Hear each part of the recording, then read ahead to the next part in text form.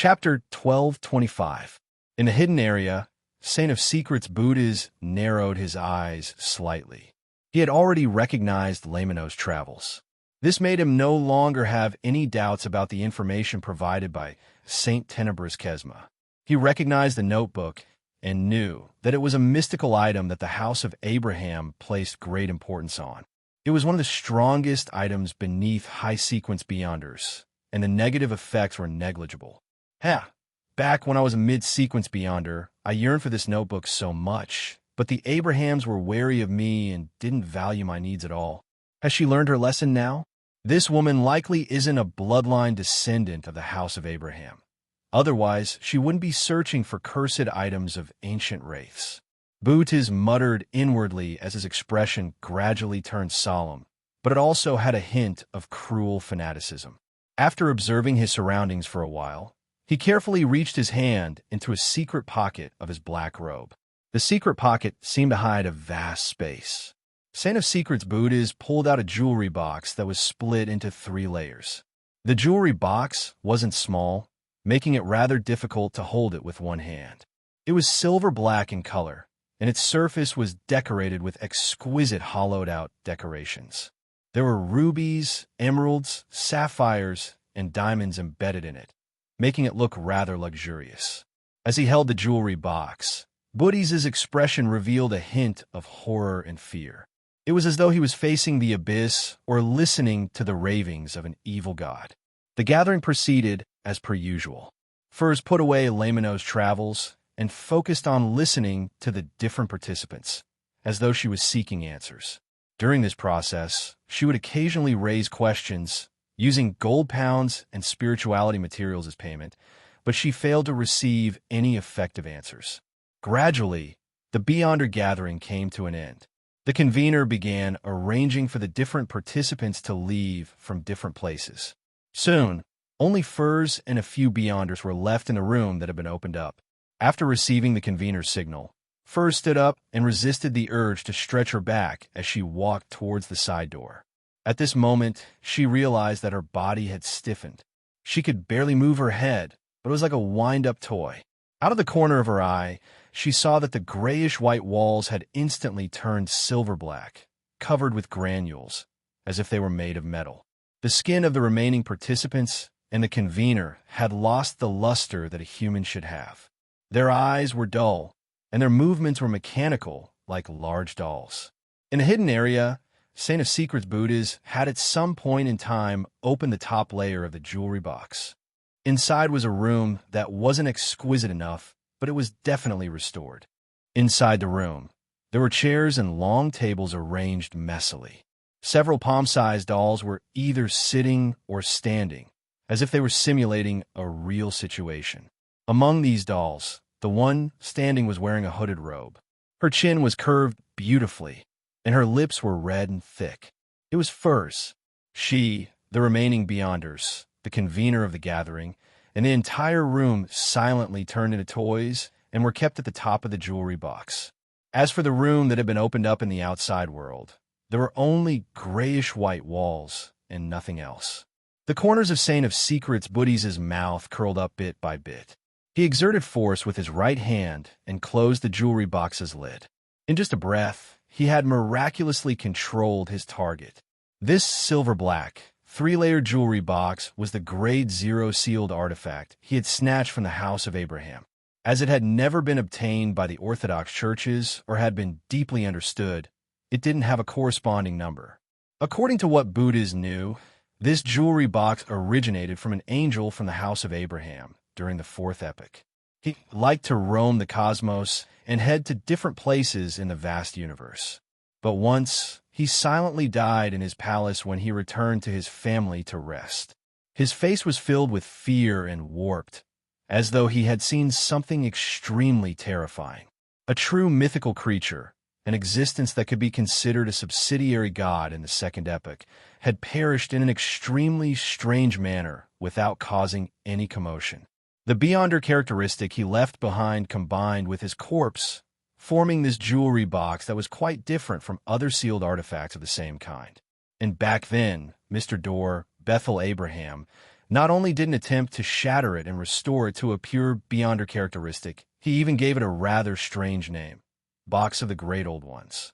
The first level of the Box of the Great Old Ones could turn the target location into a toy, swapping places with its own internal space. Saint of Secrets Buddhas had used this point to easily and bizarrely achieve his goal. The second level of the Box of the Great Old Ones recorded different locations. Once they were released, the holder and the living beings within the area of effect could directly head to the corresponding area. Just like the angel from the house of Abraham, they could roam the cosmos and explore the universe. As for what was in the third level of the Box of the Great Old Ones, Saint of Secrets Buddhas knew, but he didn't dare to think about it. It was just like how he usually didn't dare to come into contact with this Grade 0 sealed artifact. After the lid of the Box of the Great Old Ones closed, Buddhas grabbed with his right hand and retrieved the mirror embedded in the transparent vortex in midair. Once a certain area was hidden, if a secret sorcerer wanted to leave, they had to pass through the corresponding door or directly remove the concealment. Buddhas chose the latter method. It was the most convenient and fastest. Shadows floated, and the vanished area returned to the real world. The room was finally complete. Buddhas didn't stay any longer. Without even looking at his surroundings, he quickly made his body turn transparent. He held the silver-black box of the Great Old Ones that was embedded with many gems. He traveled through the spirit world, which was filled with strange creatures. In just a few seconds, he walked out of the void and attempted to enter the ruins of the Battle of the Gods through the abyss that split the sea. At this moment, Buddhas slowed down and stopped in midair. He narrowed his eyes as his pupils instantly turned black, dotted with countless resplendence. It was as if a starry sky had been reflected in his eyes. The gravel formed from the stars quickly spun, causing the bottomless rift that split the sea to rapidly turn incorporeal. It made everything in front of Buddhas shrink, condensing into a swaying orange-yellow flame. This flame grew on the tip of a matchstick and was about to be extinguished. Everything that Saint of Secrets Buddhas experienced after dispelling spatial concealment was actually an illusion. He was still standing in his original spot, and the source of this illusion was the ignited matchstick. The matchstick was held by a fair-skinned hand. The owner of the hand was a hooded woman wearing a purple-patterned black robe. She was sitting on a carriage made of a huge pumpkin that passed through the wall. Pulling the carriage was a bunch of gray rats. This was none other than Admiral of Stars Catlia, but her looks, image, and bearing had changed. This was given to her by Cinderella's magic. The core beyonder power of the Mystery Prior Pathways sequence for mysticologists was called mystical reenactment. It fully embodied the saying that knowledge is power. To put it simply, a mysticologist could draw power from the different mysticism knowledge they grasped and create all kinds of magic or witchcraft. And the fewer people who knew about the corresponding mysticism knowledge, the more difficult it was to spread it, the more powerful the magic would be. The converse was also true. Once a certain piece of knowledge or legend became widely known and was no longer mysterious, the magic or witchcraft created by drawing on its power would become nearly ineffective. Catlia didn't know why the queen was able to create all kinds of magical and fantastical magic from the personal fairy tales that Roselle the Great told her, but this didn't stop her from learning and applying them. After all, she had heard those fairy tales from Queen Mystic. The magic she used to transform and disguise herself was called Cinderella. The one that made Saint of Secrets Buddhas fall into an illusion was the Matchstick Girl. She had used this to prevent him from teleporting away, creating an opportunity for the following battle. Just as Buddhas escaped the illusion, Cinderella, who was sitting on the pumpkin carriage, stepped onto the ground and spread out her arms, causing a huge cross to appear behind her. As for Catlia, it was as though she was carrying this illusory object on her back. In the empty room, candlelight lit up, illuminating a long table with flesh and blood placed on it. Around the long table, there were three extremely blurry figures holding the flesh and blood as they constantly devoured it. As though sensing something, the three figures turned their heads at the same time and looked at Buddhas. It made the Saint of Secrets' heart beat faster as he felt a chill surge out from the depths of his soul. Following that, he heard the illusory sounds of chewing, and digestion. He felt an undisguised malice and hunger. Booties' eyelids twitched as he hurriedly lowered his head and cast his gaze at the box of the great old ones in his hand. At some point in time, the silver-black mysterious box had opened by itself. The magic that Catlia had just used was called Banquet of Betrayal. It came from a mysticism knowledge of the death of the ancient sun god that she had learned from the tarot. Its effect was to temporarily awaken or bestow sentience upon the items in the target's hands, making them betray them. Without a doubt, this would be very effective when encountering a sealed artifact that was filled with malice towards the wielder. However, if it wasn't for the fact that she had obtained Mr. Fool's blessings every time she monitored the gatherings, Catlia wouldn't have dared to use this magic. Once the three protagonists of the Banquet of Betrayal sensed it, she would definitely die a baffling death. She would die without being able to put up any resistance, and it would be an abnormally horrifying death. Therefore, mysticologists were definitely a high-risk group. Their strength came from walking at the edge of the abyss, from what they shouldn't know, see, or hear. In comparison, Queen Mystic Bernadette, who could create magic from her father's private fairy tales, was much safer than her peers at the mysticologist stage. P.S. November's monthly votes will be added for the first time. Seeking monthly votes during the double period. Chapter 1226. In the first level of the box of the great old ones that had been opened, the long table, chairs, furs, and company were like dolls. They were either motionless or powered by a spring as they repeated simple actions. Upon seeing this scene, Booties' hair stood on end. For some baffling reason, he had the feeling that he was about to join in and become one of them. He instinctively wanted to react to the Grade 0 sealed artifact in his hand, but he saw the hooded, purple-robed woman beside the pumpkin carriage retract her right hand and half clench it to her mouth. A dark-colored, ancient horn instantly condensed in her palm. It had an extremely heavy and powerful aura. The magical horn, the horn of destruction. Booties' pupils suddenly dilated. He couldn't be bothered to deal with the problem of the box of the great old ones. He grabbed forward with his right hand, as though he had lifted an invisible veil that enveloped the void. The area he was in distorted once again, disappeared, and was hidden. Whoosh! The horn in Catlia's hand emitted a low sound that echoed in the room, but it didn't spread out. Under the stacking of the sound waves, the shadows shattered and the ground cracked. The space that Saint of Secrets Booties had hidden was like thick glass that had been struck by a heavy hammer. Countless cracks appeared at the same time as they intertwined. On the other side, a tall knight dressed in black full-body armor leaped out of the shadows. He held a long and wide sword, and his eye sockets shimmered with crimson light. Saint Tenebrous Kesma. Whoosh!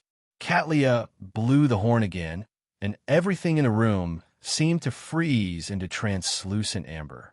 Without a sound, the amber shattered. Even the knight, who was covered in black full-body armor, fell to the ground like a mirror, turning into tiny pieces. The distorted and hidden area returned to reality. However, Saint of Secrets Booties also seized the gap between the two horns to make illusory doors appear around him. Some of them were facing each other, some were deep, some were covered in mysterious patterns, and some were hollow in the middle. One could vaguely see the endless darkness behind them. These illusory doors were numerous and densely packed. They overlapped with each other and nearly enveloped the Saint of Secrets, Booties. Booties didn't have the time to look or think. He immediately opened a grayish-blue, illusory door with 7 brass keyholes and threw the box of the great old ones, which was about to open the second level, in his hand. This was a secret sorcerer's exile. He could throw a target under his preliminary control into the corresponding spatial turbulence, and different illusionary doors represented different scenarios. Danger and opportunity coexisted. This exile wasn't permanent. With Booties' sequence level, he could only keep the box of the great old ones away from reality for 20 seconds.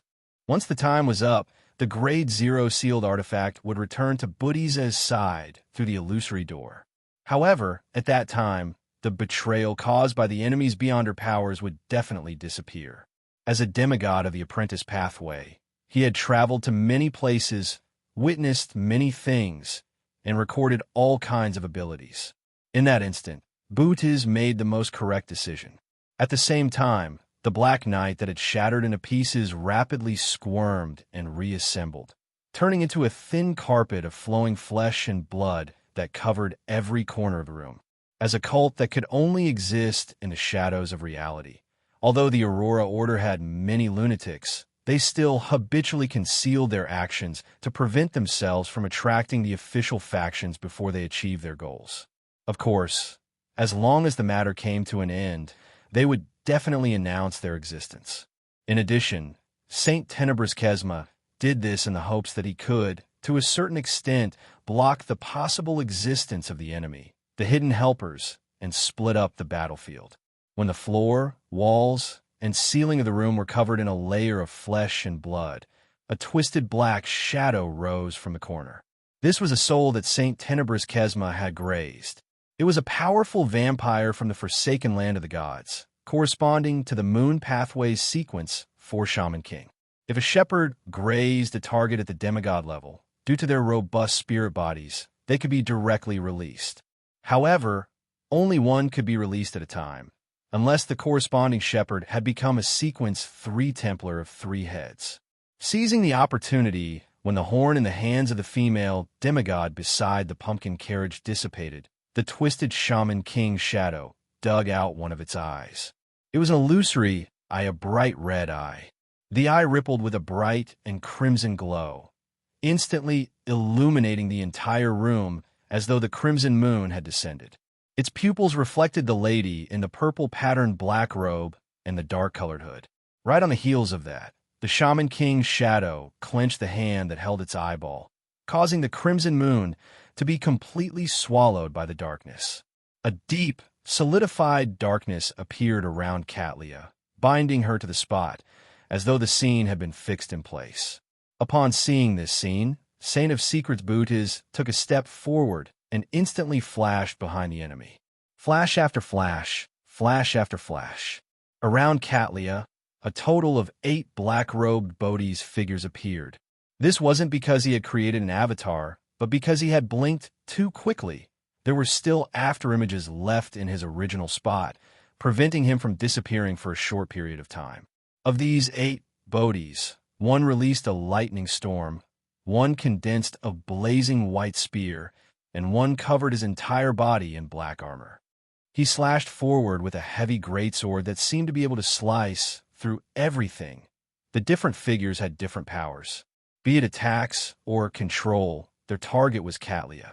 Almost without any pause, Buddhi's figure blinked to another corner, quickly turning transparent and about to vanish. He had no intention of killing the enemy, because this was Bakeland, and the commotion from their battle would soon go out of control. It would spread outside, and when that happened, an official angel might directly descend. The reason why he had launched a counterattack before teleporting away was because he wanted to suppress the enemy and prevent her from interfering with him and Saint Tenebrous Kesma's escape. This was a very reasonable strategy. However, a few seconds ago, in a room on the upper floor of the old apartment, Zio had already learned of the anomaly at the gathering through Miss Justice's mind voice. Although she was worried and anxious, she didn't panic at all. She followed her plan and jumped down from the window, turned around in midair, and pointed at the target area. Teleportation is prohibited here. After doing this, she immediately distanced herself from the dilapidated apartment so as to not distract the demigods on her side. With such interference, Saint of Secrets Bootiz failed to successfully enter the spirit world. It was as though a rusty and abnormally heavy door had appeared in front of him, tightly sealing off the path. To Bootiz, an illusory door of such a level was unable to stop him from leaving. With a little adjustment, he could directly open the door and leave. But at this moment, another anomaly happened to the female demigod in the purple-patterned black robe. A silver glow appeared in Catlia's eyes. They connected together like a mysterious, gigantic snake.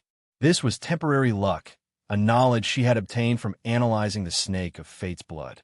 Be it the terrifying lightning, the blazing white spear, or the black knight's slash, none of them hit their target.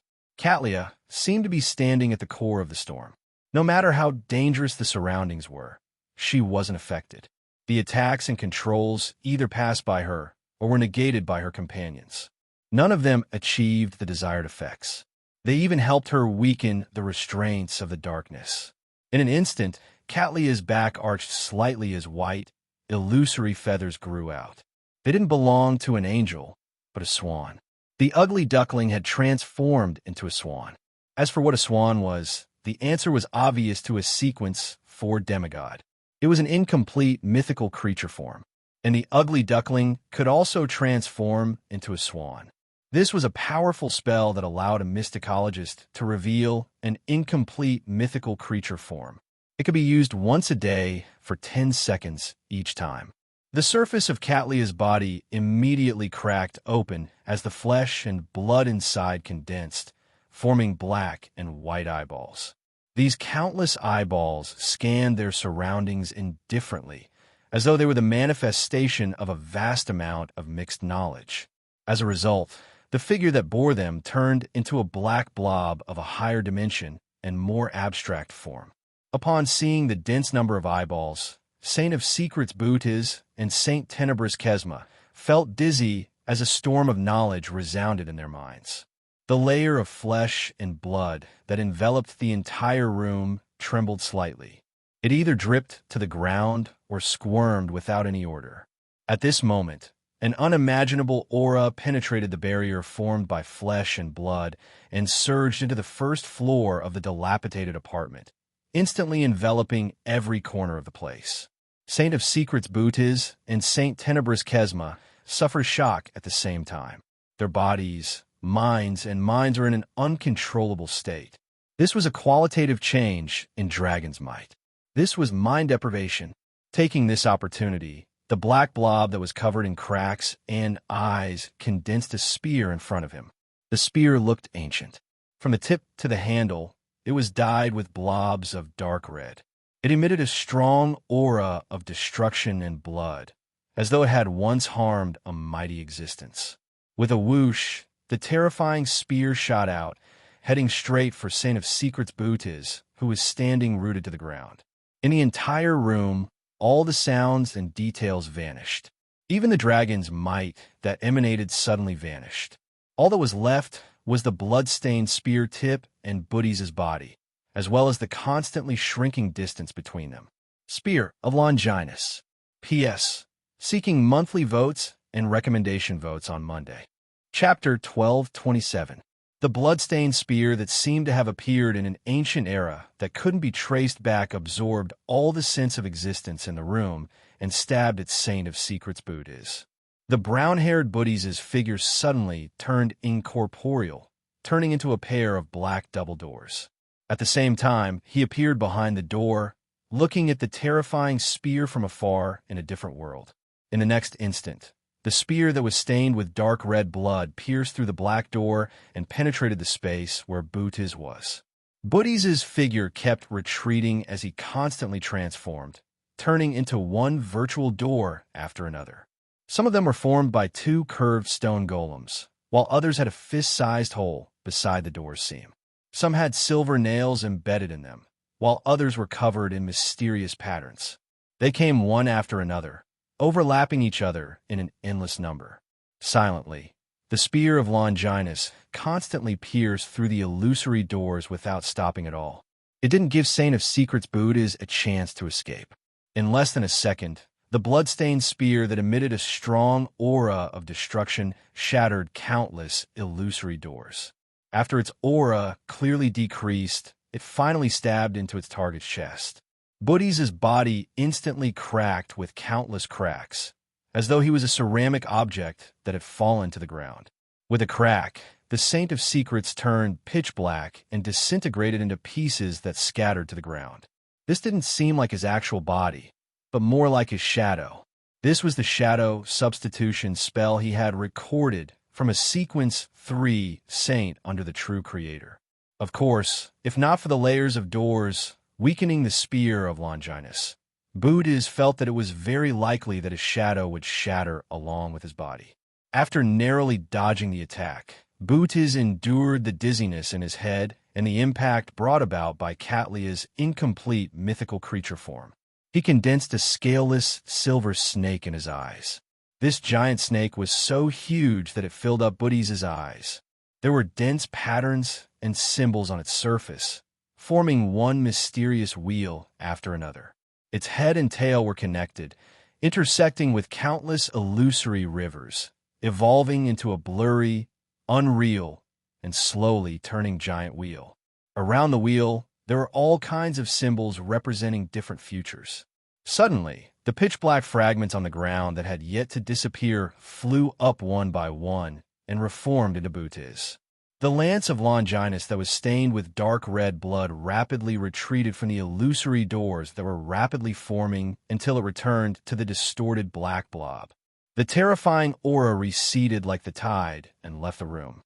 The black blob that was full of cracks and eyeballs wriggled and recovered, turning back into the woman wearing a dark hood and a purple-patterned black robe. Everything had returned to before the ugly duckling was cast. Fate reset. This was one of the rewards that Saint of Secrets Bootes had received for subverting the House of Abraham. It was a sequence one beyond her power that he had recorded from the angel of fate, Ouroboros. Of course, this was definitely very different from the original version. It could only reboot reality for 3 seconds, and it could only reboot a room that was connected to the ground. It couldn't even affect the entire first floor of the apartment. The moment the reboot ended, Saint Tenebris Kesma, who was already prepared, immediately took action.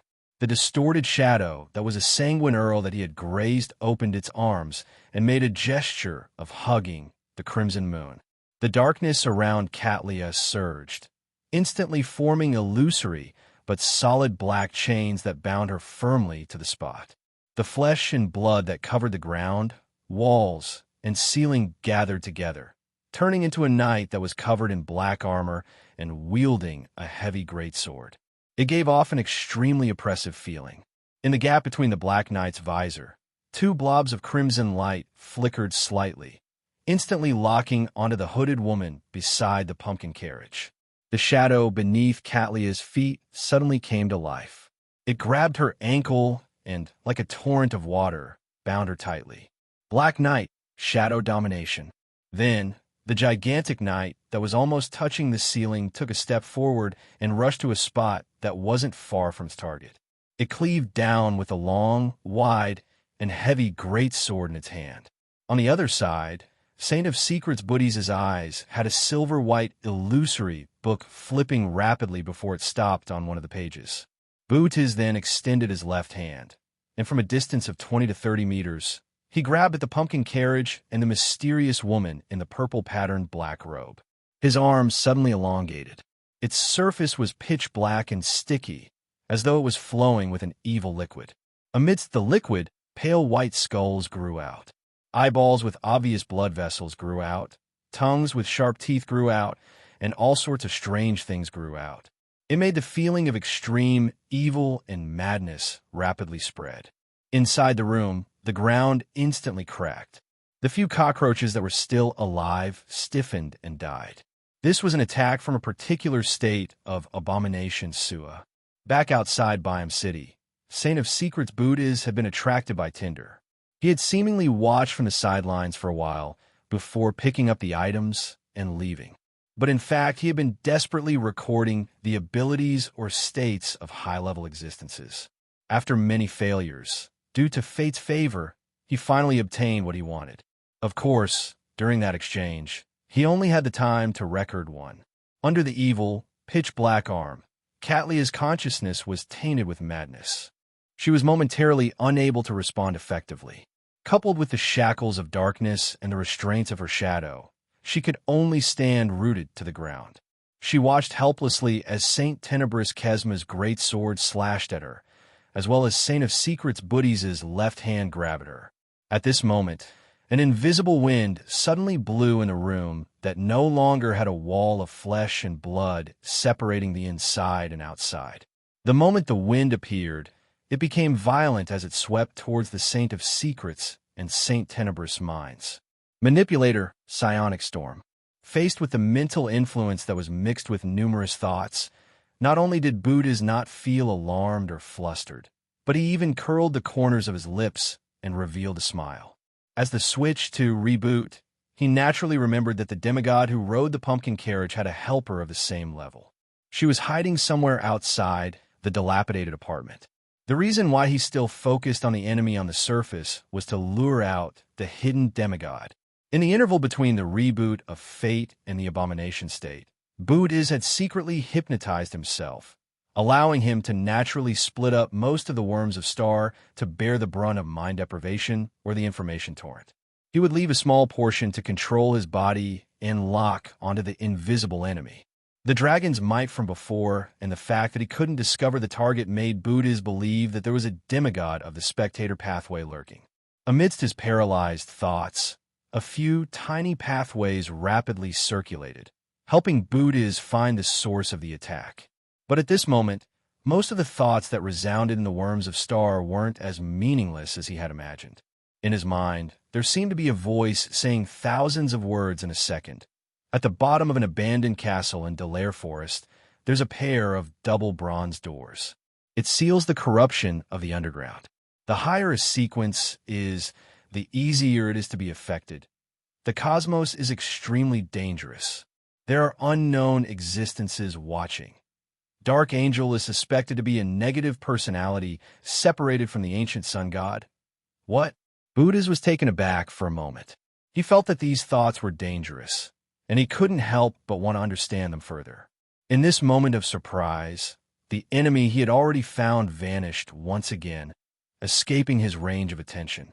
As for the abomination palm that was grabbing at the pumpkin carriage and the female demigod, it also slowed down. Similarly, Saint Tenebrous Kesma was also affected by the mind storm, as his actions stiffened for a second. By the time they recovered, Catlia had already opened her mouth and spat out a pea.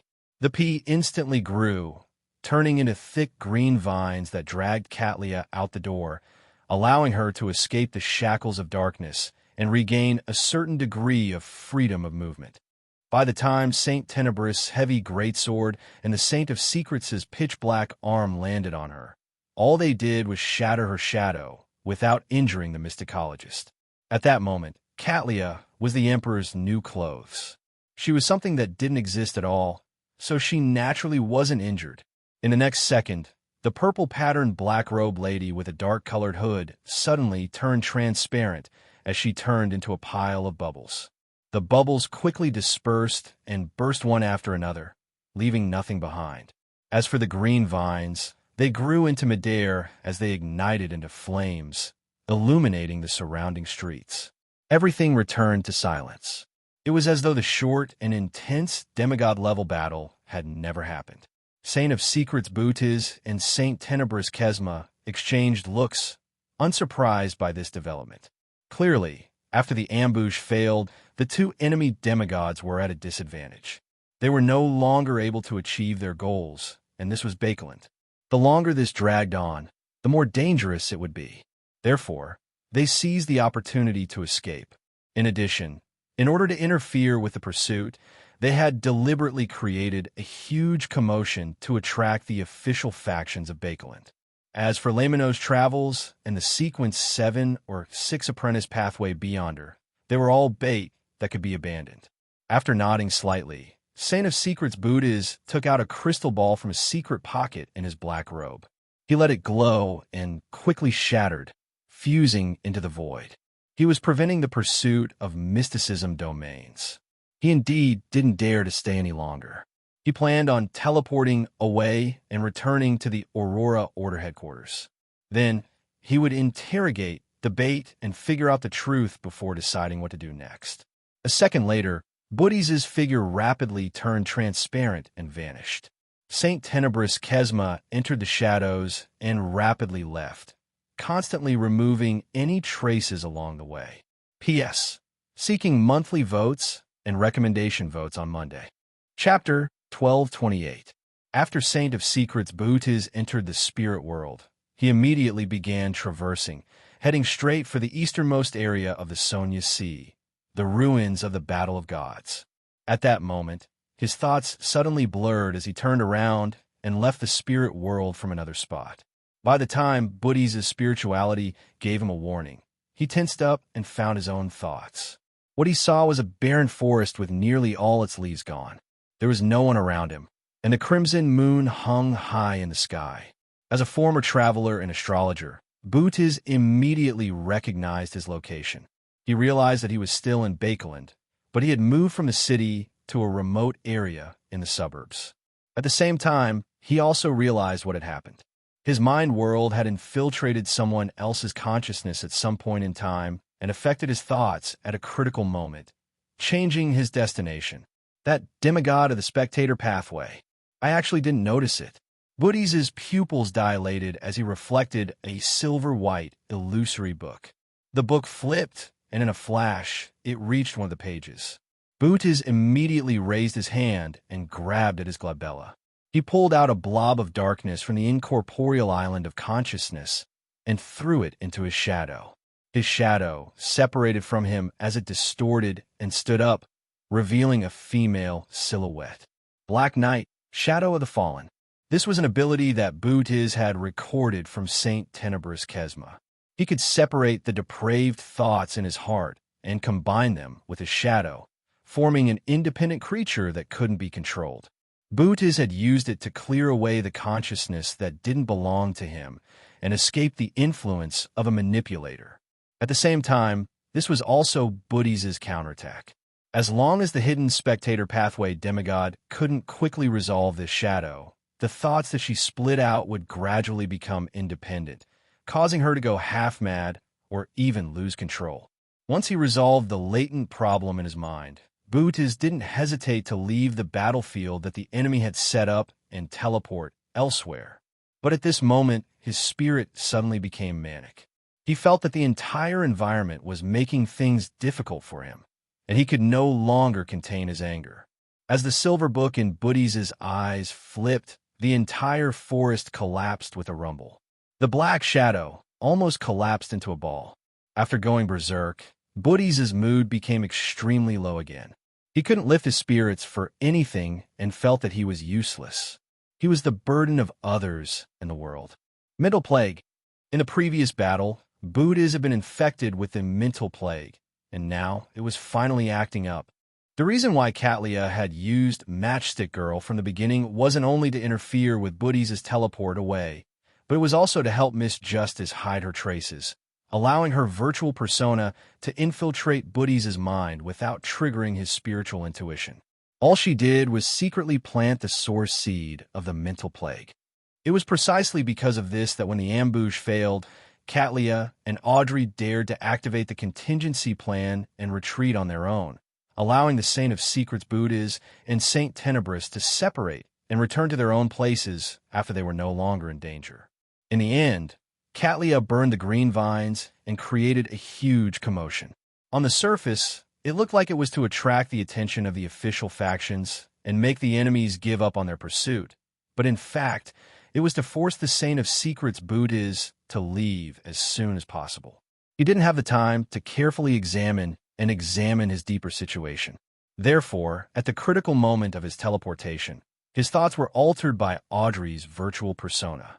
He went straight to the outskirts of Bakeland, to the uninhabited land that Tarot had chosen. And when he finished off the manipulator's virtual persona, the mental plague broke out. In fact, if Bootiz had used Reboot of Fate earlier, he would have definitely been able to return to his state without any latent problems. However, it was only when he was nearly killed by the Spear of Longinus that he decided to use this trump card. And at that time, it had been more than 3 seconds since his mind world had been invaded. At this moment, the depressed Bootiz, who was trying his best to resist his mental illness, saw an insubstantial ball of yarn roll out from the void in front of him. Behind the ball of yarn, bright yarn extended into the infinite distance. Following this thread, Katlia, who was wearing a purple patterned black robe and a dark hood, walked over from the spirit world and appeared in front of the Saint of Secrets, Buddhas. She was unable to track the enemy who had interfered, but she could establish a connection with the predetermined battlefield and track Justice Audrey's virtual persona. As soon as she arrived, Catlia closed her eyes and split into a phantom before falling towards the invisible coffin. Buddhas, who was already depressed, instantly felt extremely exhausted. He couldn't help but close his eyes as he wanted to collapse. Sleeping Beauty, on the other side, Audrey's virtual persona, who hadn't truly become independent yet, was like a dark shadow. With a sense of depravity, she raised her hand and pinched her forehead. Her pupils silently turned vertical, pale gold and cold. Buddhas' mind immediately exploded as bubbles of light appeared on the surface of his body. Amidst the bubbles, starlight condensed into worms that had their heads and tails fused into the void in an attempt to burrow out. Psychiatrist Frenzy. This could completely ignite the target's emotions and even cause him to lose control. Buddhas had already been infected with the mental plague and was in an extremely abnormal state. Later on, he was affected by Sleeping Beauty, so he was in an extremely low mood. At this moment, with Frenzy detonating all of this, he immediately found it difficult to control himself as he showed signs of losing control. Seizing this opportunity, Catlia opened her eyes and raised her right hand, rapidly forming a ball of slowly spinning star sand in her palm. The forest under the night sky turned even darker. The crimson moon in the sky vanished as stars appeared one after another. They were densely packed and dazzling. These stars scattered beams of light, converging into a magnificent pillar of light that enveloped the Saint of Secrets, Buddhas, and the area around him. Under the stress, Buddhas sobered up a little. His figure quickly turned incorporeal as he constantly blinked, creating more than 10 afterimages in the forest. However, he couldn't escape the envelopment of the starlight no matter how hard he tried. He was unable to teleport out. One Buddhas after another was dissolved by the starlight and dissipated. Finally, all that was left was Buddhas, who was kneeling on one knee and pressing his palm to the ground, struggling to hold on. This Buddhas' body was in tatters, and his eyes were dark red. He was on the brink of madness. When the starlight couldn't be maintained, he blinked and dodged the follow-up attacks from Audrey's virtual persona. Then, he kept blinking, creating one avatar after another beside Catlia and Audrey's virtual persona. One of his avatars grabbed with his left hand, distorting the area where the shadow corresponding to Audrey's virtual persona was located, hiding it and using this to restrain the enemy. As for his other avatar, he spread out his arms and summoned a thick pillar of light that swirled with holy flames, allowing it to fall into the hidden space. During this process, Buddhas' other avatars secretly removed the concealment of the space. Hence, the moment the shadow corresponding to Audrey's virtual persona escaped the restraints, it was enveloped by the blazing holy pillar of light and quickly melted away. In his blink state, Buddhas could use Beyonder powers faster than normal, but he wasn't able to maintain it for long. This was achieved through the effects of the Worms of Star. On the other side, Saint of Secrets Buddhas was similarly attacking Catlia. He used one ability after another, coordinating with each other to unleash a large number of attacks on the target in a short span of 1 to 2 seconds. This forced Catlia to constantly use the Emperor's new clothes to dodge. She was temporarily powerless to counterattack and was in a precarious situation. A few seconds later, Buddhas' blink finally slowed down, and the frenzy in his heart eased significantly. At this moment, thick grayish-white scales suddenly appeared outside the forest. They were faintly discernible, as though they formed an extremely oppressive behemoth. In the dark night where the crimson moon was obscured, a nearly invisible and transparent breath descended from above, enveloping Buddhas and Catlia. The two demigods immediately felt as though they had been struck by lightning. Their psyches were torn apart as their spirit bodies seemed to be penetrated. The Mind Dragon's breath. Buddhas, who was already in a terrible mental state and had used several of his trump cards, had his mind go blank. Beams of light flashed in front of him as his body couldn't help but tremble. As for Catlia, she had the moon paper figurine she had obtained from the magician's furs. This could help her withstand a psychic piercing. Although this couldn't completely eliminate the effects of the Mind Dragon's breath, it could allow Catlia to recover faster. This meant an opportunity in a battle at the demigod level. In just a second or two, Catlia's eyes returned to normal.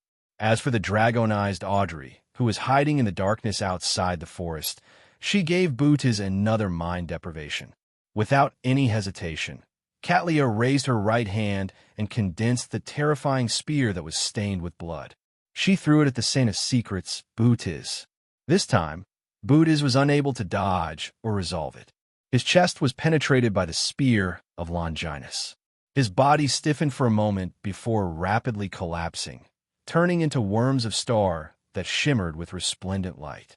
Some of these worms of star directly vanished, some devoured each other, and some fused in the distance, reassembling into Bootiz.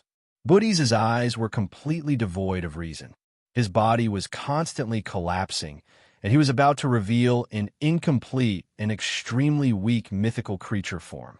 At this moment, an illusory door suddenly appeared beside him. It was grayish-blue and had 7 brass keyholes. The illusory door quickly opened and spat out a silver-black 3-layered jewelry box embedded with all sorts of gems. The box of the great old ones that had been exiled had returned. With a crazed look in his eyes, Bootiz caught the box and revealed a cruel and bloodthirsty smile. He suddenly opened it. 3rd level. P.S. Requesting for monthly votes on the last day of 2019. Chapter 1229. With regards to the return or recovery of Bootiz's Grade 0 sealed artifact, Catlia and Justice Audrey had made plans. After all, they weren't confident that they could kill a demigod in such a short period of time. If it wasn't for the fact that Bootiz had fallen into a trap and suffered from mental plague, sleeping beauty, frenzy, and fatal strikes, causing him to be in a frenzied state, he would have had many chances to teleport away without being able to stop him. In that case, Catlia and Audrey could only wait for Bootiz to return to the safe house and release Furs. They would then wait for the Eye of Mystery prying on Furs to give them feedback. Then, they would exert their influence remotely and create a chance for Miss Magicians to summon the historical void projection. At that moment, facing Bootiz, who had clearly lost control of the passageway and was unable to reverse it, and facing his crazy attempt to fully activate the Grade 0 sealed artifact, Catlia, who was in the middle of the scene, and Audrey, who was hiding outside the forest, did the same thing at the same time. They took out a slightly transparent dark charm and chanted a word in Jotun. Star. This was a teleportation charm. Klein had created it based on the patterns, labels, and symbols recorded in Laymanos' travels. Since Sapphira Castle could mobilize the powers of the Marauder pathway, there was no reason for it not to respond to the prayers of the apprentice domain. As for the materials needed for the charm, be it Mysticologist Catlia or Traveler Furs, they had a certain level of understanding. There was no need for Mr. Fool to teach them. When Audrey and Furs were about to activate the charm and teleport away, preparing to return in a minute or two to confirm the situation, Bootiz, who had a cruel smile and eyes filled with madness, suddenly stiffened. No matter how hard he tried, he couldn't open the 3rd level of the box of the Great Old Ones. It was extremely heavy, as though it was enveloped by layers of power and suppressed. There was no way to open it. This made Bootiz feel like he was trying to open a new world, not a box. An instant later, he seemed to have sensed something, and the madness in his eyes receded and was replaced by extreme shock, horror, and fear. Drip, drip, drip. Balls of light slid down from the surface of Bootiz's body one after another. When they touched the ground, they turned into insects condensed from dazzling starlight. The bodies of these insects were bent into a semicircle, forming a magical light that looked like illusory doors. Bootiz, who was transforming into an incomplete mythical creature form, suddenly and uncontrollably collapsed. With 2 thuds, his eyeballs fell to the ground and were stained with dust. These 2 eyeballs were frozen with an indescribable fear. They were perfectly intact, completely different from the rest of the body. A sequence 4 secret sorcerer had died just like that. Ha! The box of the Great Old Ones, which had a silver-black surface and was embedded with many gems, landed beside Booty's 2 eyeballs. It looked like a jewelry box commonly seen in noble families. Above the gray fog in the ancient palace, Klein heaved a sigh of relief and put down the sea god's scepter in his hand in puzzlement. He had just been about to mobilize the power of Sapphira Castle and use the level of an angel to push Lightning Storm to prevent Buddhas from opening the 3rd level of the box of the Great Old Ones. In the end, the Saint of Secrets' counterattack, which involved everyone dying together, failed. He had suffered an unexpected failure from the beginning. After Zio left the first battlefield, she immediately prayed to Mr. Fool according to the plan. Klein used this as a reminder and found an opportunity to enter the world above the gray fog. Through the crimson stars corresponding to the Hermit and Justice, he monitored the battle. And during the process of moving to the second battlefield, Audrey also found an opportunity to pray, allowing Klein to use her crimson star to directly interfere with the real world. This was also the reason why Audrey's true body arrived at the destination a little later than Catlia. According to Rhodes, the 3rd level of the box of the Great Old Ones hides something terrifying. I thought that the true creator had given it to Bootiz to create a terrifying disaster at a critical moment, so as to show the true colors of an evil god. Who knew that it couldn't be open at all? Klein glanced at the crimson star, representing the magicians, and realized that it was covered in a layer of black ash.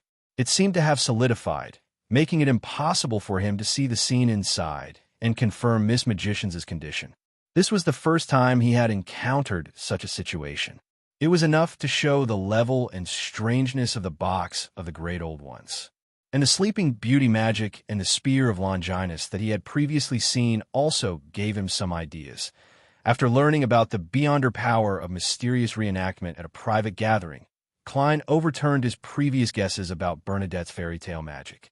He originally believed that the Emperor had specially created it for his daughter based on the fairy tales on Earth, or that Bernadette had deliberately created it based on the fairy tales he had told her after her father perished to express her sorrow. But from the looks of it, the answer wasn't likely to be the case. Some fairy tales from before the first epoch might be mysterious. This meant that those fairy tales originated from mysterious events that had really happened. They were spread among the people and gradually became stories. They were recorded by writers and reworked. This corresponds to the prophecy of the stars returning to their positions. Mysteries have never left and have always been around.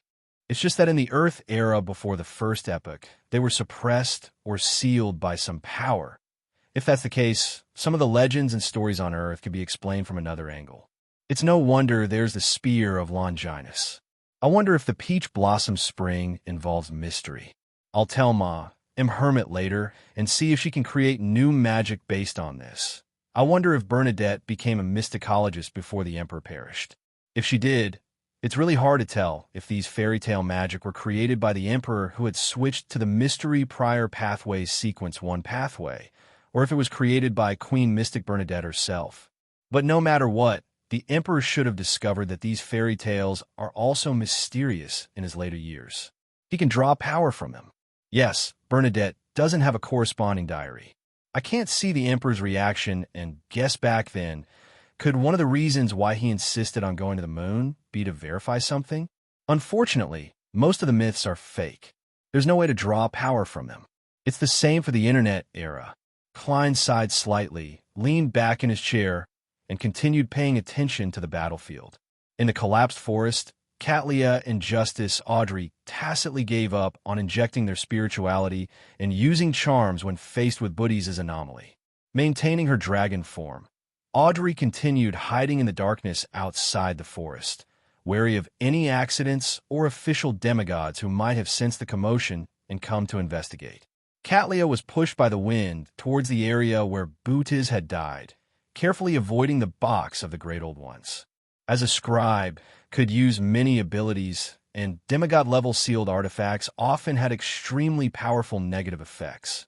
Other than the box of the Great Old Ones, Boot is only left behind a black pocket. It seemed to be part of the robe he was wearing. Apart from that, there were the gathering beyonder characteristics, 2 eyeballs, and about 10 worms of star. Most of the worms of star had been destroyed. Considering the horror displayed by the box of the Great Old Ones, as well as the fact that Bootiz was a high-ranking member of the Aurora Order, and that he might be blessed by a god, Catlia didn't rashly pick up those items. She was afraid that an accident would happen and cause the situation to develop in a bad direction. During the private gathering, they had discussed how to deal with such a situation. If they had the time and opportunity, they would first sacrifice it to Mr. Fool before distributing it above the gray fog. After all, touching many items without knowing the negative effects could very well bring about unknown dangers. And there was a high chance that Bootiz had a grade 0 sealed artifact. For a sealed artifact at this level, just knowing of its existence and certain information would cause it to suddenly die. According to Leonard, it was best not to come into contact with such sealed artifacts. It was best not to inquire about them, describe them, or pry into them. Only a true high-level existence could suppress them. Without any hesitation, Catlia took out silver candles and other ritual items from the various hidden pockets of the purple-patterned black robe. Everything was simple as she set up the sacrificial ritual. During this process, she pinched her lips and whistled, creating an invisible servant to help her. It only took her about 10 seconds to set up the altar. After quickly chanting Mr. Fool's honorific name and using the spiritual materials to open the door of sacrifice and bestowment, Catlia heaved a sigh of relief. She got the invisible servant to move the box of the Great Old Ones, the black pocket, the 2 eyeballs, the gathered beyonder characteristic, and the 9 worms of star over, and place them on the altar. Amidst the howling wind, these items flew up and passed through the illusory door. Upon seeing this, Catlia immediately pinched her lower lip with her thumb and index finger, preparing to whistle again and no longer maintain the invisible servant's existence. Amidst the whistle, the servant remained motionless, as though it had nothing to do with Catlia. Catlia's eyelids twitched slightly as she clenched her right hand into a fist and brought it to her mouth, preparing to use the magical horn. At this moment, a blazing silver-white ball of lightning appeared out of thin air at the altar. Layers of interweaving lightning snakes formed a destructive storm that enveloped the invisible servant. All of this quickly calmed down, and the mutated servant was completely destroyed. Catlia exhaled, lowered her head, and sincerely thanked Mr. Fool. Then, she followed the procedure to end the ritual, packed up the items, and used Snow White, which was closer to prophecy, to clean up the scene and eliminate any traces. And at this moment, Justice Audrey had already used the teleportation charm from before and left the scene. Catlia looked around, and considering that Mr. Fool might need things to be more ritualistic, she took out a card from a hidden pocket in her robe and threw it into the middle of the collapsed forest. The card was half inserted into the soil, revealing the image of an old man with a cane who was holding a glass lamp and exploring alone. Tarot card, the Hermit. P.S. I wish everyone a happy last day of 2019. P.S. 2. Recommending friends to sweep the world's horizon new book, Creation Chart. It's a story that redefines words and changes creation. It's very interesting. It's over 300,000 words. Chapter 1230. When I wrote this, I glanced at last year's year-end summary. At that time, I wrote one. 798 million words. Now, the total number of words is 381. 2. In other words, in the past year, opening calculator, I wrote 204 million words. That's an average of 170,000 words per month. This means that my updates are quite stable. I can only brag about it. During last year's year-end summary, because I didn't write it out, I actually forgot how many subscriptions I had at that time. I only had a vague impression that the subscriptions were around 30,000 and the average subscriptions were less than 50,000. After this year, the subscriptions and average subscriptions have almost doubled. The average subscriptions have reached 93,000, and the peak of the subscriptions has reached 63,000. The 60,000 subscriptions have lasted for more than a week. Now, the other members of the tarot have about 54,000. I have to thank everyone for this. From getting into the character leaderboard, to getting first place in the monthly votes from the birthday parties, to getting fleeced by Chi Dian, to Amway after defeat, from all kinds of love-generated drawings, songs, video clips, interactive games, doujinshi, unexpected side effects, to the various lame jokes in the comments of this chapter, the language class representative, the hard-working administrators, and the moderators. You are the ones who brought mysteries to where it is today. Of course, one of the reasons is that my writing is not bad. Laughs. Therefore, in the new year, I want to say thank you. Thank you all. There doesn't seem to be much to write about this month's summary. After writing the part about Amon, I had already summarized it once. This verified an idea of mine. Sometimes, you can break out of the protagonist's comfort zone. That way, there will be a different kind of tension in the plot and a fresh and exciting feeling. After the part about Amon, because of the tension and relaxation, it wasn't good to continue this kind of scene. It was easy to be repetitive and monotonous, and there was a lack of change. Change should be placed in more important moments, not the daily chase. Therefore, in the latter half, I expanded my perspective and wrote about the other members of the tarot to lay the groundwork for the later parts of the novel. This might cause the plot to be a little flat, but it can't be helped. If not for the opening scene, I would have slowed down and drawn more details. That way, the effect would have been better. As for 2020, my goal is to finish writing mysteries. According to my calculations, I won't be able to finish it until the second half of the year. I'll probably finish it around May. At the latest, it'll be June. The more I wrote, the more nervous I became. I felt like I was walking on thin ice. All I could do was tell myself that I had to stay calm and finish the story properly. That way, more readers could follow me to the end.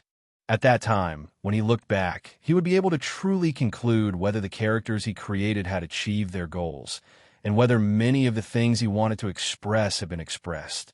On the first day of 2020, I'm begging for monthly votes. Let's finish the last few months of mysteries. Also, I wish everyone all the best in 2020. Actually, I wanted to say that I wish everyone a happy 2020, but I thought that mysteries might make you sad, so I changed the words of blessing. After all, the background of this world of this book has already been brewed, and there will always be the knives that should be there. Last but not least, it will be updated tomorrow at the normal time. I'm begging for monthly votes. You won't lose out if you vote during the double time period. Chapter 1231.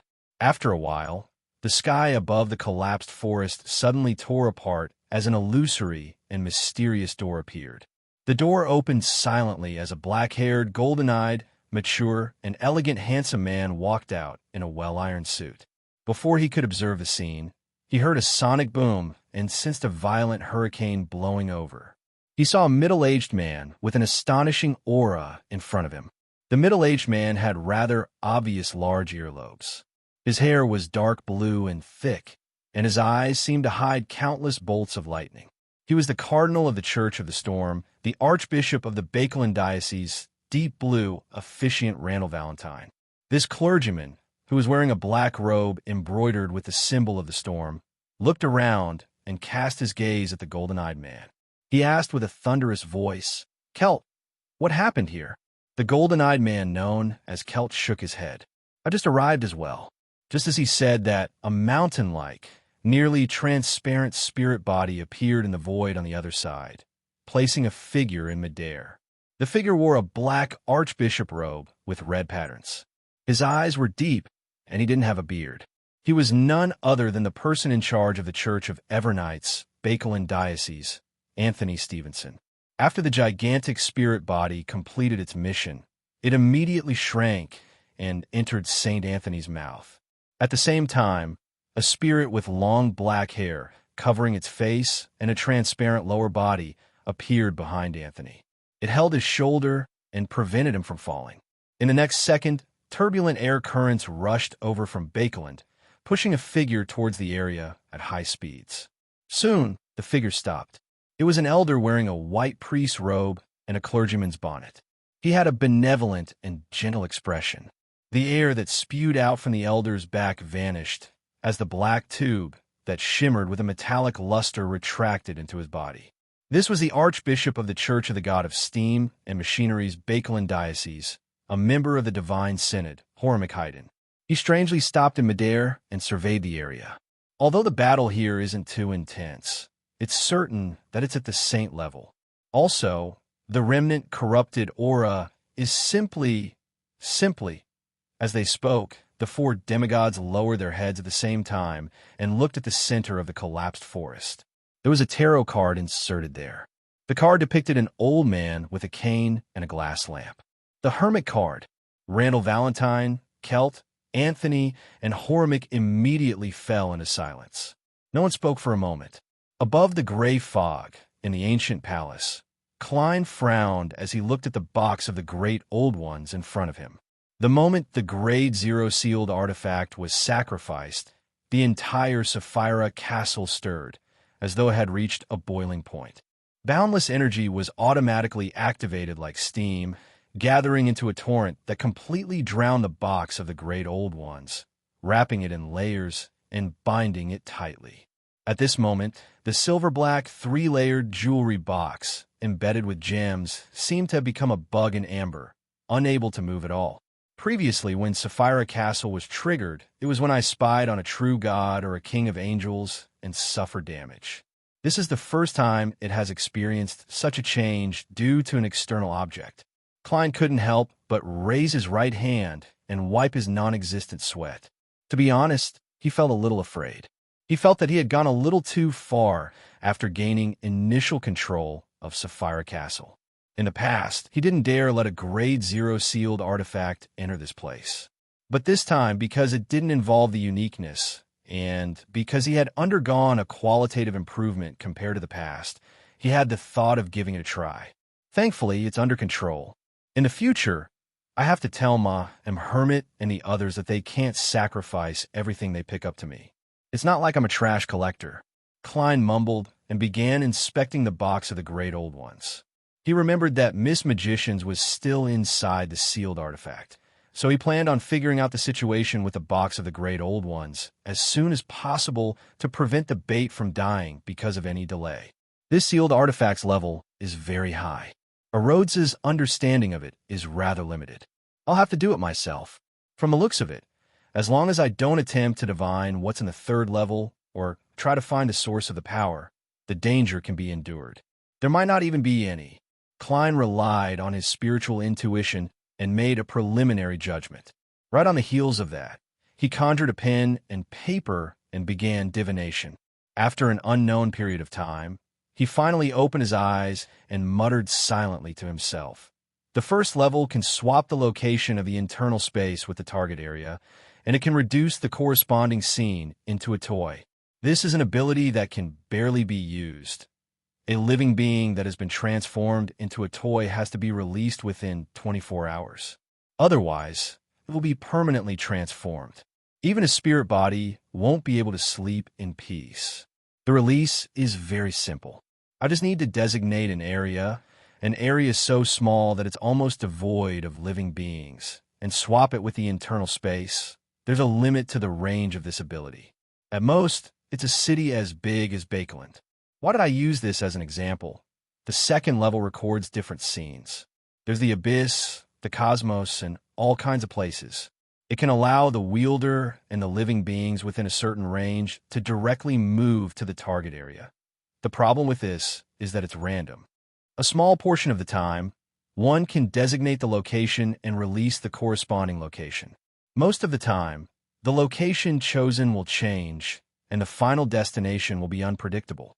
As for when the designation will be effective and when there will be an anomaly, there's no way of knowing.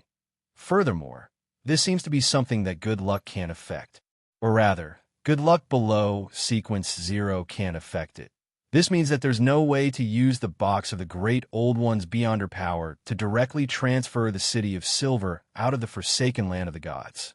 Sai, if I could, my miracle invoker ritual would be very simple. I'll try turning into a toy later. The third level is very dangerous, very, very dangerous. I won't take the risk of prying after repeating the important words thrice. No, this should be called Courting Death by Prying. The negative effects of the Box of the Great Old Ones are very simple. The wielder will randomly vanish, die, or mutate. If there's no wielder, the living beings in the surrounding area will encounter this terrifying matter one after another according to their distance and size. The largest range is similar to the first level. These Grade 0 sealed artifacts are terrifying fellows that could destroy cities and kill millions or even more people with just a single wrong word. It's no wonder they have to be sealed according to the highest standards. No prying, inquiries, or descriptions are allowed. Where the vanishers go seems to be related to the scene on the second level. The reason why the Saint of Secrets dares to take action with this sealed artifact is that he has the blessings of the Angel of Fate Ouroboros. It can minimize the randomness of the negative effects, but even so, he doesn't dare to hold it for too long because the blessings will wear off. From the looks of it, his failure to regain his lucidity in advance and find a chance to teleport away has something to do with his bad luck. Saints that are valued by large organizations are really difficult to kill. Hermit is considered experienced and clear-headed. She didn't make contact blindly. Instead, she created an invisible servant to take it. Furthermore, she sacrificed this Grade 0 sealed artifact to me in the shortest amount of time possible. In theory, I can summon a projection from the historical void to take this item. After all, it doesn't matter if it dies, disappears, or mutates. However, there's no guarantee of how long it can be used unless I obtain Septon's blessings in advance. The way to seal it is to place it in the spirit world. That's not enough. I have to distort and hide a space in the spirit world. Then, I have to regularly fill it with ordinary water, allowing the Box of the Great Old Ones to play with microorganisms every day. With so many living beings, it can last for a very long period of time. After grasping this line of thought, there's still many ways to seal it.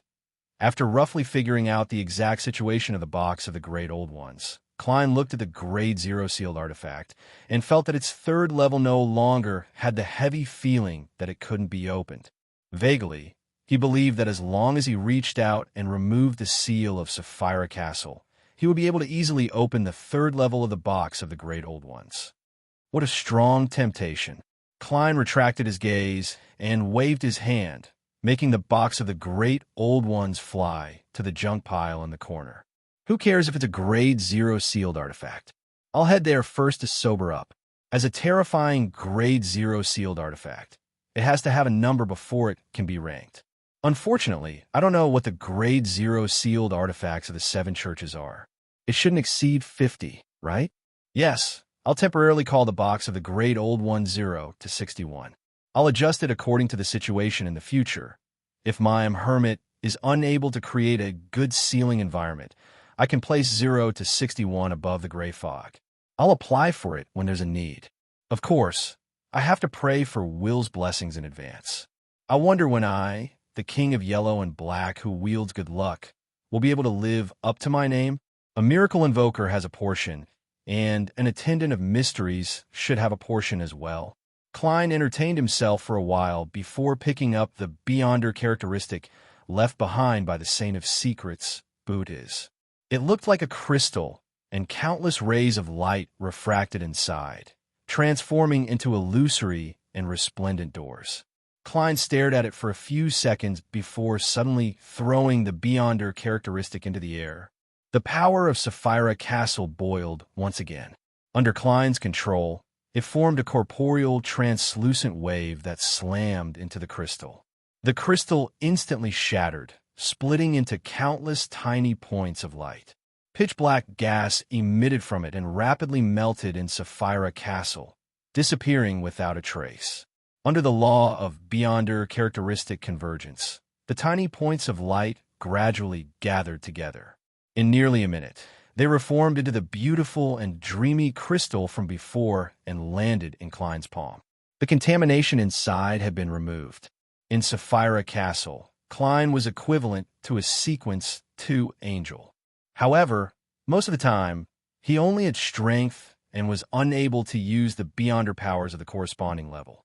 He needed the help of the correct supplementary items.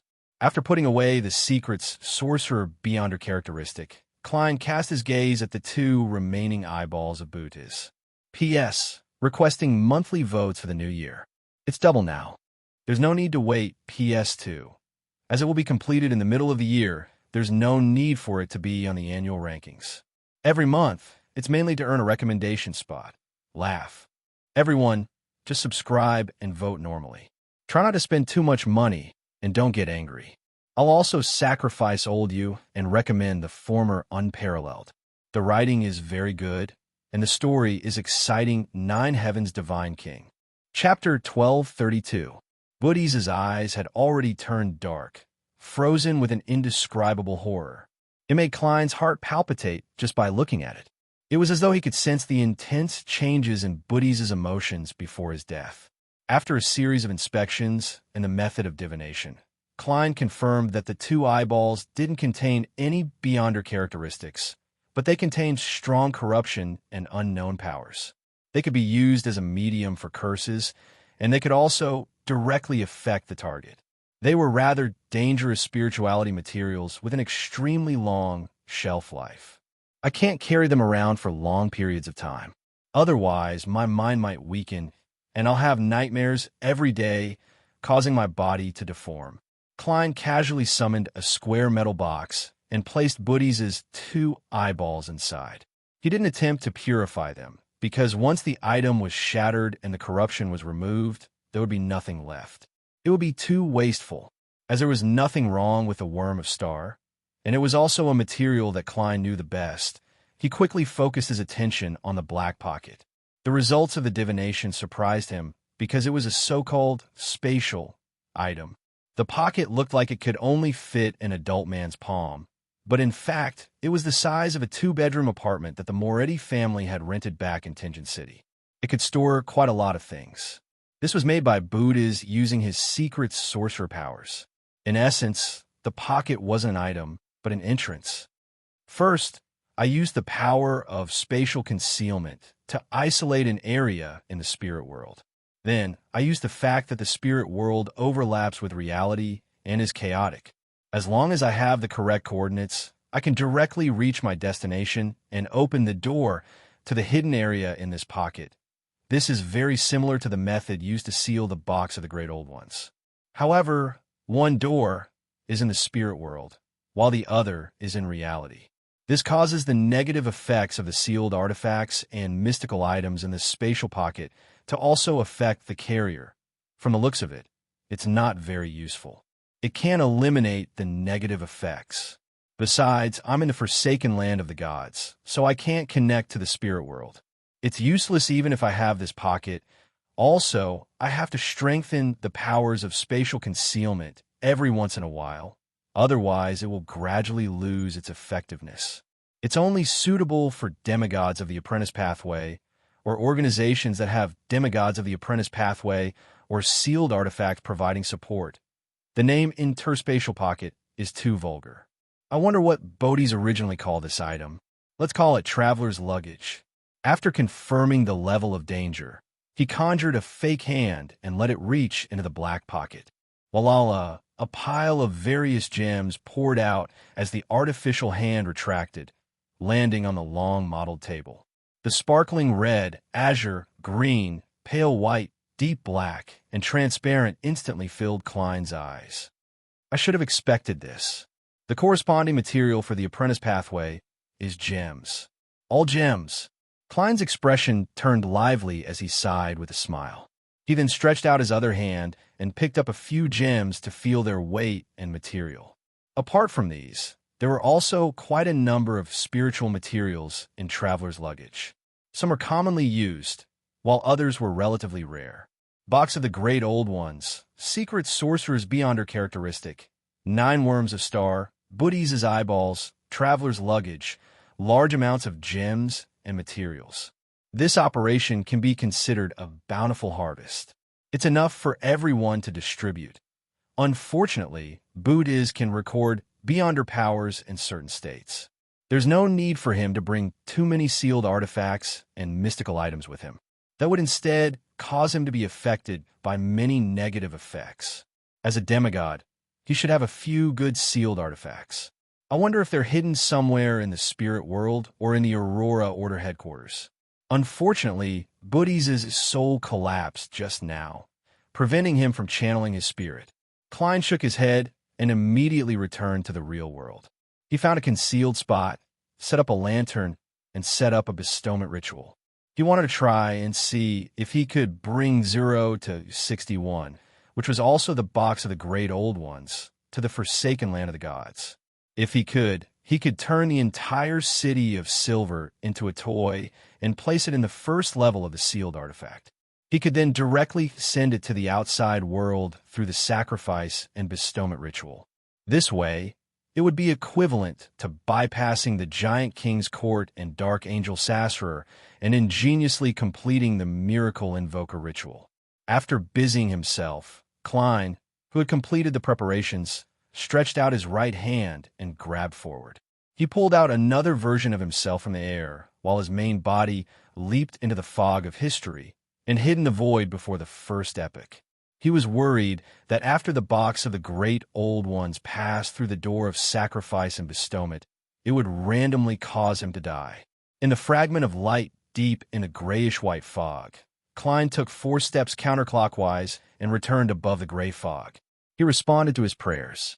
When the mysterious and ancient door of sacrifice and bestowment took shape and slowly opened, he beckoned for the box of the Great Old Ones, which was wrapped in layers of power. He threw it into the gap of the illusory door, throwing it into the deep and endless darkness behind the door. At that moment, the darkness of the void suddenly seemed corporeal, as though it had formed an invisible barrier that blocked the box of the Great Old Ones from passing through the door, causing it to float and be unable to move forward. Klein frowned slightly as he watched this scene. He attempted to pry open the power of Sapphira Castle and use the level of an angel to push it, but he was still unable to make the box of the Great Old Ones break through the barrier. Indeed, the Forsaken Land of the Gods has a seal. However, I have a close relationship with Sapphira Castle. I can use it to respond, but this can't exceed a certain limit. Klein nodded slightly, retracted the box of the Great Old Ones, and threw it into the junk pile. Then, he conjured the world's German sparrow and got the fake person to inform M. Hermit and Miss Justice of the detailed information regarding the box of the Great Old Ones. This was a reminder to them that they had to bring the box of the Great Old Ones back to the real world within 24 hours and release Magician's furs. Among them, Klein informed Miss Justice that before praying for the box of the Great Old Ones, she had to remember to sacrifice some top-grade ice cream to a particular blessed of the Snake of Fate. As for Katlia, due to her temporary luck, there was no need for her to seek external help. However, she had to complete everything in a few minutes and sacrifice the box of the Great Old Ones above the gray fog. Bakeland, at the intersection of East Borough and Bridge District, in an apartment that had been in disrepair for years. Leonard, who was wearing red gloves and a black coat, was leading his team members to seriously inspect the scene. As a mobile force of the Church of Evernight, they were undoubtedly filled with energy at nearly 10 o'clock at night. Captain, the walls here are severely cracked, and some parts are even shattered. This apartment might not be able to survive next summer's hurricane season. Cindy, who had long burgundy hair, came over and reported to Leonard. Leonard's green eyes scanned the surroundings and nodded slightly. Fortunately, this is a dilapidated house, and no one has been living here for a long time. However, it's very strange that there aren't even any homeless people here. Cindy thought for a moment. Captain, are you saying that a Beyonder is using this apartment to secretly drive away the tramps sleeping here? Another red glove, Bob, happened to be checking the bottom of the wall as he casually added, then they had an internal strife and a battle broke out, igniting something? I can't rule out this possibility, Leonard replied rather professionally. But have you noticed? Every part of this room has traces of corrosion, and it lacks the remains of tables and chairs that should be there. It looks too empty. This doesn't look like something a low or mid-sequence Beyonder can do. I suspect that it might involve a relatively higher level of power. After a series of inspections and discovering many abnormalities, The Red Glove team belonging to Leonard failed to find any further clues. All they could do was return to St. Samuel Cathedral first. Just as they arrived underground, a bishop came to Leonard and got him to bring 2 team members upstairs to participate in a meeting. Leonard nodded thoughtfully and didn't ask anything. He led Bob and Cindy through a secret passageway into St. Samuel Cathedral. Following that, they followed the spiraling staircase, and under the illumination of the crimson moon through the stained glass, they came to a room with a blackboard and many people. With just a glance, Leonard discovered many members of the mandated Punishers, Machinery Hive Mind, and MI9 whom he had worked with before. Then, he noticed the 3 demigods, Horace Haydn, Randall Valentine, and Anthony Stevenson, as well as a black-haired, golden-eyed man who was clearly at the same level as them. Without waiting for Leonard to greet him, St. Anthony, who was wearing a black robe with red patterns, stood up and said in a deep voice, "A high-level battle happened in the outskirts of Bakeland." There was a high-level battle in the outskirts of Bakeland. There was terrifying corruption and a tarot card left at the scene, the Hermit card. I noticed that you've previously done some investigations on a large number of incidents involving tarot cards and raised the corresponding guesses. Now, give everyone a detailed introduction. The Hermit card? Leonard showed genuine surprise, but it was mostly because he had been given such a mission. Ahem. He cleared his throat and walked to the blackboard. He turned to face the demigods and beyonders of the 3 churches and the military, and he drew a crimson moon clockwise on his chest. After organizing his words, the Red Gloves captain solemnly said, "In the past 2 to 3 years, incidents involving tarot cards have really entered our sights. In the past 2 to 3 years, incidents involving tarot cards have really caught our attention. It was the death of Lenivus. He was involved in a plot to make the true creator descend, and his body was covered in tarot cards. After that, tarot cards appeared again in the Capum case. But this time, the way the tarot card were placed was different, with emphasis on the Judgment and the Emperor cards. Back then, I linked these matters to an organization that suddenly appeared in Bakeland that believes in the Fool. As you know, the Fool is the starting card of tarot cards. This bold guess made the demigods and beyonders present nod slightly. They felt that there was indeed a connection in the meaning of mysticism. Leonard paused before saying, "And under the Fool, this organization might have quite a number of official members. And under the Fool, this organization might have quite a number of official members.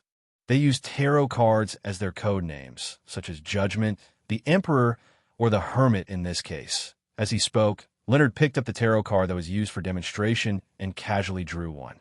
He glanced at it and chuckled. For example, the star. P.S. Seeking monthly votes on the first day of the new year. Chapter 1233. In response to Leonard's demonstration, the demigods and beyonders present nodded one after another, indicating that they completely understood what the Red Gloves captain was trying to express. One of the mandated Punishers raised his arm and took the opportunity to ask a question. In other words, the tarot cards left behind at the scene represent the member who carried out the mission. That should be the case. Leonard didn't give a definite answer. The mandated Punisher from before continued asking, "Then what do the tarot cards that were scattered all over Lenivus's body represent when he died?" There's no specific direction. Leonard immediately picked up a piece of white chalk and wrote the name Lenivus on the blackboard behind him. Then he drew a circle. As I said earlier, in the past 2 to 3 years, incidents involving tarot cards have really entered our sights because of the Lenivus case. This is very likely the beginning of everything. Therefore, there's no specific direction. The randomly scattered tarot cards might represent the whole. This means that the organization that uses tarot cards as a code name has officially stepped onto the stage of history. Haha, please forgive me for using poetic language. That makes sense. The few mandated Punishers were convinced by Leonard. Leonard looked around and continued, "Let me use the Aurora order that everyone is very familiar with as an analogy. Let me make an analogy with the Aurora order that everyone is familiar with. We all know that the Aurora order has 22 oracles, and each of them is in charge of a region's affairs. The organization that uses tarot cards as a code name is very likely the same. Members like judgment, the emperor, the hermit, and so on should have their own influence in a certain region. Upon hearing this, a machinery hive mind member thought for a moment. But Backlund has produced 3 members with cards: Judgment, the Emperor, and the Hermit. According to what you said, does this mean that the organization that uses tarot cards as a code name isn't that large in scale? The members are all concentrated in Lone or even Backlund. After all, the Aurora Order only has one oracle in charge of Backlund. As for Saint Tenebrous, he's targeting all of Rouen. Leonard nodded slowly, indicating that he understood what the other party meant. He organized his words and said, "We can't rule out this possibility. We can't rule out that possibility. After all, this is an organization that has only been around for 2 to 3 years. Of course, there might be another reason. That is, this organization doesn't divide its scope by region. Instead, it defines whether or not it should be handled by itself based on the matter or domain. It also works together when there are overlapping situations, just like the Capum case." Seeing that the Beyonders of the 3 churches and MI9 didn't raise any other questions, Leonard deliberated for a few seconds. "These are all my personal guesses, and there are some problems with them. This may be the direction of future investigations. First question, what is the purpose of this organization? If they're like the Aurora Order, spreading the faith of an evil god, then why haven't we discovered anyone who believes in the Fool? Even if they were scams in the name of the Fool. The second question is, what do they have in common? I haven't found it for the time being. The third question is, high-ranking members who use tarot cards as code names can't be at a low sequence level. They also have their own factions, but they don't have any fame in the Beyonder world. This is very abnormal. You have to know that although the 22 oracles of the Aurora Order hide their identities, they have more or less clashed with us. Under our witness, they rose from low sequence to mid-sequence, and finally took over the position of an oracle after the death or advancement of their predecessor. They have long been on our list. Having said that, Leonard paused for a moment. If the organization that uses tarot cards as code names is really an organization that believes in the Fool, then there's someone who can answer my third question. He's the crazy adventurer, German Sparrow. Rumor has it that he believes in the Fool. This name made the Beyonders of the 3 churches and MI9 fall silent, as though they were quickly recalling the relevant information. They had long heard that German Sparrow had a mysterious background and that he believed in the Fool. Furthermore, they had quite a bit of information on him, but they didn't make the connection like Leonard and connect the dots. After a few seconds, the Church of Evernight's Archbishop of Bakeland, St. Anthony, said in a deep voice, "German Sparrow is suspected to have close ties with the original Death Consul of Balaam. He's an angel that's still active on Earth." This alarmed the Beyonders, who weren't demigods, as they instinctively sat up straight. They knew about Admiral Hell, but due to the confidentiality restrictions, they didn't know that the Death Consul represented a grounded angel. That Death Consul doesn't seem to belong to any faction of the Charismatic Order, an MI9 Beyonder said hesitantly. Leonard nodded with a serious expression. Perhaps he is a member of that secret organization that uses tarot cards as a code name. Death God card. There was another bout of silence.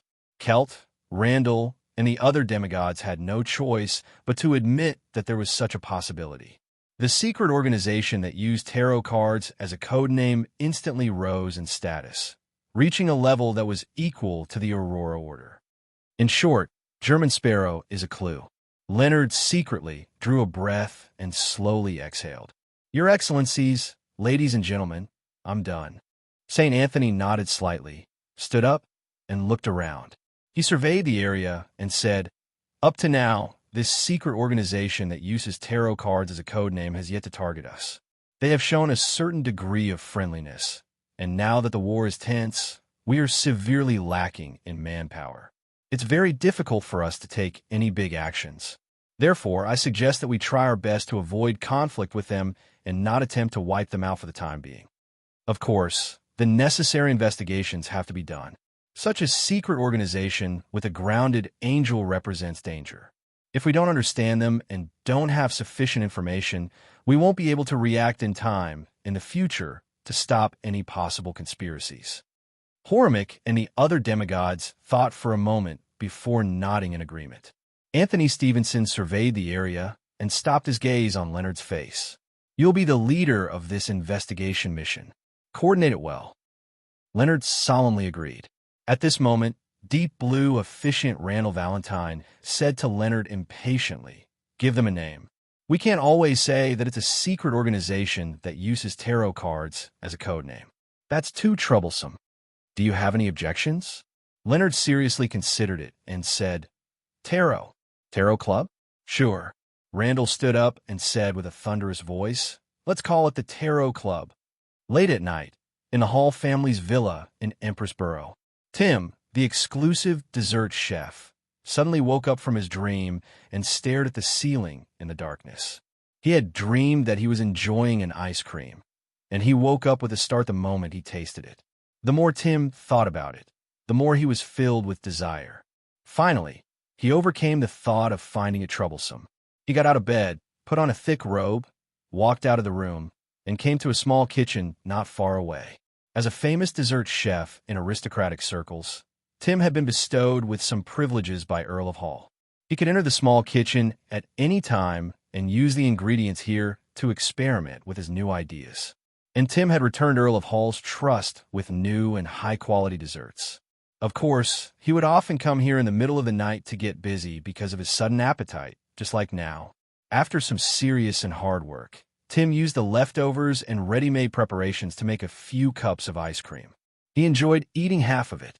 Then, he rubbed his stomach, washed the cutlery, and left the small kitchen in satisfaction. He left the remaining cups of ice cream in a corner, as though he had completely forgotten about them. Sherwood Borough, by the Tussock River, in an uninhabited shoal. Audrey, who was wearing a dark cloak, first used Dream traversing to arrive nearby before walking over with her feet. She skillfully set up a ritual and prayed to Mr. Fool for a bestowment. Soon, a silver-black jewelry box inlaid with many gems passed through the illusory door and landed in front of Audrey. Audrey tucked a strand of blonde hair behind her ear, and without any delay, she picked up the box of the Great Old Ones numbered 0 to 61. She aimed at a spot where there were only a few rocks and lifted the lid of the first layer. Silently, long tables and chairs appeared in the area. Several Beyonders who had used various means to cover their faces appeared. Among them was the hooded Furs. Their skin quickly changed from that of a toy to that of a human, and their eyes began to move. Furs, who had the highest sequence, was the fastest to recover. She looked around and was extremely surprised to find that she had unknowingly arrived at the shoal by the river from inside the apartment. Furthermore, this change was only in the environment. The situation around her was no different from before. "Where am I? What happened?" Furs cast her gaze at the empty altar and thought for a second. She seemed to understand something as she asked in surprise, "What happened? It's over?" "Yes," replied Audrey, who was using psychological invisibility. "It's over. It's over just like that." Furs asked in a daze, "It's over. How's the target?" "Dead." Audrey was distracted controlling the other 5 or 6 Beyonders, so her answer was very simple. "Dead. Saint of Secrets Boot is dead. I haven't participated in the battle yet. I haven't summoned the German Sparrow's historical void projection." Furs's mouth gaped slightly as she felt like she was dreaming. She felt that she had only been afraid for a second and that her mission had been completed. At that moment, she saw the Beyonders around her come to life, but they weren't surprised by the changes in the environment. It was as though this was the original gathering venue. They skillfully destroyed the chairs and long tables and threw them into the Tussock River. Then, one after another, they left the shallows and returned to the place where the light from the street lamps shone, returning home. "So this is a manipulator. How terrifying." Furs jumped in fright and completely woke up. "Go back first." Audrey didn't have the time to explain. She turned around and used the altar from before, preparing to sacrifice the box of the Great Old Ones above the gray fog. Furs glanced at it and didn't ask or say a word. She made her body quickly turn transparent and disappear. P.S. I originally wanted to write official debut in the title of this chapter, but it wasn't serious enough. PS2. Seeking monthly votes during the double period. End of this chapter. Chapter 1234. Above the gray fog in the ancient palace, beams of crimson starlight shot up, forming a few figures. Leonard casually swept a glance, and his gaze suddenly froze. He stopped at the silver-black jewelry box placed on the long modeled table. If he didn't remember wrongly, this was likely the Grade Zero sealed artifact, the box of the Great Old Ones, that World Klein Moretti had specially emphasized during the private gathering. Saint of Secrets Buddhas really wields this Grade Zero sealed artifact. Furthermore, he used it. Ma M. Hermit and Miss Justice succeeded in the end. Leonard's pupils dilated slightly, as he almost couldn't believe his eyes. As an Orthodox official beyonder, the Red Gloves captain of the Church of Evernight, he had a clear understanding of Grade Zero sealed artifacts. He knew that these things could easily destroy a city, causing people to suddenly die without any resistance. When facing them, not only was he not to come into contact with them, he didn't even try to understand them. Leonard originally believed that after encountering a Grade Zero sealed artifact, Ma M. Hermit and Miss Justice would leave the battlefield according to the plan and think of a way to save Miss Magicians. To his surprise, they actually succeeded. Furthermore, they had snatched the Grade Zero sealed artifact, the box of the Great Old Ones. Ma M. Hermit's mysterious reenactment is this powerful. The banquet of betrayal she mentioned can really make a sealed artifact rebel. Or should I say, Mr. Fool provided some help? As Leonard muttered silently, he glanced at World Klein Moretti, who was sitting at the end of the long bronze table. He realized that his former colleague was rather calm. Klein surveyed the area and laughed hoarsely. Congratulations, everyone. This hunt was very successful. All the spoils of war are here. As he spoke, he raised his right hand and condensed a lot of mysticism knowledge into a blob of pale white light. He also included a few legends that originated from the East, such as Peach Blossom Spring and Lank Chess Game. He wanted Ma M. Hermit to test if they were mysterious and if they had a real source. Madam, this is your reward. World Klein made the pale white light fly towards Catlia. Then he pointed at the box of the Great Old Ones, the secrets Sorcerer Beyonder characteristic, Traveler's Bag, Buddy's eyeballs, the 9 worms of Star, and a large number of gems and materials on the table. In addition, you have the right to choose first. After hunting the Saint of Secrets Buddhas in a demigod-level battle, Catlia truly had the bearing and confidence of a saint. She first received the blob of pale white light and closed her eyes to digest the mysticism knowledge contained within. In the second epoch, the ancient gods believed that the original creator left behind some items. There might be a kingdom formed from a portion of his body, or it might be something he created. These items contain Sphirot, and there are a total of 9. They are Chaos Sea, Sapphira Castle, River of Eternal Darkness, Knowledge More, Shadow World, Brood Mother, Nation of Disorder, City of Calamity, Key of Light. The ancient sun god came from a place called Chernobyl. The Marauder Pathways Sequence 0 is called Error. Roselle the Great's fairy tales might have originated from something that had happened in the past. As the mysticism knowledge reverberated, Catlia couldn't help but open her eyes and look at the world, German Sparrow. There were too many things that shocked her, overturned her understanding, and opened the door to a new world for her. In the past, I couldn't figure out Mr. Fool's origins at all, but now I can vaguely grasp a little. A thought flashed through Catlia's mind as she came up with a guess.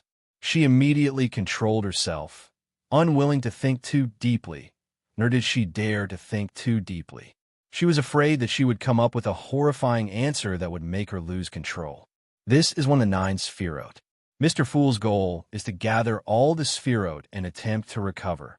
Raising her right hand and nudging the heavy glasses on her nose bridge, Catlia forced herself to focus on the small stories. She decided to return to the real world and completely digest the potion. Then, she would attempt to create magic based on it and use mystical reenactment to draw power. Of course, she also believed that not every one of them would succeed. She believed that some of the stories were purely fictional. After all, This was a gift from Mr. World, so there was no guarantee that it would be effective. Furthermore, back then, Roselle the Great had told Queen Mystic many fairy tales and ancient legends. Only a small portion of them could actually produce magic. After taking a few seconds to compose herself, Catlia cast her gaze at the middle of the long mottled table, preparing to choose her spoils of war. Without a doubt, the most eye-catching item was the box of the Great Old Ones, numbered 0 to 61. The silver-black jewelry box, embedded with many gems, completely concealed the light of the other items. Catlia wasn't too unfamiliar with Grade 0 sealed artifacts. This was because Queen Mystic Bernadette had more than one of them. And it was also because of this that the element Dawn, created by this queen, was able to compete with the ancient organization, the Moses Ascetic Order, which was born in the early 4th epoch. The difference between an angel and a saint wasn't something that powerful and dreamy fairy tale magic could make up for. To become a truly important figure, one had to advance to Sequence 2 or possess a Grade 0 sealed artifact. It wasn't that Catlia didn't have any desire for the box of the Great Old Ones, but when she thought of the hint that the World German Sparrow had received from Mr. Fool, she felt a sense of horror when she thought of the terrifying negative effects, the extremely dangerous 3rd level, and most of the Beyonder powers that she couldn't control. Although she had brief luck, she lacked the ability to seal the box of the Great Old Ones to date. After an intense struggle, Catlia pointed at the dreamy crystal and said, "I want the Beyonder characteristic of a secret sorcerer." If she could find a suitable high-sequence artisan, it could become a rather good sealed artifact that could barely withstand negative effects. As for Queen Mystic Bernadette, she had such resources, but she might not be able to succeed. Even if the final product is just teleportation, it would be enough. But it's obvious that a secret sorcerer won't only grasp teleportation. Even if the negative effects are unbearable, I can get the queen to shatter it and make multiple attempts, or I can sell it to Miss Magicians. Yes, she said that her teacher would prepare the ingredients for her. Catlia then nodded at the World German Sparrow, indicating that she confirmed her choice. Choose the secret's sorcerer Beyonder characteristic. Upon hearing Ma M. Hermit's answer, a scene surfaced in Klein's mind.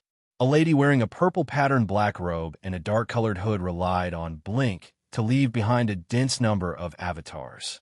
Then, they lit a match at the same time. The little match girl has become countless match witches. This is a horror version of a fairy tale. The World Klein couldn't help but twitch the corners of his mouth as he tersely acknowledged. "All right, that's your right." He then cast his gaze at Miss Magicians. "It's your turn to choose." "I didn't do anything," Magician's Furs said guiltily. Klein chuckled and said, "You've perfectly completed the job of baiting me." Furs didn't know what expression she should show in response, but she heard Mr. Star laugh.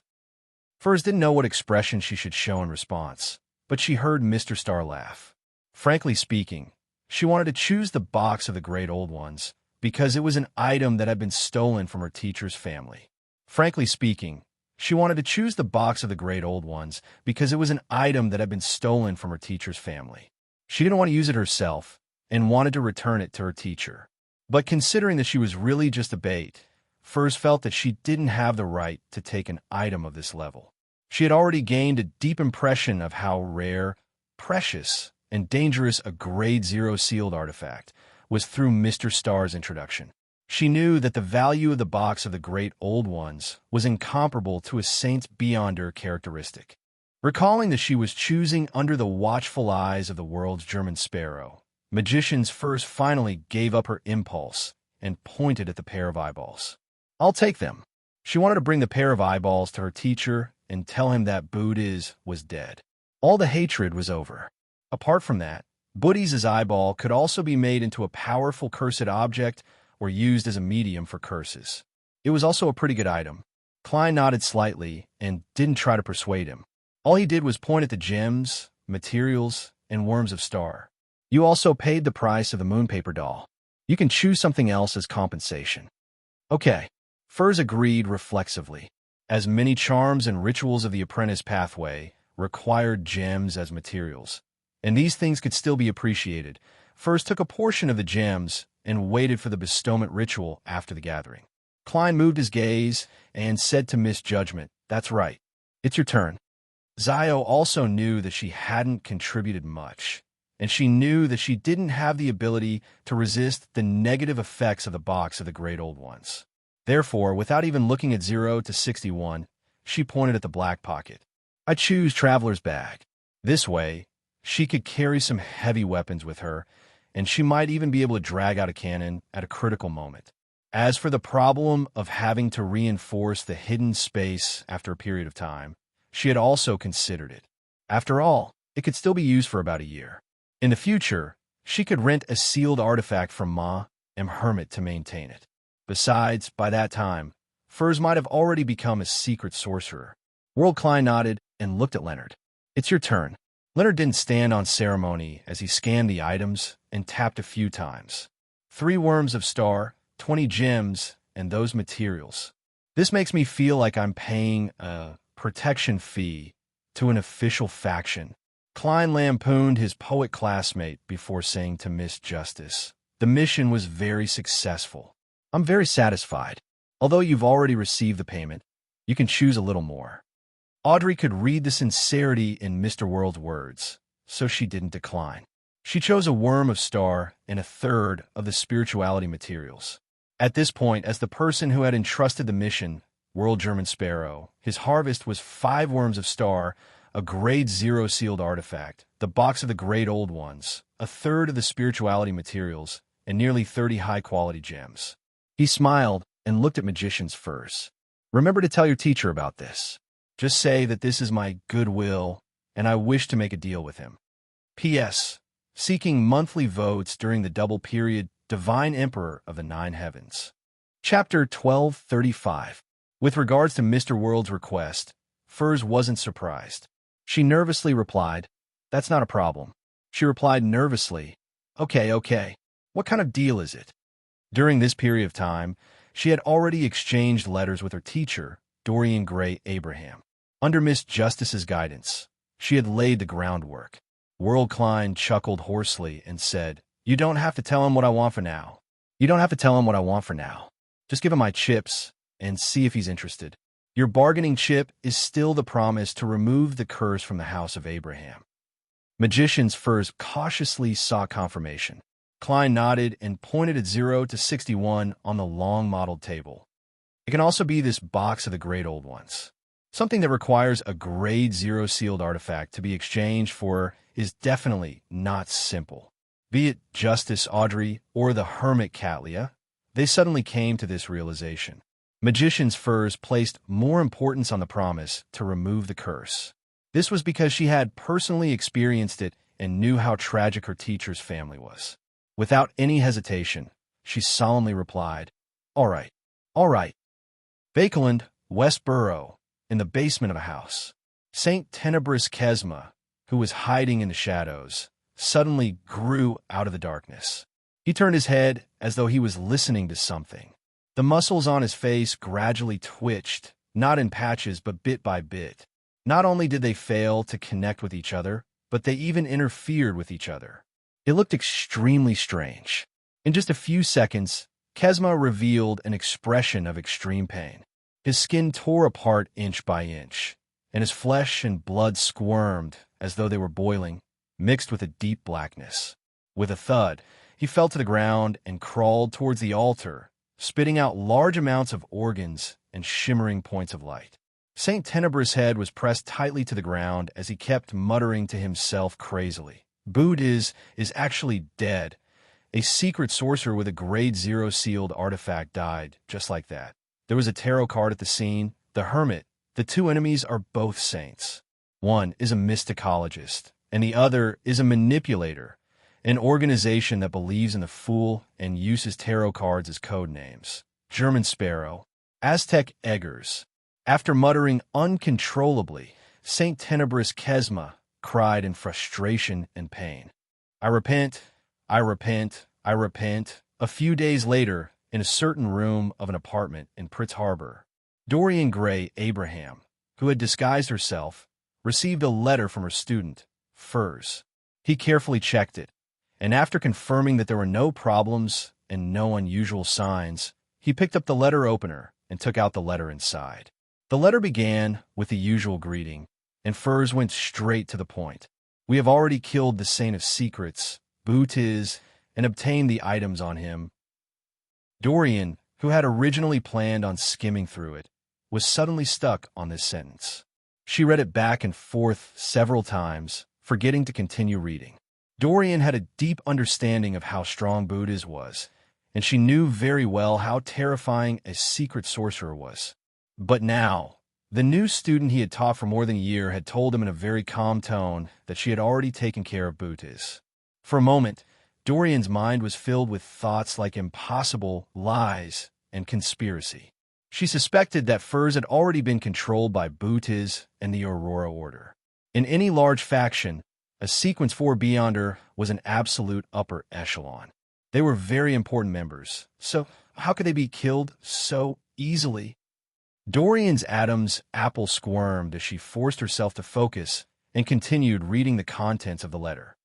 We've obtained the box of the Great Old Ones. I believe you're no stranger to it. After reading another line, Dorian's eyelids twitched a few times. He felt that the letter in his hand was as heavy as a boulder. Of course, he was no stranger to the box of the Great Old Ones. This was the Grade 0 sealed artifact of the House of Abraham, proof of their former glory. The one who was killed was Bootiz, who held the box of the Great Old Ones. As Dorian grew more and more alarmed, he felt that things had exceeded his imagination. At the same time, he inexplicably felt that it wasn't impossible. Perhaps the one who killed Bootiz was actually the box of the Great Old Ones. He knew very well how dangerous that Grade 0 sealed artifact was. At the same time, he finally noticed a word, we. This was the first time Furs had indicated that she had companions and collaborators. Of course, Dorian had long guessed it, but he tacitly didn't expose her. As expected, Dorian sighed and eagerly read the rest of the content. The operation against Bootiz this time is because a friend of mine wishes to show his friendliness to you. He said that he's willing to use the box of the Great Old Ones or the promise to remove the curse of the House of Abraham to make a deal with you. I wonder if you're interested? He doesn't know where you are, and I won't tell him. You can completely reject the promise to remove the curse. Dorian skipped over the box of the Great Old Ones and ruminated over the extremely important words to him. After the previous few letters, he had completely understood the essence of the family curse. He was both sad and helpless. In the midst of the pain, there was a glimmer of hope. Before this, who would have thought that the reason why generations of descendants of the House of Abraham had lost control was because of their ancestors' cry for help? This was like a terrible joke from fate. Dorian didn't know if Mr. Dor understood the consequences of his actions, nor did he know how to describe his complicated feelings. However, he couldn't help but begin searching for a way to make Mr. Dor return and completely remove the family curse. This was an extremely unlikely path, but to the House of Abraham, it was enough. This was because a ray of light had finally appeared in the darkness. After an unknown period of time, Dorian folded the letter and muttered to himself with a bitter smile. Friendliness. Such friendliness is really terrifying. After muttering to himself, he fell into silence again. His expression alternated between being gloomy and clear, as though he was struggling internally. Gong. The wall clock rang on time, jolting Dorian awake. His expression gradually turned solemn as he finally made up his mind. After making up her mind, Dorian felt much more relaxed. There was even a smile on her face. He first burned Furz's letter, then packed his luggage and went straight to the steam locomotive station in Pritz Harbor. He was going to Southville, but it wasn't to hide, but to make some preparations. He planned on handing over the family items and potion formulas he had been keeping to a family member who had settled down there. Then, he would return to Pritz Harbor and head to Bakelin to meet his student, Furs, as Dorian Gray. He wanted to meet the powerhouse who had shown friendliness. When the time came, he would consume a type of medicine in advance, allowing himself to suffer a strong curse that was rooted in his spirit body. He would have to consume another type of medicine at regular intervals to maintain his life. This way, Even if he was controlled and couldn't commit suicide, he would die quickly because he didn't have the chance to consume the medicine. As his spirit body dissipated, he wouldn't leak any critical information. For Dorian, this journey no longer concerned him with life and death. For that fleeting hope, he was willing to give up his life. Bakeland, North Borough, underground of St. Samuel Cathedral. Leonard, who had just had a case discussion with the mandated punishers, Machinery Hive Mind, and MI9, returned to his office and sat down. At this moment, Palazuro's slightly aged voice echoed in his mind. They've finally found the exact location of the Jacob family's treasure trove and are about to enter. Leonard was momentarily stunned, unable to react in time. Previously, at the gathering of the Hermits of Fate, he had sold the news of Jacob's treasure trove. As no one knew what was inside, no one was willing to offer a high price. And Leonard's main goal wasn't a trade, so he only exchanged it for some rare spirits. He immediately lowered his voice and said, "Don't worry. Old man, how did you know?" I obviously sent an avatar to monitor the area," Palazuros replied in a bad mood. "Aren't you underestimating an angel of the Marauder pathway?" Leonard laughed dryly. "Old man, you've recovered quite well. You even have an extra avatar. I'm already at the Sequence 2 level." Palazuros scoffed and said, "Don't go out next. Stay in the cathedral to prevent any accidents from happening." "Are you worried that there's a trap in the treasure trove?" Leonard asked in thought. How can there be no traps in the treasure trove left behind by a marauder angel? Palazuros scoffed. "I can't predict what will happen, but staying in the cathedral's underground is definitely safe." Leonard nodded and suppressed his voice. "Let's hope everything goes smoothly. Old man, you promised me that if you successfully obtained a Sequence 2 Beyonder characteristic, you would steal a Grade 1 sealed artifact from the items they obtained." He didn't care if he gained anything, but mainly used this method to ease his sudden nervousness. "Didn't you reject the word steal?" After mocking him, Palaz fell silent, as though he was focused on monitoring the situation at Jacob's treasure trove. About an hour later, he heaved a long sigh of relief in Leonard's mind. "Although there were many traps and accidents, I ultimately achieved the desired goal. I only took the characteristic and one sealed artifact. The rest will be their payment. Don't be in a rush to leave. Wait for me to absorb the characteristic before leaving. When that happens, there won't be any problems." Leonard immediately relaxed as he leaned back, crossed his legs, and leisurely read the newspaper. In the evening, Palazuros finally spoke again. "All right." His voice contained plenty of emotions, but as it was too complicated, Leonard couldn't tell. Seeing that there was nothing else, and that old man might still need to digest, Leonard stood up and rubbed his temples. He left St. Samuel Cathedral and returned to 7 Pinster Street. Just as he passed through the porch, he suddenly saw a person sitting on the sofa. The person was wearing a classic black robe and a pointed hat. His right foot was crossed over his left leg as he leisurely read a newspaper. As though sensing Leonard's entrance, the person looked up and adjusted the monocle on his right eye as he revealed a teasing smile. "P.S. Seeking monthly votes during the double period. PS2. Recommended book. I'll become stronger even in death."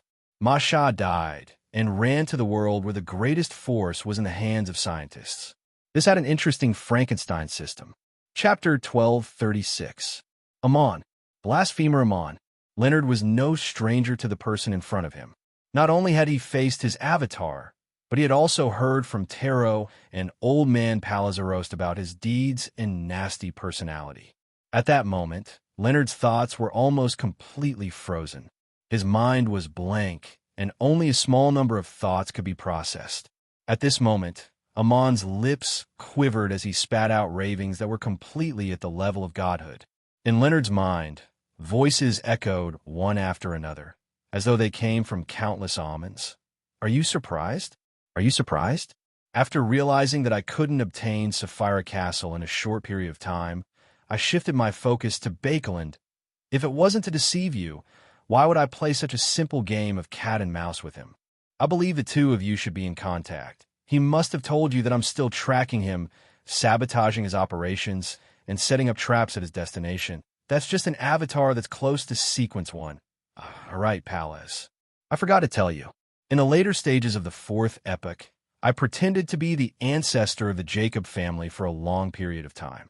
I had long secretly devoured him. Then, I watched as his descendants panicked and thought of a way to add a secret treasure to the place where Tudor became Blood Emperor.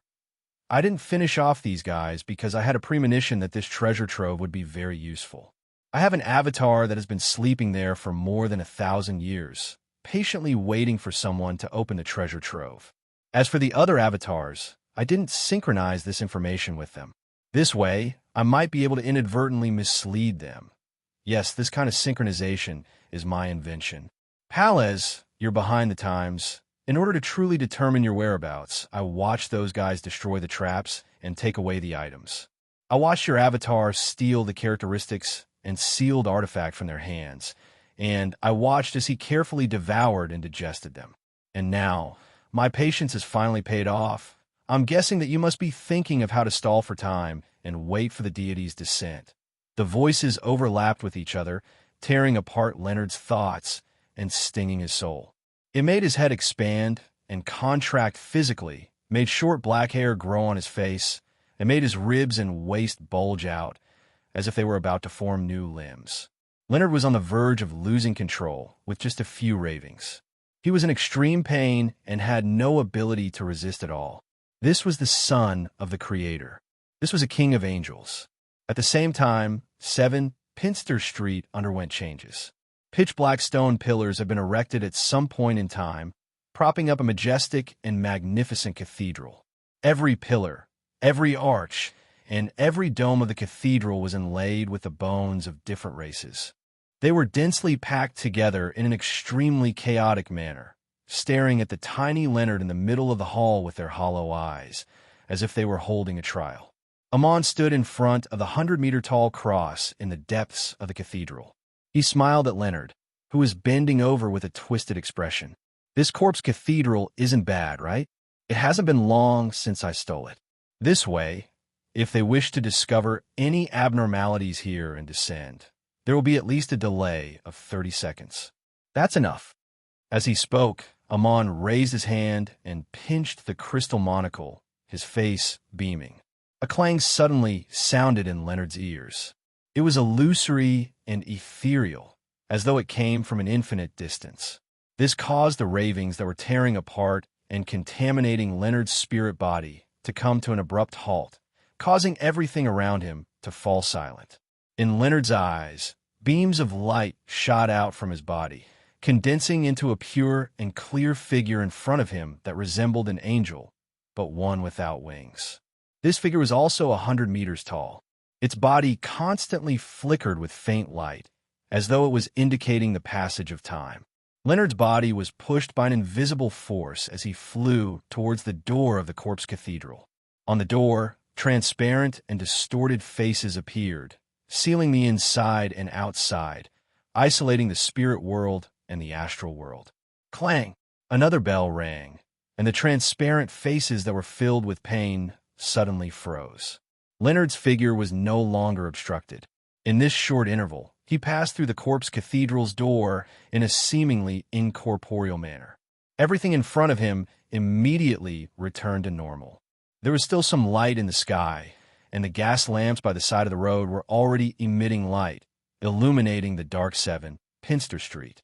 And from the outside, the building was silent, peaceful, and dark. There was no one there.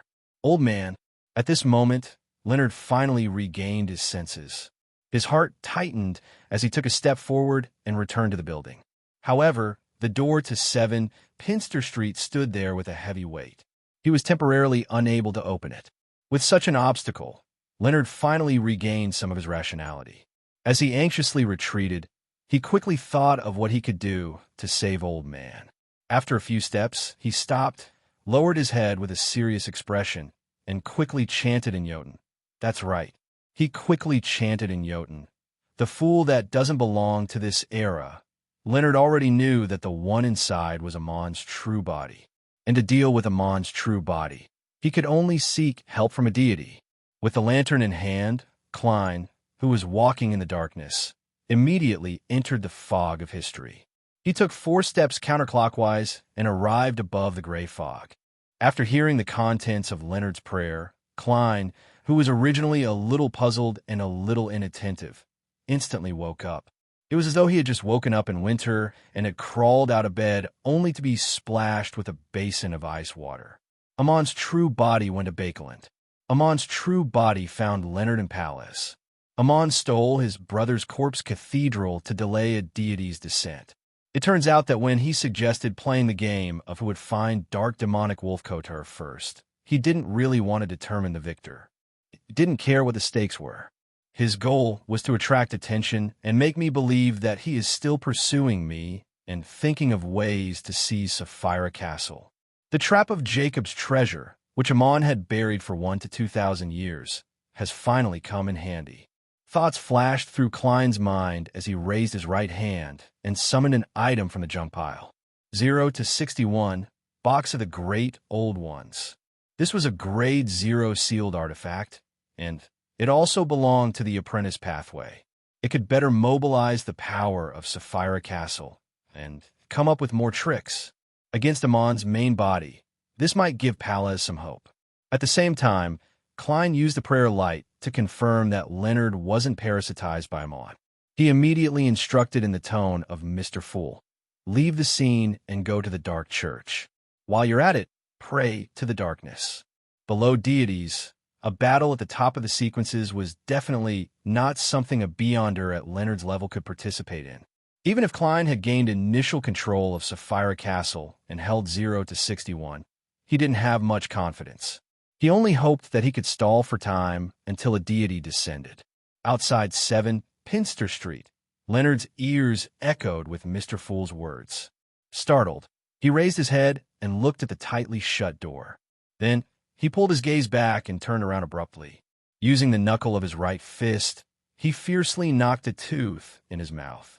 Illusory soil surged out and sprayed at Leonard's head, enveloping him from top to bottom. Suddenly, Leonard seemed to turn into a mud doll as he constantly sank and fused with the ground. This was a rare, natural spirit that he had exchanged from the Hermit Order of Fate. It didn't contain any Beyonder characteristics, and its powers mainly came from the spirit world. It allowed Leonard to traverse through the soil at a speed far faster than a steam subway. As Leonard left the battlefield, Klein had already picked up the gem-embedded box of the Great Old Ones and stirred the power of Sapphira Castle. He cast his gaze at the huge, pitch-black cathedral that overlapped with 7 Pinster Street. The cathedral isolated his true vision, preventing him from seeing the situation inside. He could only determine that the battle hadn't ended through the flickering light on the stained glass. Using the power of the first level of 0 to 61 to swap the corpse cathedral with the interior space? No, wouldn't this be equivalent to letting Amon enter Sapphira Castle? Just the first level of the box of the Great Old Ones can't imprison him at all. Activate the second level and move 7 Pinster Street to another place? No, that won't do either. If I leave Bakeland, there won't be a timely deity's descent. Pallas Zoroast will be in even more danger. The third level? If I open it, Sapphira Castle might change owners on the spot. As his thoughts raced, Klein had an idea. It was to shrink the target area and break through it. He wanted to swap the door of the Corpse Cathedral with the first level of the box of the Great Old Ones that was pushed by Sapphira Castle, making the seal that isolated the spirit world and the astral world lose its effectiveness. That way, the deities would sense it and the deity's descent would be brought forward. At the end of the long, modeled table, Klein sat on a high-backed chair. He aimed at the crimson star that represented Leonard and opened the first level of the box of the Great Old Ones. The surging power in Sapphira Castle suddenly calmed down and returned to its concealment. It silently pierced through the crimson star. In the real world, 7 Pinster Street, the door of the Corpse Cathedral that overlapped with an ordinary building lost its luster. Then, it turned into a shallow beach with gravel and pebbles. The interior and exterior were suddenly connected, and the situation inside was clearly reflected in Klein's eyes. In front of the 100-meter-tall cross, Amon, who was dressed in a classic black robe, a pointed hat, and a monocle, faced the open door and slowly turned around. In his hand was a crystal pillar formed from light and shadow. Many 12-ringed worms of time were rapidly swimming inside as they wandered about. Everything around him seemed to come to a halt. Amon raised his head and looked up into the sky. The corners of his mouth curled up slightly. P.S. Seeking monthly votes during the double period 9 Heaven's Divine Sovereign. Chapter 1237. Too late? After Klein's heart sank, he suddenly felt the box of the great old ones in his hand tremble violently. He hurriedly looked down and saw that the surface of the corpse cathedral's door, which had shrunk into a toy, was glowing with light. Every white skull and distorted face seemed to come alive. Adam's corpse cathedral is of such a high level. Just a door was enough to resist the first level of 0 to 61. Without any hesitation, Klein used the crimson star representing Leonard to lock onto a gas lamp pole outside 7 Pinster Street. Suddenly, the door with the distorted face embedded in the white bones returned to the real world. As for the first level of the box of the great old ones, there was an additional toy street lamp. Right on the heels of that, Klein aimed at Amon, who was inside the corpse cathedral. His right hand slid down to open the second level of 0 to 61. At that moment, Pallas Zoroast was no longer on the battlefield. Klein could move Amon elsewhere without any qualms. He had targeted the astral world, hoping that Amon would be cared for by the 7 deities. However, he didn't know if there would be a random anomaly. At this moment, the door returned to the corpse cathedral. Then, the magnificent building that overlapped with 7 Pinster Street quickly collapsed. The process of collapse was very orderly. It began with the dome, followed by the arches and walls, and finally the pitch-black stone pillars. The items that fell didn't hit the ground. They disappeared in midair. Amon, who was standing in front of the cross, also dissipated inch by inch as the corpse cathedral collapsed. It was as though he had also imagined something that could be removed at any time. Of course, Klein knew very well that this was only Amon using a loophole. He had used the end of the corpse cathedral's imaginary conjuration to make himself an imagination and leave Bakeland. Boom! At some point in time, thick dark clouds appeared in the sky. A ball of lightning the size of a house dragged a silver-white stream of light as it ruthlessly smashed into the corpse cathedral and Amon, who had yet to completely collapse. Tiny cracks suddenly appeared on Amon's crystal monocle, and the pointed hat on his head collapsed. However, this angel of time didn't panic. After his face twitched uncontrollably, he maintained his smile. With the crystal pillar formed from light and shadow in hand, he dissipated like a phantom, disappearing into the sea of light that filled the interior of the corpse cathedral. In the next second, the majestic church with a black base and inlaid with white bones completely turned into a fantasy. At this moment, the house at 7 Pinster Street still existed, but there was an exaggerated mark on the floor of the living room. It was as if a person had laid there and turned into charcoal. This was left behind after Amon's countless clones were killed, but Klein knew that Amon's main body had successfully escaped and achieved the desired goal. Once he recovered, this king of angels only needed a ritual to ascend to the throne and become the embodiment of all the mistakes in this world. After I swapped the door to the corpse cathedral, the first one to sense and react was the Lord of Storms. The goddess really has no way of performing a divine descent. All she can do is use various mediums to slightly interfere with reality, making it difficult for her to affect him when Amon's main body is prepared. I was still happy that I had escaped Amon, satisfied that I had repeatedly avoided his traps, but in the end, he silently did such a huge thing. When did he shift his focus to Bakeland? Yes, it should be after I used the law of deception to reincarnate in another land. He sensed Pallas Zoroast's shadow, as well as the fact that he has a connection with me. He began to set his goal on obtaining the last sequence 1 Beyonder characteristic to become a true god. Leonard didn't go into detail when he prayed previously. He only mentioned that there was a problem with Jacob's treasure. For a sequence one angel like Palazzoros, who's so familiar with Amon, to not notice anything amiss and directly step into a trap, Amon must have done something impressive again. Phew! Although I've rapidly grown in my battle of wits and courage with Amon and completed my transformation, I'm still far inferior to a top swindler like him. I'm still too inexperienced. Once Amon becomes a sequence zero error and his ability to walk on land, it will be too difficult for me. No, I have to figure out the Marauder Pathway's apotheosis ritual and think of a way to wreak havoc. I can't let Amon easily ascend to the throne. But could this be what Amon wishes to happen? He deliberately held a ritual and waited for me to deliver myself to his doorstep. As his thoughts raced, Klein let out a long sigh. Then he sent a message to Leonard with the attitude and tone of the fool. There's no need to pray. Inside St. Samuel Cathedral, Leonard had just emerged from the soil in the garden and was attempting to rush into the prayer hall when he heard Mr. Fool's words. There's no need to pray. Leonard's footsteps gradually slowed down as he repeated the sentence in a daze. He slowed down and finally stopped beside a stone pillar. He lowered his head and raised his hands to cover his face.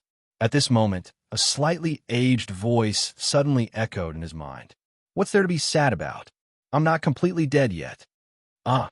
Leonard released his hands as he said in a daze and pleasant surprise, Old man, you're not dead yet? His eyes were already slightly red. Look, what are you saying? Palazzoros' voice was clearly weak. Ahem. To put it simply, I've died once, but I'm not completely dead yet. Leonard finally heaved a sigh of relief. He looked around and saw that no one was paying attention before suppressing his voice. You successfully deceived Amon? It can't be said to be a fraud. Palazzoros sighed and said, All these years, the thing I've been thinking about the most is what to do if Amon's true body really finds me. After repeated experiments, I've also created a method. After my true body dies, I can revive in my avatar, but I will lose my sequence one beyonder characteristic and passively lower my level. I'm not too far behind the times. In other words, Amon killed you once and obtained your sequence 1 characteristic, and you revived at the level of a sequence 2? Leonard roughly understood what was going on as he asked in confirmation. Palazzoros sighed and replied, That's about it. Actually, it's not like Amon didn't notice it. When I pushed you out of the Corpse Cathedral, he didn't stop me. He left me a sliver of hope, making me lose the determination to fight to the death in the subsequent battle. If not for that, I wouldn't have been finished off by him so quickly. After absorbing the beyonder characteristic from the treasure, I've basically recovered. Leonard blurted out in surprise. Old man, you pushed me out of the corpse church because I have your doppelganger in me? Palaz immediately scoffed. What do you think? Do you really think I see you as my grandson? Don't you have other doppelgangers? Leonard muttered. Palaz grunted and sighed. To think that Amon would even deceive his own avatar. This time, I have nothing to say about my loss. If he hadn't known from absorbing Amon's avatar that this angel of time didn't know the exact situation of Jacob's treasure trove, he would have definitely been more cautious on this matter and would have been more prepared for Amon's appearance. This was the most important reason. Be it the ancestor of the Jacob family or the fact that Klein Moretti was dealing with Amon's main body in the forsaken land of the gods. None of them were factors that made him make up his mind. Leonard thought for a moment and comforted him. Old man, this is the most fatal trap in this treasure trove. No matter what, you will step into it. It will be good enough if you can survive. That's not it, Palaz immediately retorted. If I had a premonition of danger, I would have directly chosen to believe in an orthodox God and become his grounded angel. Under his blessings, I would head to Jacob's treasure trove. After I absorb the characteristic and recover my sequence 1 strength, I was considering this problem. Should I directly join the Church of Evernight, cooperate with your fool, or remove the parasitism and hide like before to avoid Amon? Upon saying this, his emotions became very complicated. Old man really has a plan. Why are you so familiar with seeking refuge? Leonard sighed inwardly and focused his attention on the most important matter. Old man, After Amon obtains your sequence 1 beyonder characteristic, is he going to prepare for the apotheosis ritual? Yes, Palez replied in a deep voice. This means that for a very long period of time, your former colleagues and us will at most suffer the harassment of Amon's lower-level avatars, or nothing at all. What are the requirements of his apotheosis ritual? Leonard pressed. Palez fell silent for a second. Take his place during someone else's apotheosis ritual. At this point, Palez laughed in a self-deprecating manner. Amon's next focus will definitely be the apotheosis ritual. This will be our last period of peace. Once he becomes a god, he will definitely seek you out and use you to deal with the fool. Although I can abandon you and run ahead of time, I have to worry that he will have thoughts of retrieving all the characteristics at the angel level. Quickly grasp those rare spirits, digest the potion, become a demigod, wield a holy artifact, and obtain the blessings of Evernight. Leonard's expression turned solemn as he slowly nodded. He then found a quiet spot and informed Mr. Fool of some necessary information through prayer. Someone else's apotheosis ritual? The only one with a chance of becoming a god seems to be Adam. It'll be good if the two brothers fight. The final period of peace. I hope that the avatars that Amon left behind to interfere with me aren't too strong. I hope that I can find traces of the dark demonic wolf as soon as possible. I hope that Dorian can agree to that deal. Klein sighed and returned to the real world. He continued walking in the darkness with the lantern in hand. P.S. This chapter on Saturday will be updated in advance. Seeking monthly vote. Chapter 1238. Bakeland, Sherwood Borough, 22, Hope Road, Hattrick Inn. The broad-shouldered and thick-armed Dorian Gray, Abraham unconsciously paced back and forth in the room, waiting for her student Furs to visit. No matter how calm he was and how mentally prepared he was, he couldn't help but feel nervous and apprehensive at the final moment when he really needed to face the answer. After an unknown period of time, knocking sounds came from the door of the room. Dorian listened to the rhythm for a few seconds, then took a deep breath, walked to the door, twisted the handle, and pulled back. Outside the door was Furs with slightly curly brown hair, a dark dress, and tinted glasses. Dorian habitually looked behind Furs. After confirming that no one was paying attention to them, she stepped aside and let the students pass. At the same time, he glanced at Furs's hands and realized that his student was not carrying a suitcase. Dorian immediately retracted her gaze and walked to the center of the room. She found a seat and sat down, then pointed to the sofa opposite her. Take a seat. Furs cautiously lifted her skirt and sat down. She then took the opportunity to ask, "What's up?" "Good morning, teacher." Dorian didn't get straight to the point. "Did you really kill Buddhas?" "Yes." Furs took out a long and delicate cigarette case from a hidden pocket in her clothes. She opened it and showed Dorian what was inside. It was a pair of pitch-black eyes that were frozen with an indescribable fear, as if they had seen something extremely terrifying before they died. Dorian had been mentally prepared to receive a horrifying head made of blood and debris like the last time. However, the student did not carry any luggage and only took out a lady's cigarette box. This made him think that it was a relic that could prove Buddy's identity, but the truth was once again beyond his expectations. This was still Buddy's corpse, but there were less of it than Louis Vine's. There's only a pair of eyeballs left. The spiritual intuition of an astrologer made Dorian believe that the eyeballs belonged to Butiz. Seeing that her teacher was silent and did not speak, Furs subconsciously explained, "His body has completely collapsed and dissipated. Only his eyeballs are still intact." She paused for a moment before continuing. "This eyeball contains remnants of Buddy's horror before his death and the corruption from the box of the Great Old Ones. It's a very powerful cursed item, so I didn't send it to you directly. That would cause the postman who handled it to encounter something bad. They might even die unknowingly. The corruption of the box of the Great Old Ones." Dorian nodded in enlightenment and sighed with a smile. Did he eventually die in the box of the Great Old Ones? This is really fate. Back when Butiz rebelled and attracted the Aurora Order, the first item they snatched was the box of the Great Old Ones. Furs had listened to Mime, Hermit, and Miss Justice's recount of the battle spoils of war during the private gathering. She understood how beautiful and dangerous the battle she had missed was. At that moment, she thought and said, "I guess so."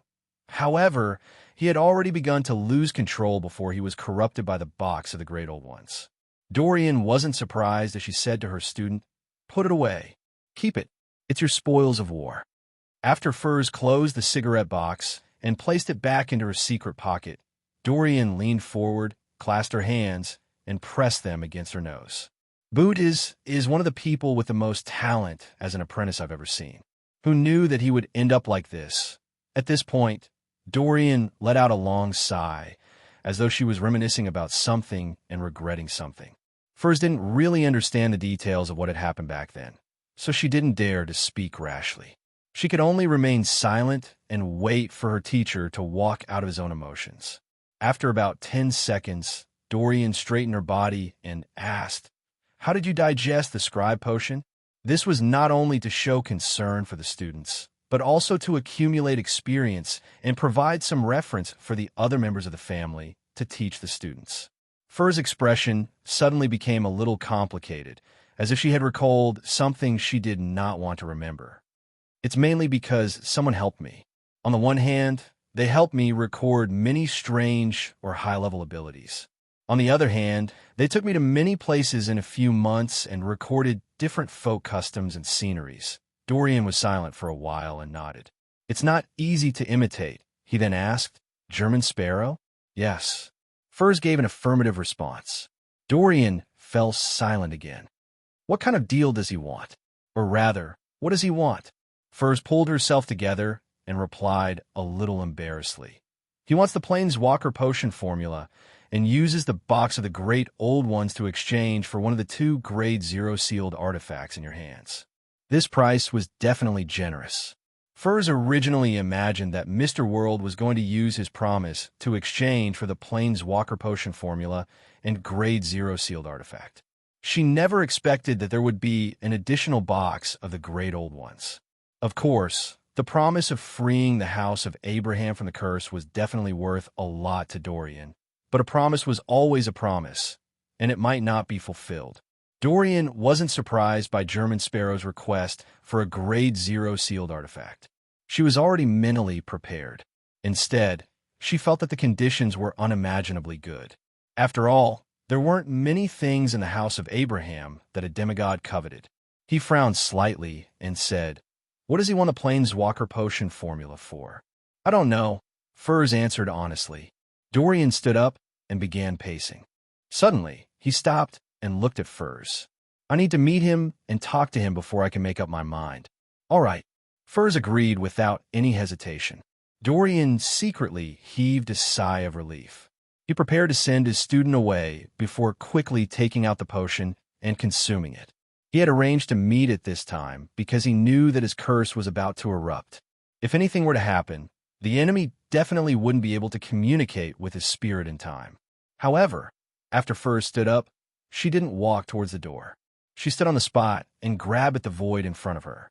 Her arms suddenly sank as she quickly pulled back, dragging out a figure in a black trench coat and a silk top hat. This figure had black hair and brown eyes. His facial features were deep and cold. He was none other than German Sparrow. German Sparrow's eyes moved slightly as he quickly recovered from his daze, becoming no different from a real person.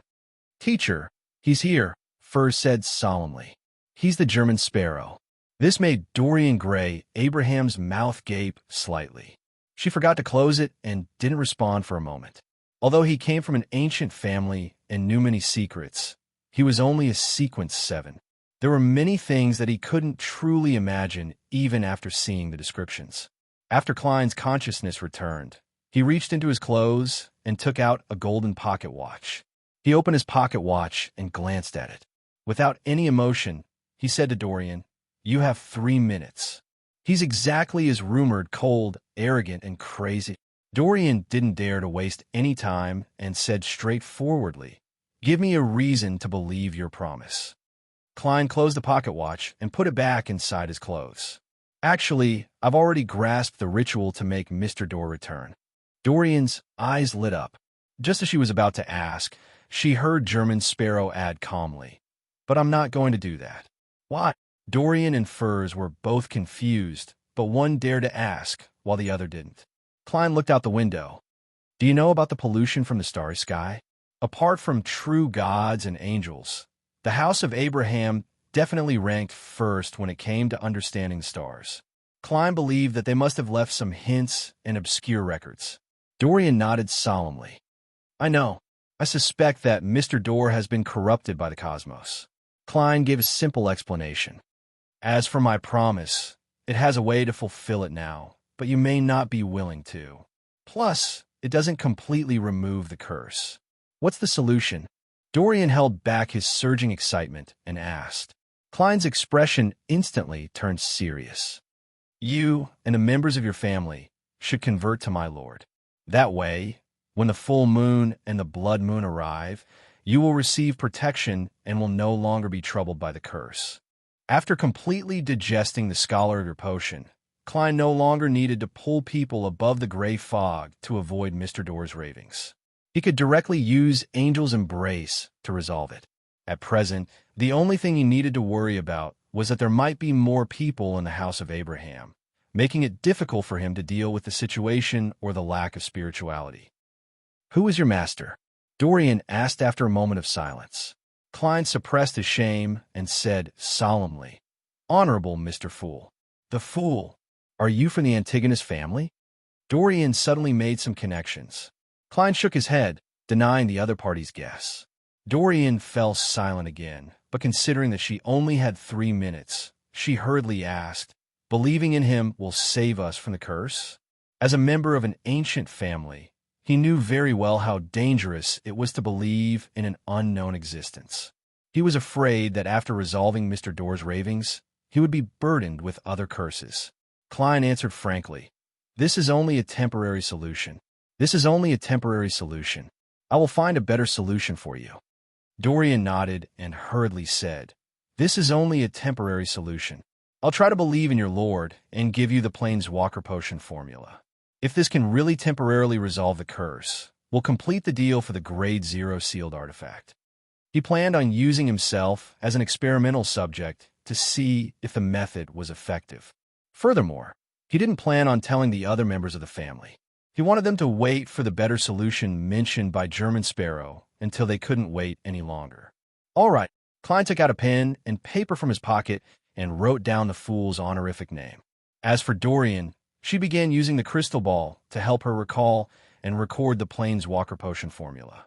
After the exchange, Klein cast his gaze at the supplementary ingredients and ritual.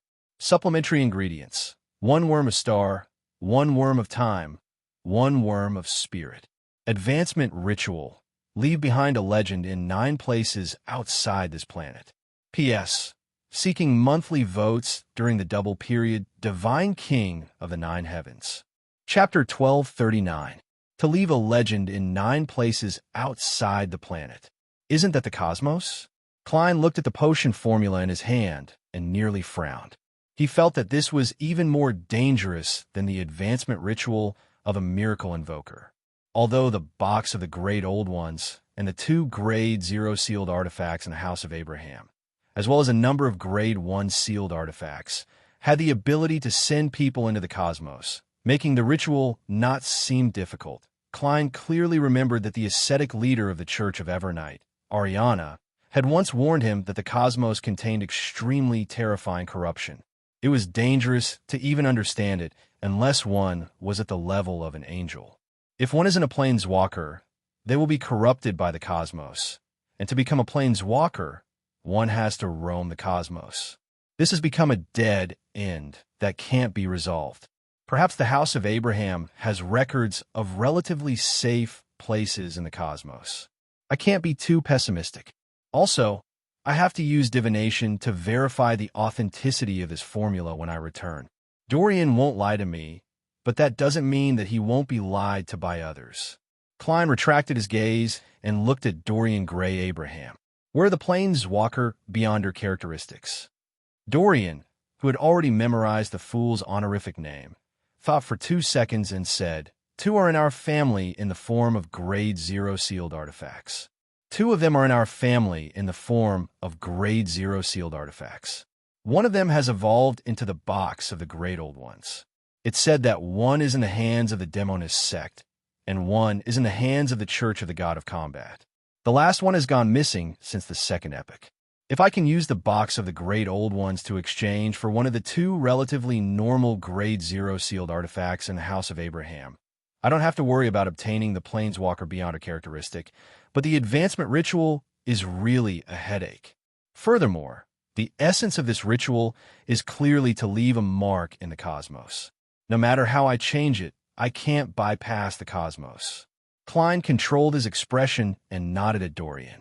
I hope you can find the answer when the Crimson Moon turns round. With that said, his figure quickly faded.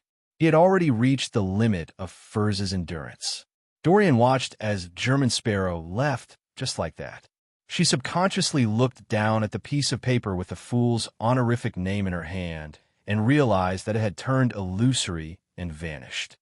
Dorian was unable to find the correct answer from the various Beyonder powers recorded in her family's records. She turned to look at Furz and opened her mouth, planning to ask. At this moment, he suddenly felt a pain in his heart, and his pupils dilated. Oh no! The curse was about to activate. Dorian hurriedly took out a small metal bottle from a hidden pocket in her clothes. She unscrewed the cap, brought it to her mouth, and gulped it down. Dang! He was in such a hurry that the lid of the metal vial fell to the ground.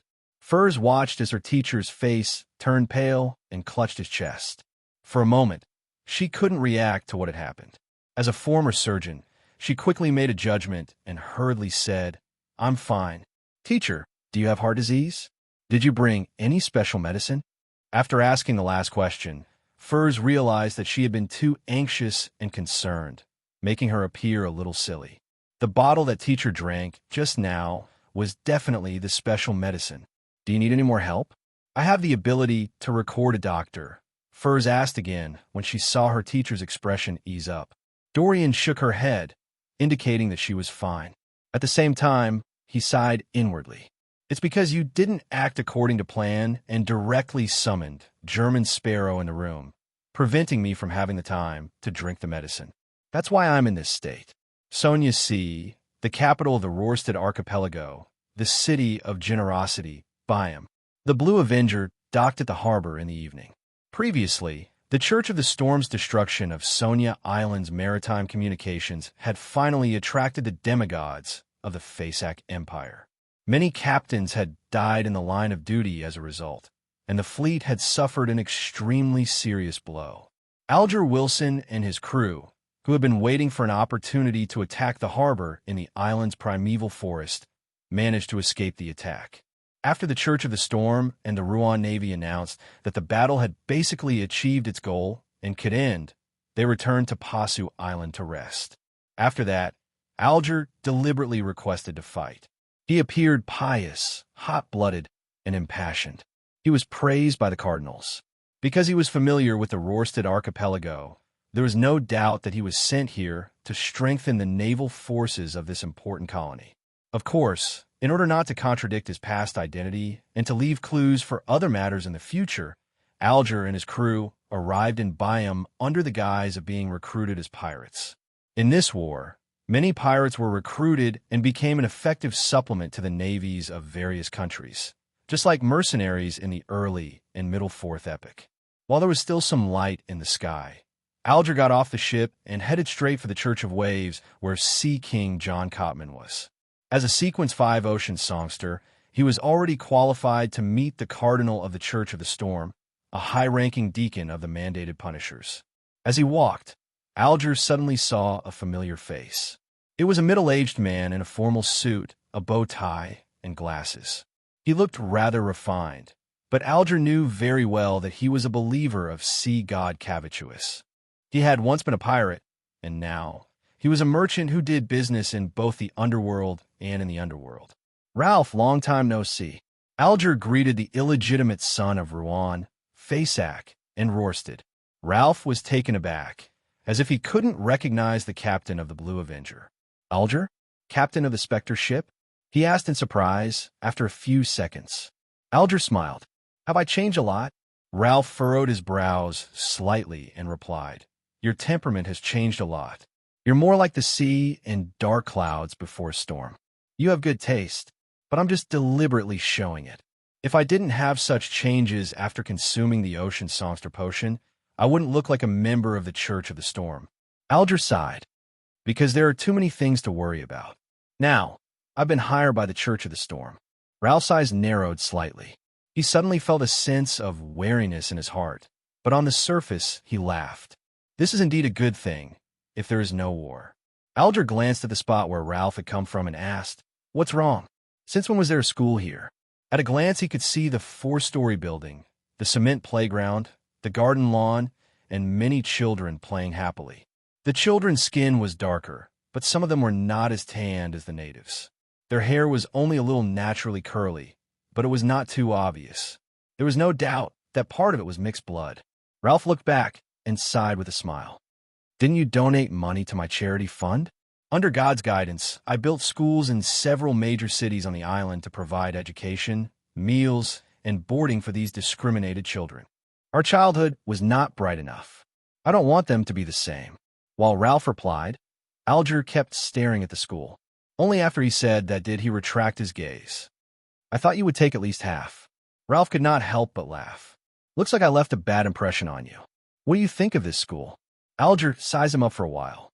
Do you think I'm someone who has been to school? He paused for a moment before continuing. Which street is your charity fund on? I might need you for something in the future. Recalling that he had been hired by the Church of the Storm, Ralph didn't dare to expose his connection with the resistance. He chuckled and said, Donations are fine, but there's no need to come for anything else. After giving him the address of the charity fund, Ralph returned home. He went up to the 2nd floor and knocked on the door of a particular room. Lord Donnas, I have something to report. Inside the room, a deep and dignified voice replied, Come in. Bakeland, Sherwood Borough. Dorian, who rented a house here, walked to the window and watched the sun set as the sky gradually darkened.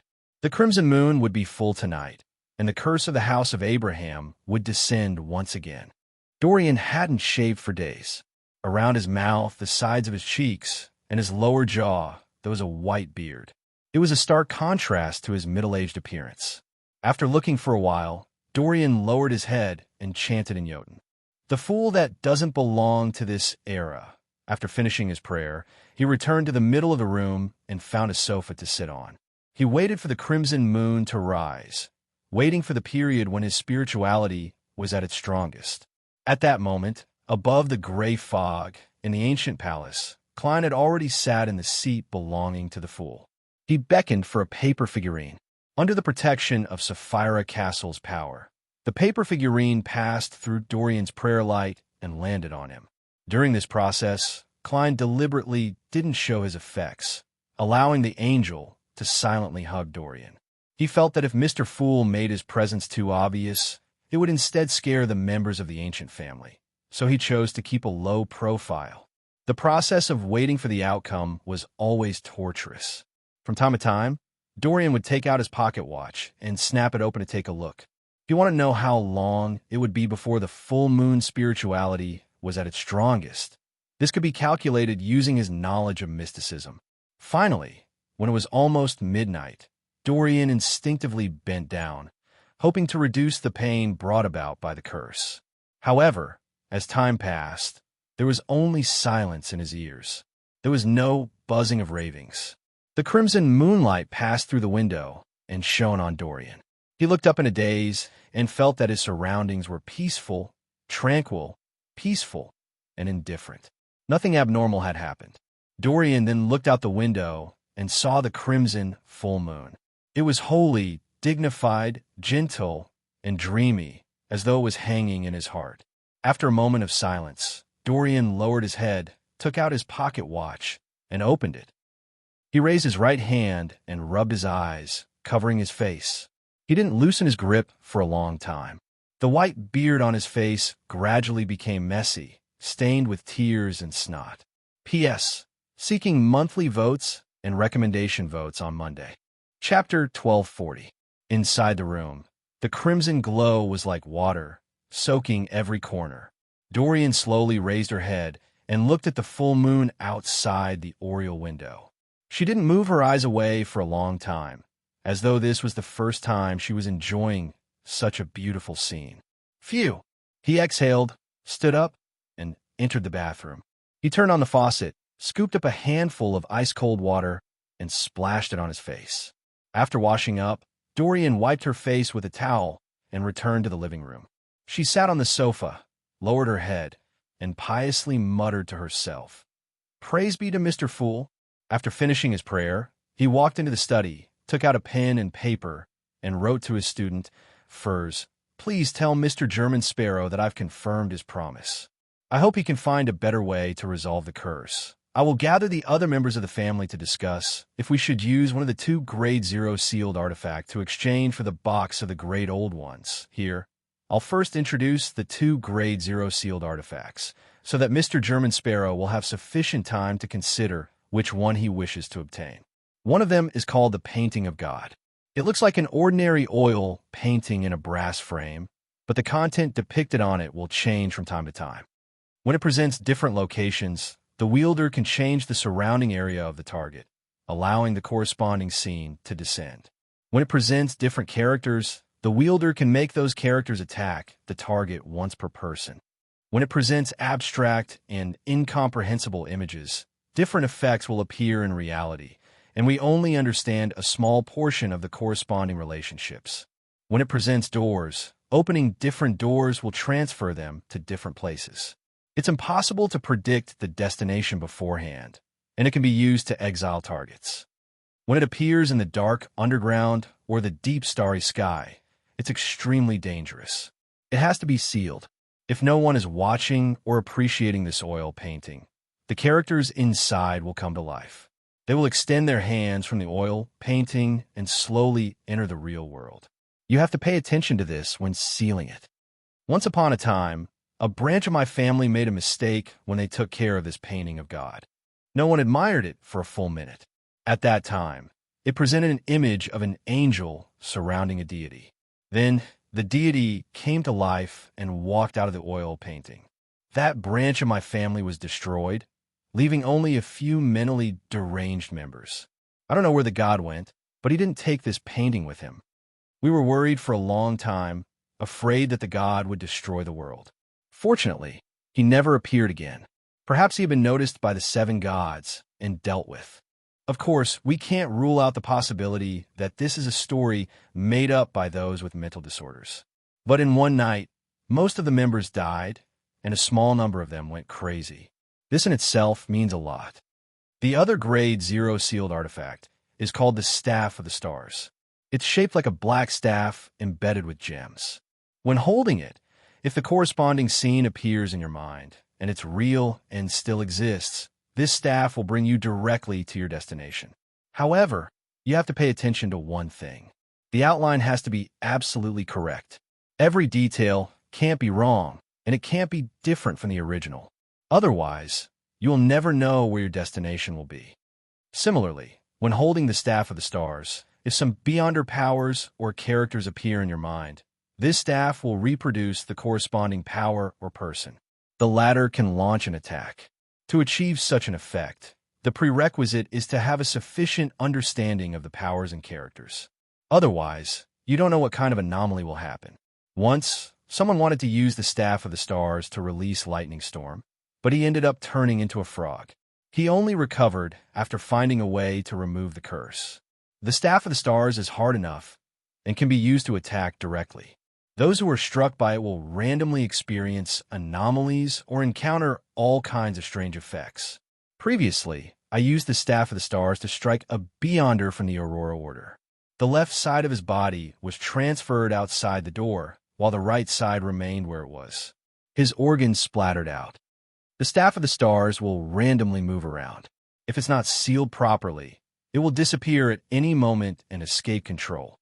When holding it, one's mind has to be empty most of the time.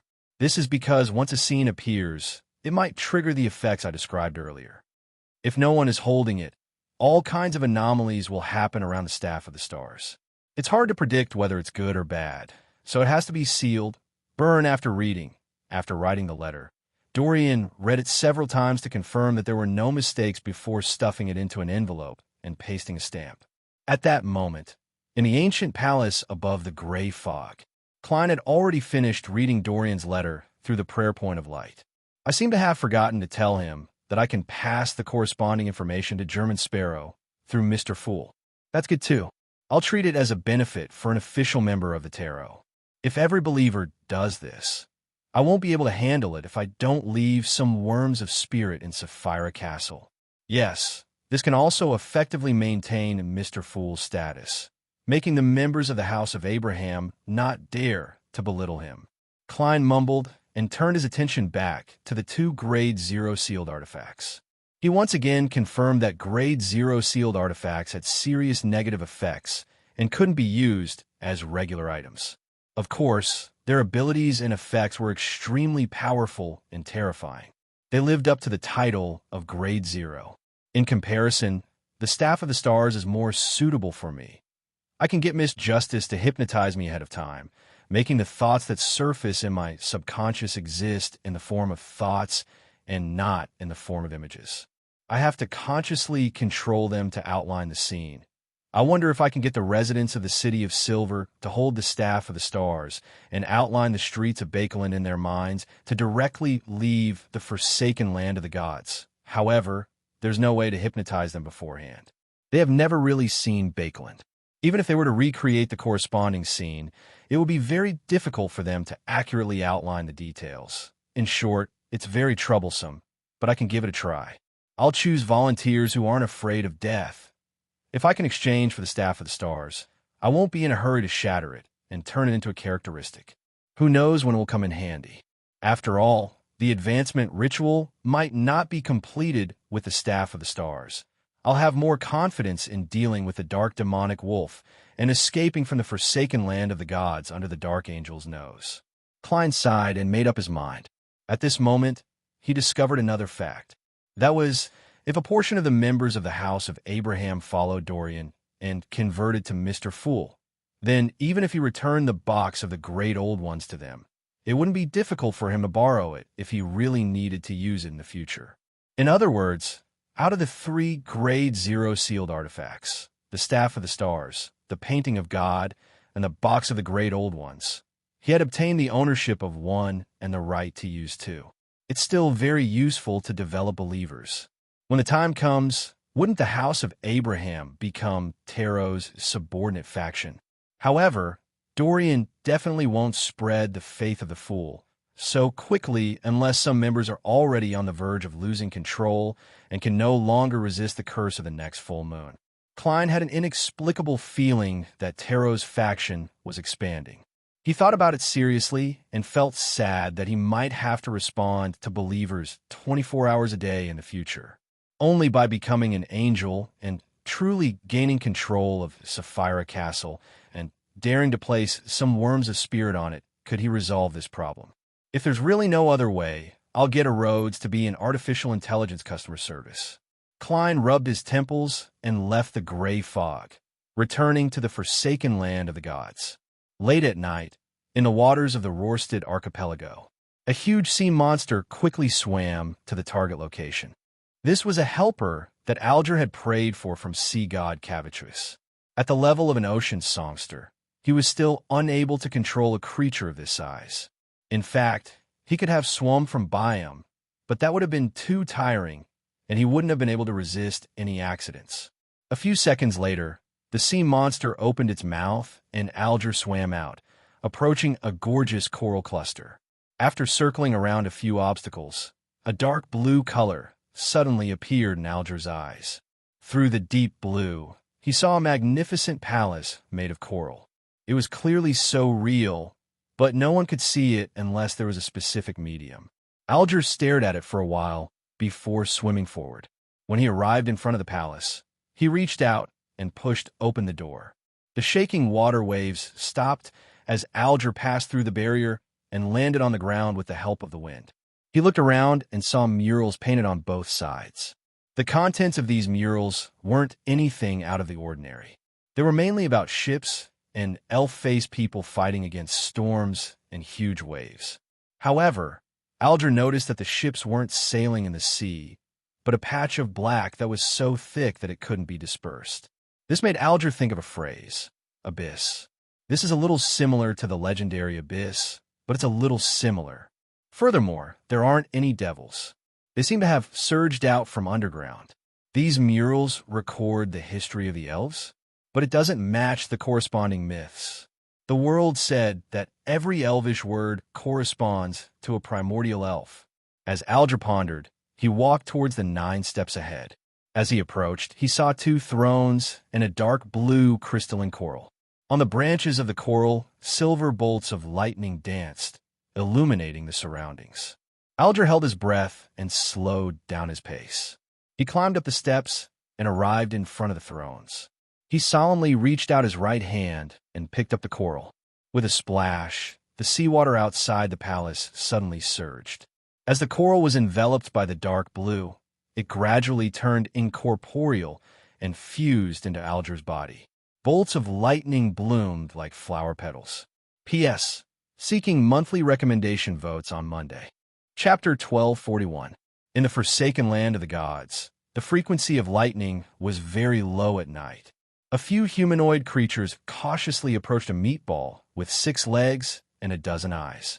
They were wrapped in animal skins or simple clothes whose original material could not be seen. With the help of a few lanterns, they walked through the deep and boundless darkness. Their expressions were very solemn.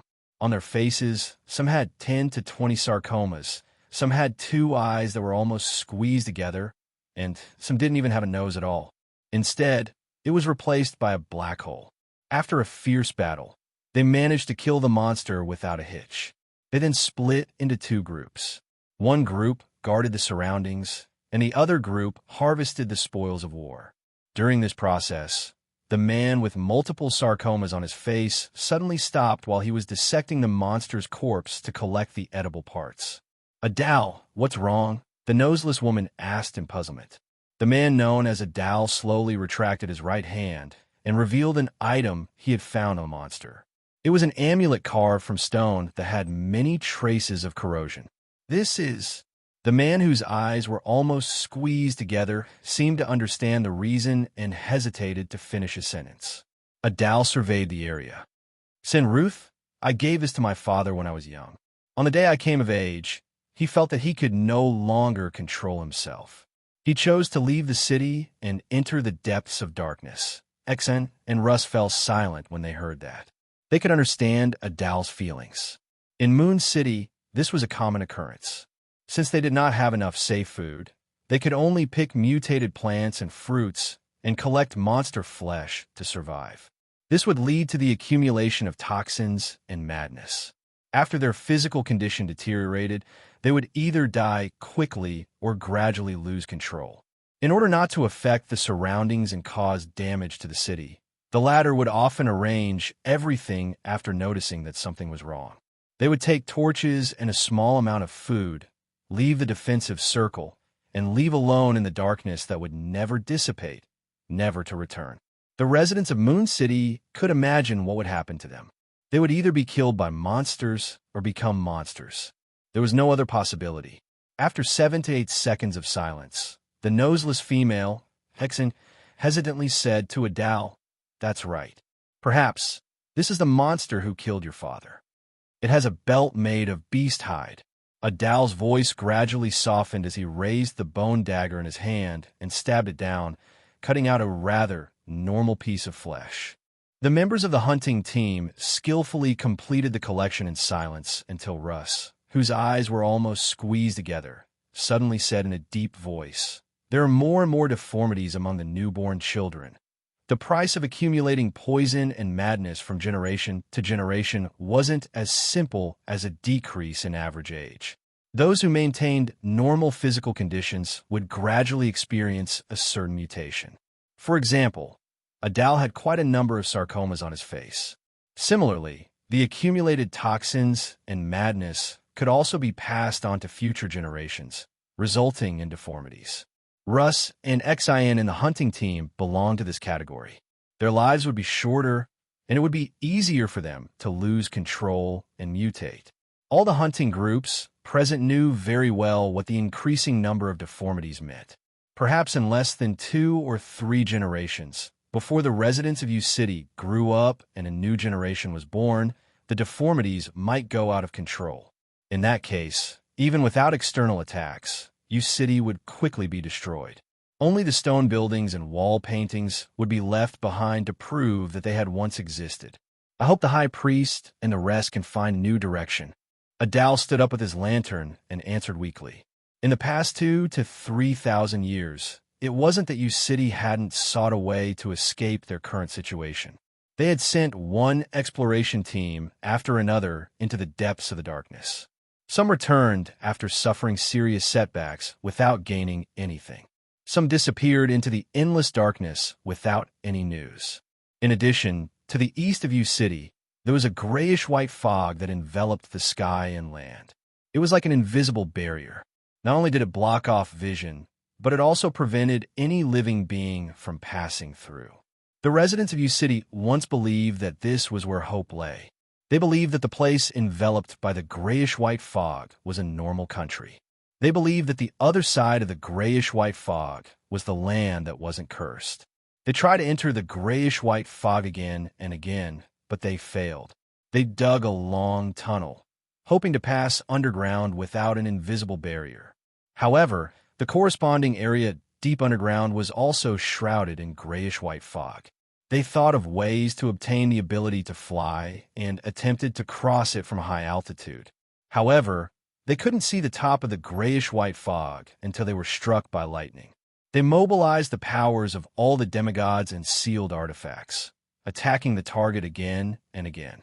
Over 2 to 3,000 years, they accumulated day after day, but they failed to wear down the invisible barrier at all. Upon hearing Captain Adal's words, the members of the hunting team felt despair and sorrow. It was as though they were slipping down the edge of the abyss, unable to save themselves. Those deformities were the type that found it difficult to control their emotions. At this moment, they more or less felt as though they were suppressing something in their hearts, wanting to erupt. In U City, 200 to 300 years ago, deformities were unable to become beyonders and join the hunting team. They could only do work related to gathering. However, as manpower became more and more scarce, the high priest and the other upper echelons relaxed the restrictions. Let's go. This bit of food isn't enough. Adal looked around and walked deeper into the darkness with a lantern in hand. They didn't take the risk of extinguishing the fire and letting monsters surge out of the darkness, because it was very likely that they wouldn't be able to deal with them. In the suffocating silence, the members of the U City hunting team couldn't help but feel as though there was no end to the darkness. This was just like U City's present situation. They could never find hope, and a lantern in their hands could burn for less and less time. When the last sliver of light dissipated, they would be silently engulfed by the darkness. As he walked, Adal's eyes suddenly reflected a faint yellow. It was a spark that didn't belong to the hunting team. The light of the fire shone into the eyes of all the members of the hunting group, filling up their pupils. Adal, Hexen, Russ, and company couldn't help but widen their eyes as intense surprise surged in their hearts. In their lives, in the historical records of U City after the cataclysm, there had never been a spark that came from elsewhere. Indeed, many monsters had the power of the flame or sun domain, but before they attacked, they would hide in the darkness without revealing any light. But now, a spark appeared in the depths of the darkness. Adal, Hexen, Russ, and company trembled slightly. They thought of many things, but they couldn't think of an answer. They quickly recalled the hunting arrangements and confirmed that it was impossible for any Moon City residents to appear nearby. Since the flame didn't belong to Moon City, where did it come from? The entire hunting team slowed down. They were shocked, stunned, curious, afraid, worried, and panicked. They had also discovered some destroyed city-states and knew that any abnormality in the darkness could be fatal. Be on guard. Adal finally snapped out his daze and gave the order. The hunting team immediately took up a combat formation and waited for the faint yellow flame to approach. Time seemed to freeze at this moment. Every second seemed to slow down. Finally, after the flame grew larger, it illuminated a figure. A figure. There's only one person. The members of the Moon City hunting team held their breaths at the same time. It seemed like they were about to meet an outsider. After 2,000 to 3,000 years, someone else had finally set foot on this land. They were no longer the only ones in this abandoned world. As for who could traverse the endless darkness and arrive here, Adele and company had no way of guessing without any experience. As the fire grew bigger and bigger, the members of the hunting group gradually saw the figure clearly. It was a young man with a slender figure. He had black hair and brown eyes. His expression was grave and stern. He wasn't a deformed person, nor had there been any abnormalities. He wore a strange hat and clothes, and carried a lantern made of a special material. He walked out of the darkness step by step. The light from his lantern was brighter than all the lights in the hunting group combined, and the darkness around him faded away quickly. Before long, the light shone on Adele, Exion, Russ, and company. The figure stopped, looked at the hunting team from Moon City, and said in a low voice, "Let's go." "Where are you from?" "He's speaking in Jotun. His eyes are clear, and he can communicate." Adele opened his mouth and stopped himself from subconsciously answering. He asked in return, "Who are you?" The figure carrying the glass lantern calmly replied, "German Sparrow." After more than half a year of traveling and overcoming one difficulty after another, Klein's spiritual intuition finally told him that he was about to reach his destination. And he also met the first group of living people on this trip to the forsaken land of the gods. "Where are you from?" Adele asked while maintaining his vigilance. Klein's gaze swept across their faces, and his tone remained unchanged as he said, "I'm from the City of Silver, also from outside the Cursed Lands." Hearing this answer, all the members of the hunting group were in trance. They wondered if they were hallucinating because they were expecting too much. In the autumn of 1351, Bakeland was shrouded in the flames of war. Ever since Potter also declared war on Rouen, the war that had been in a stalemate for a period of time finally lost its balance. Rouen and its allies, Lemberg, Mason, and Seeger, lost a lot of territory. Only the last few lines of defense were struggling to resist on the verge of collapse. After seeing the long queue at the food distribution point from the carriage window, Audrey slowly retracted her gaze and said to her personal maid, "Annie, don't worry. To St. Samuel Cathedral. P.S. Double the monthly votes for the last day." Chapter 1242. As the carriage slowly drove on the road, Audrey subconsciously cast her gaze out the window. Many pedestrians stood by the side of the road, staring at the horses that were pulling the carriage. Their eyes seemed to emit a green glow. The lucky ones who had successfully received the food crossed the street in secret and ran to their homes. Teams of policemen in black and white checkered uniforms patrolled the streets. They had revolvers by their waists and short batons in their hands, intimidating those who wanted to take risks. Recently, we don't even dare to go out on the streets alone. Annie, Audrey's personal maidservant, muttered softly. Audrey nodded slightly without a response. After a while, the carriage arrived at Phelps Street and stopped at the edge of the square in front of St. Samuel Cathedral. The flocks of white pigeons had already disappeared. It was empty. The Rouen Charity Bursary Foundation, as well as the Rouen Poverty Relief Foundation and the Rouen Medical Charity Foundation, had moved from 22 Phelps Street to a few small rooms inside the cathedral. This was because the building they were in had collapsed during an air raid some time ago. To the staff of the three foundations, it was a thrilling memory. If they hadn't left 22 Phelps Street early for different reasons, they would have long become victims. After getting off the carriage and passing through the door, Audrey saw a girl with black hair, brown eyes, and a thin face walk over. Without waiting for the other party to speak, she took the initiative to say, "Melissa, is there any more food that can be distributed?" Melissa shook her head with a solemn expression. "Even the injured soldiers that we're helping don't receive enough food." Audrey's green eyes dimmed. She didn't show her helplessness or weakness as she nodded slightly. I'll think of a way. From the city of silver, from outside the cursed lands, German Sparrow's words echoed in the ears of Adal, Exen, Russ, and the other members of the Moon City hunting team. It made them feel as though they were in a dream, unable to snap back to their senses for a long time. Just as Adal gradually regained his rationality and deliberated over what to say, Exen, who was born without a nose, excitedly asked a series of questions. Where's the city of silver? What does it look like? How far is it from here? How many normal people are there outside the cursed land? Klein glanced at her and replied in an emotionless voice, on the other side of this cursed land, the city of silver discovered a plant that can be eaten normally. It's called black face grass. This allowed them to maintain the stability of their species, allowing them to effectively explore the depths of the darkness and seek a way to leave. They found some mushrooms recently. These mushrooms can use the flesh and blood of monsters as nutrients and produce fruits that are not poisonous or crazy. The city of silver has taken a step further in escaping its madness. When the new generation grows up, even if they're old, it won't be so easy for them to lose control. These words left Adal, XN, and company disappointed, as though their persistence no longer had any meaning. The life in the city of silver described by German Sparrow was the most beautiful scene they could imagine, but others simply had it. There are deformities among their newborns? Exine asked in a dreamy tone. Klein shook his head. Almost none.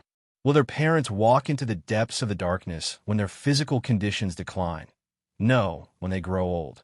Adal subconsciously asked. Klein, who was wearing a black trench coat and top hat and holding a lantern, replied, I won't, because they bear the curse of killing their kin. If a life is not ended by the hands of a blood relative, it will turn into a terrifying evil spirit or monster. The members of the Moon City hunting team finally found some sense of reality. Their hearts were like a lake that was slowly heating up, with bubbles popping up one after another. These bubbles were fragile, hollow, and could burst with a single poke. There was actually nothing inside, but something called hope and light flickered inside. Russ, whose eyes were almost squeezed together, could not help but repeat Exine's question. How many normal people are there outside the cursed land? Klein looked at them with a complicated gaze. I'm basically a normal person. I don't have to worry about monster attacks all the time. I don't have to be afraid of being in the dark. I don't have to go crazy when I'm old. I don't have to bear all kinds of curses. I can see the sun when I wake up every day. I have enough food every day. There's a crimson moon rising every night. However, all of this is being destroyed. Klein silently added. This time, Adal, Exen, Russ, and company were somewhat at a loss. This was because the scene described by German Sparrow seemed to be something they could imagine, but at the same time, they couldn't imagine it.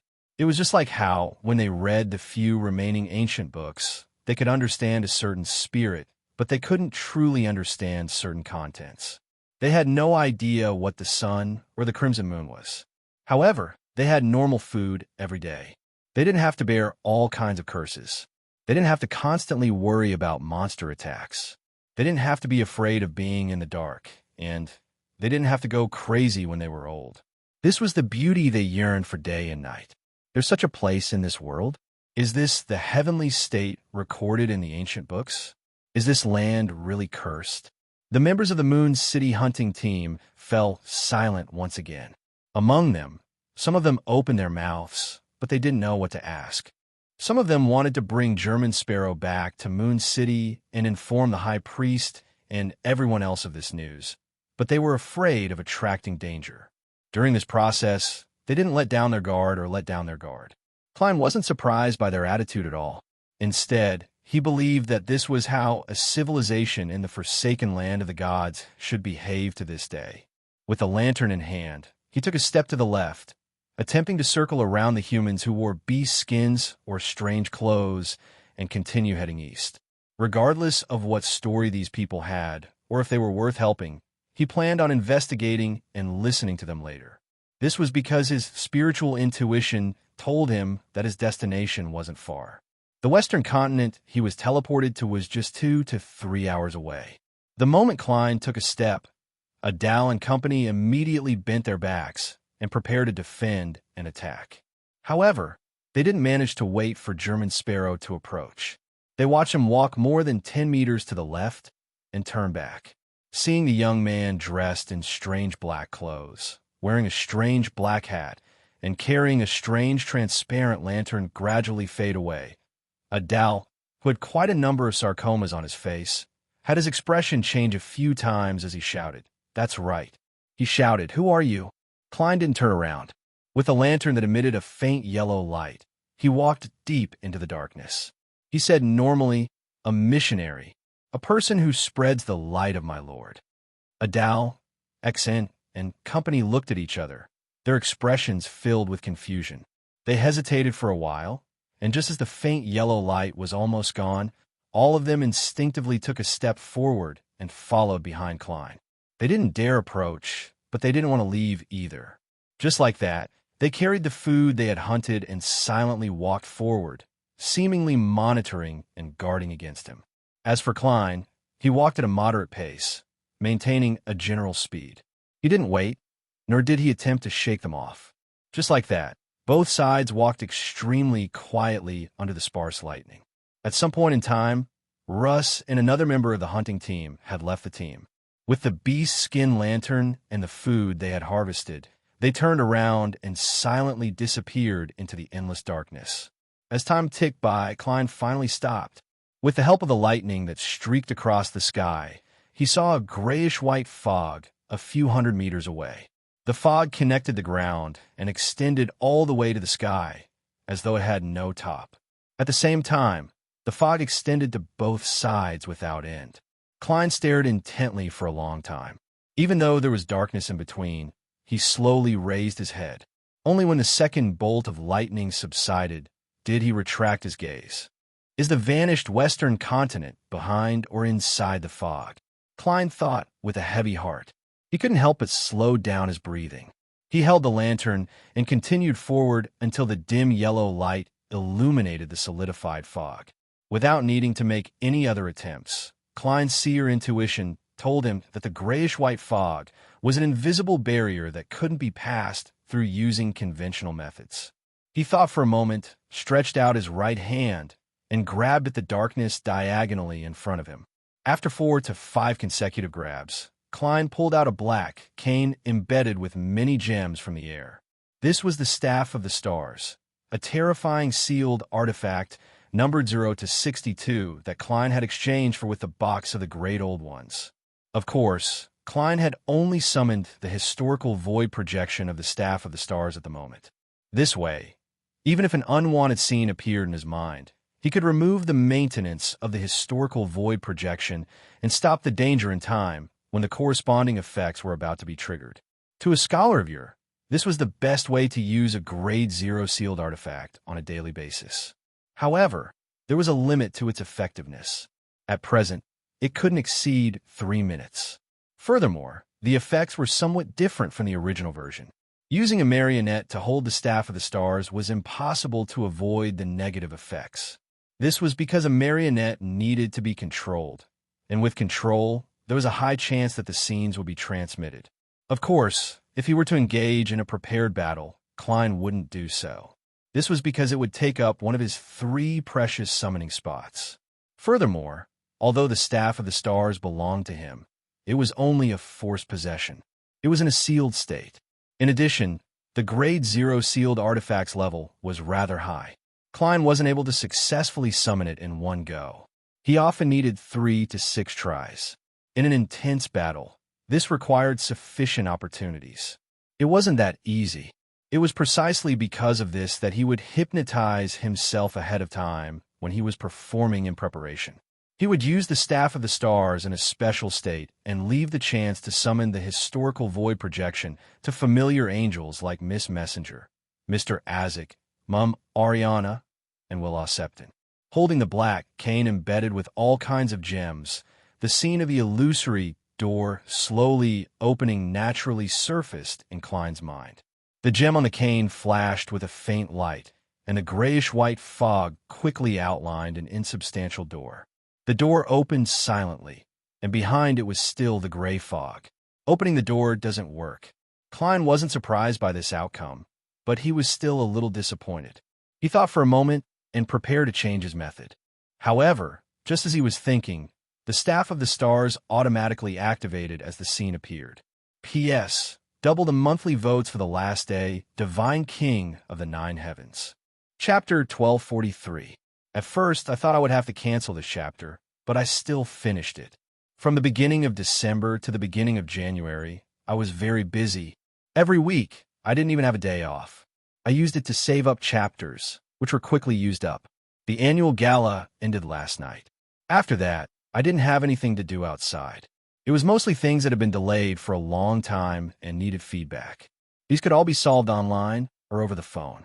Because I took the opportunity to write a chapter yesterday and had a draft, I thought that everything would return to normal today and I could finally breathe a sigh of relief. But I was too naive. My plan was to have supper with some people after the annual gala ended. I would go back to sleep at around 1 a.m. Today, I would wake up half an hour earlier at 8:30 a.m. Then I would go to the hotel buffet and have breakfast. Then I would come back to think about the plot and write. I would try to finish writing before 12 a.m., or more than half of it.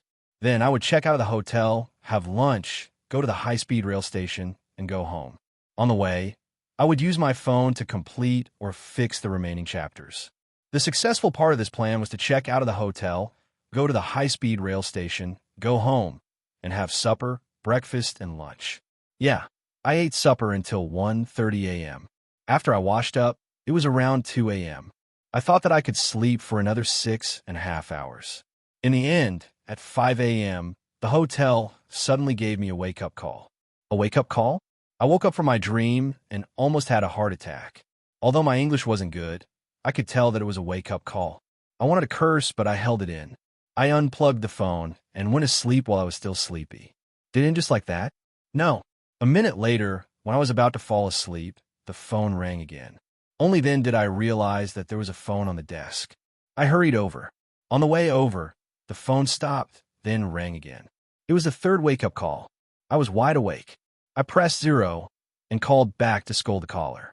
Then, I picked up my phone and asked the writers in the annual gala about what had happened. Then, the group came alive. Many people replied that they had received a wake-up call. They were going crazy.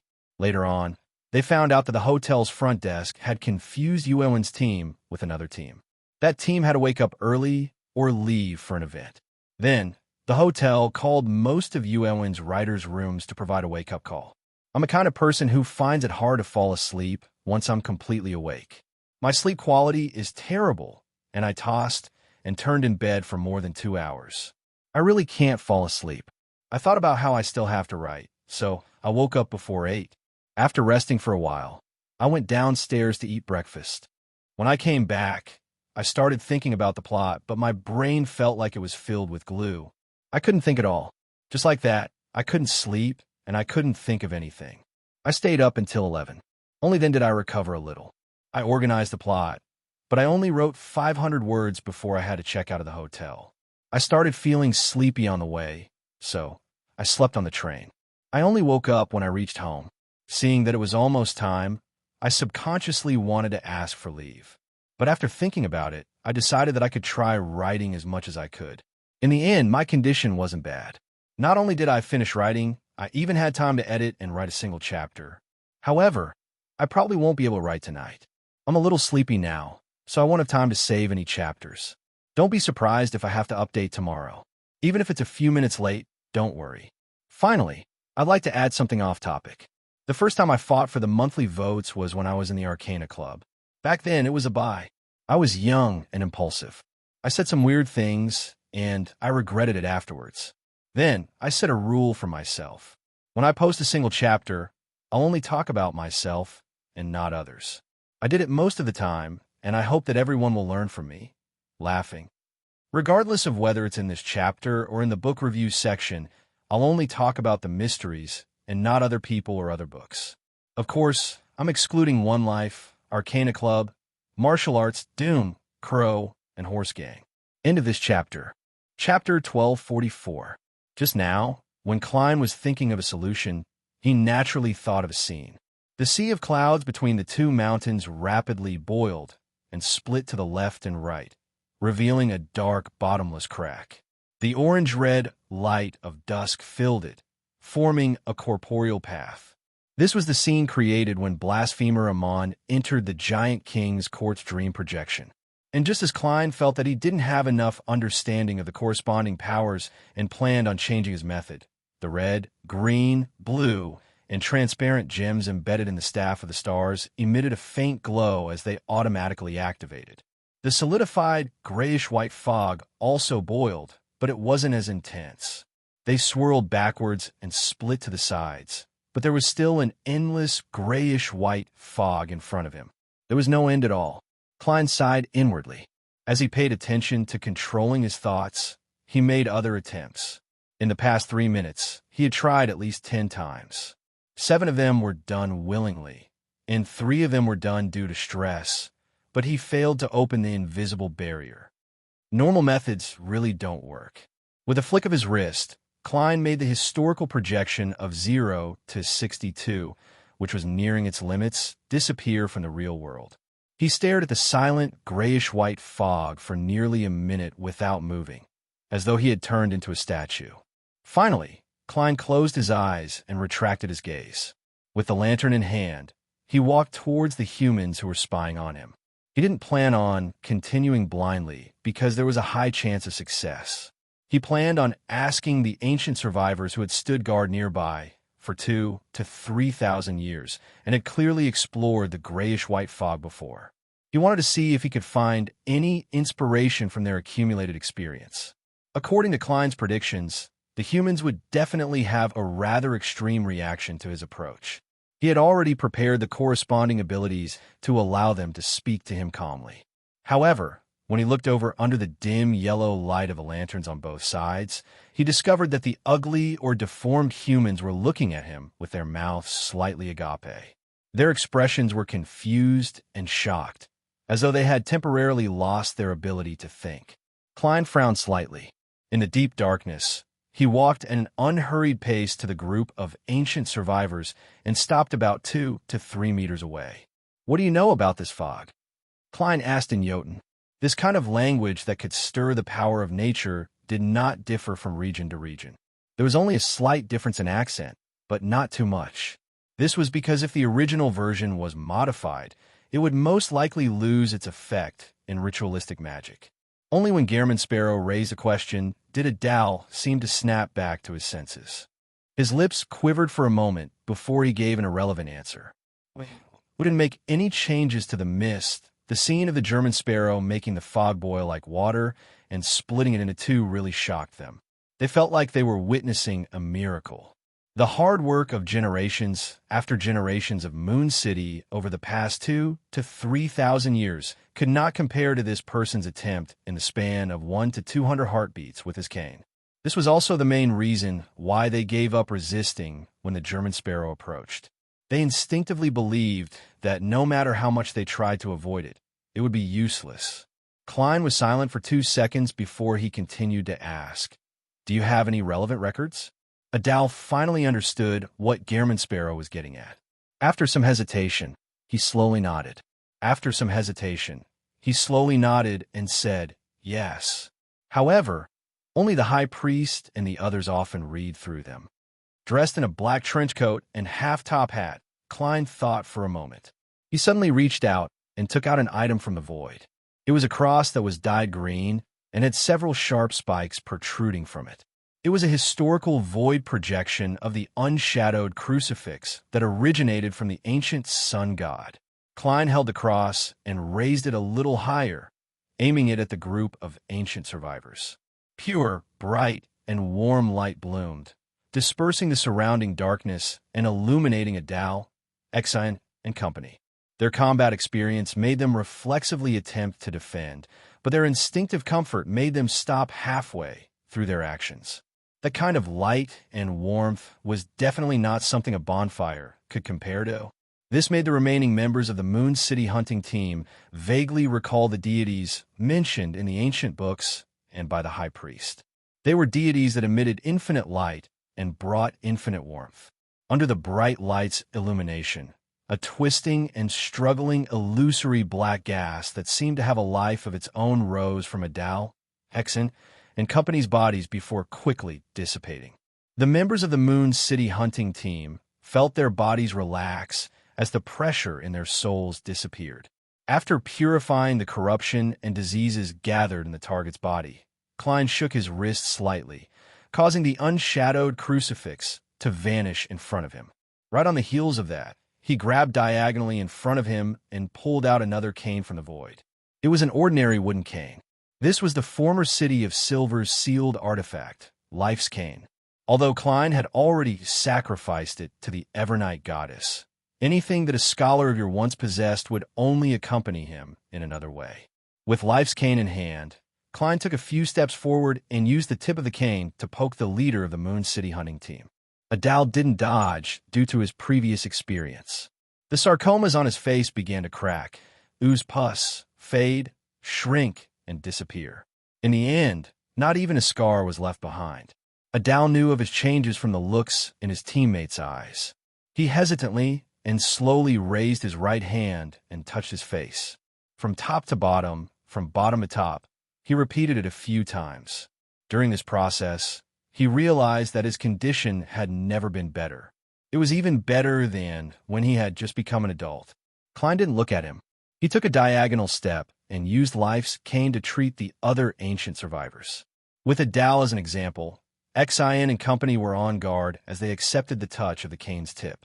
Then they felt an indescribable feeling of being reborn. Among them, the two deformities, who were easily agitated, couldn't help but shed tears. Unfortunately, I can't treat natural defects. Mental illnesses can be treated, but some crazy tendencies can't be treated. Klein retracted his right hand and made the historical projection of Life's Cane dissipate. He walked to his original spot, turned around, and looked at the group of ancient survivors. I didn't come here to destroy, but to spread the light of my Lord, bringing light and warmth. Go back and tell your leader that I'm here. If he's willing, he can come over. He didn't attempt to ask where the ancient survivors' settlement was, nor did he plan on heading over directly. This was because it would incite the strongest resistance and vigilance. Therefore, handing the reins to the other party was the most suitable solution. At that moment, Adal, Xian, and company were already shocked by the German Sparrow's performance of constantly taking out all sorts of mystical items out of thin air. They increasingly felt that they were walking into a miracle and had already received the baptism of the divine light, allowing their bodies to recover to their optimal state or even exceed their optimal state. All right, Adal replied a few seconds later. Just as they turned around and prepared to return to Moon City, a flame lit up in the depths of the darkness, quickly approaching from afar. The leader was an elder wearing a dark brown beast hide. His hair was gray and messy, and his face was filled with wrinkles. High Priest, Xian blurted out after seeing the other party's appearance. The person who came was none other than the High Priest of Moon City, Nim. Behind him were Russ and the other members of the hunting team, as well as a few high-sequence beyonders. Nim nodded at Adal, Xian, and company. He walked to the front of the group and looked at the man who claimed to be the German Sparrow. He crossed his arms and bowed. Honorable guest, I'm the High Priest of Moon City, Nim. Moon City was once a city belonging to vampires, but that civilization was destroyed in ancient times. After that, we accepted the orders of the great sun god, the Lord who created everything. We moved here to guard this grayish-white fog and made the corresponding attempts. Even though this land was later cursed and the Lord no longer responded to us, we didn't give up. To this day, 3,722 years have passed. P.S. Update first before making changes. PS2. This chapter is completely free. Yesterday, I said that I would use a big chapter as compensation because I felt that everyone might value this more. But since there are different opinions, I'll use it as compensation for free. That's fair. There's no need to worry about owing debts and writing a big chapter. Chapter 1245. 3,722 years. Indeed, they were sent here when the ancient sun god was still alive. Klein had the City of Silver's defense in the darkness for more than 2,000 years as a reference. so he could easily verify the words of Moon City's high priest, Nim. He nodded slightly and asked, "Are you guarding this fog to prevent it from mutating?" Moon City's high priest, Nim, who was wrapped in a dark brown beast hide, shook his head. "The oracle given to us by the Lord is to keep watch every day to see if anyone comes out of the fog." Walking out of the fog. Did the ancient sun god have a premonition that someone would walk out of the fog? If it's really the western continent in the fog, or on the other side of the fog, does it mean that there might be life and civilization inside? Klein felt an indescribable throbbing in his heart when he heard this. But he also deeply understood one fact. Even Amon's father, the second-generation master of creation, couldn't open the grayish-white fog and needed someone to guard it. Was there a special way to pass through this invisible barrier?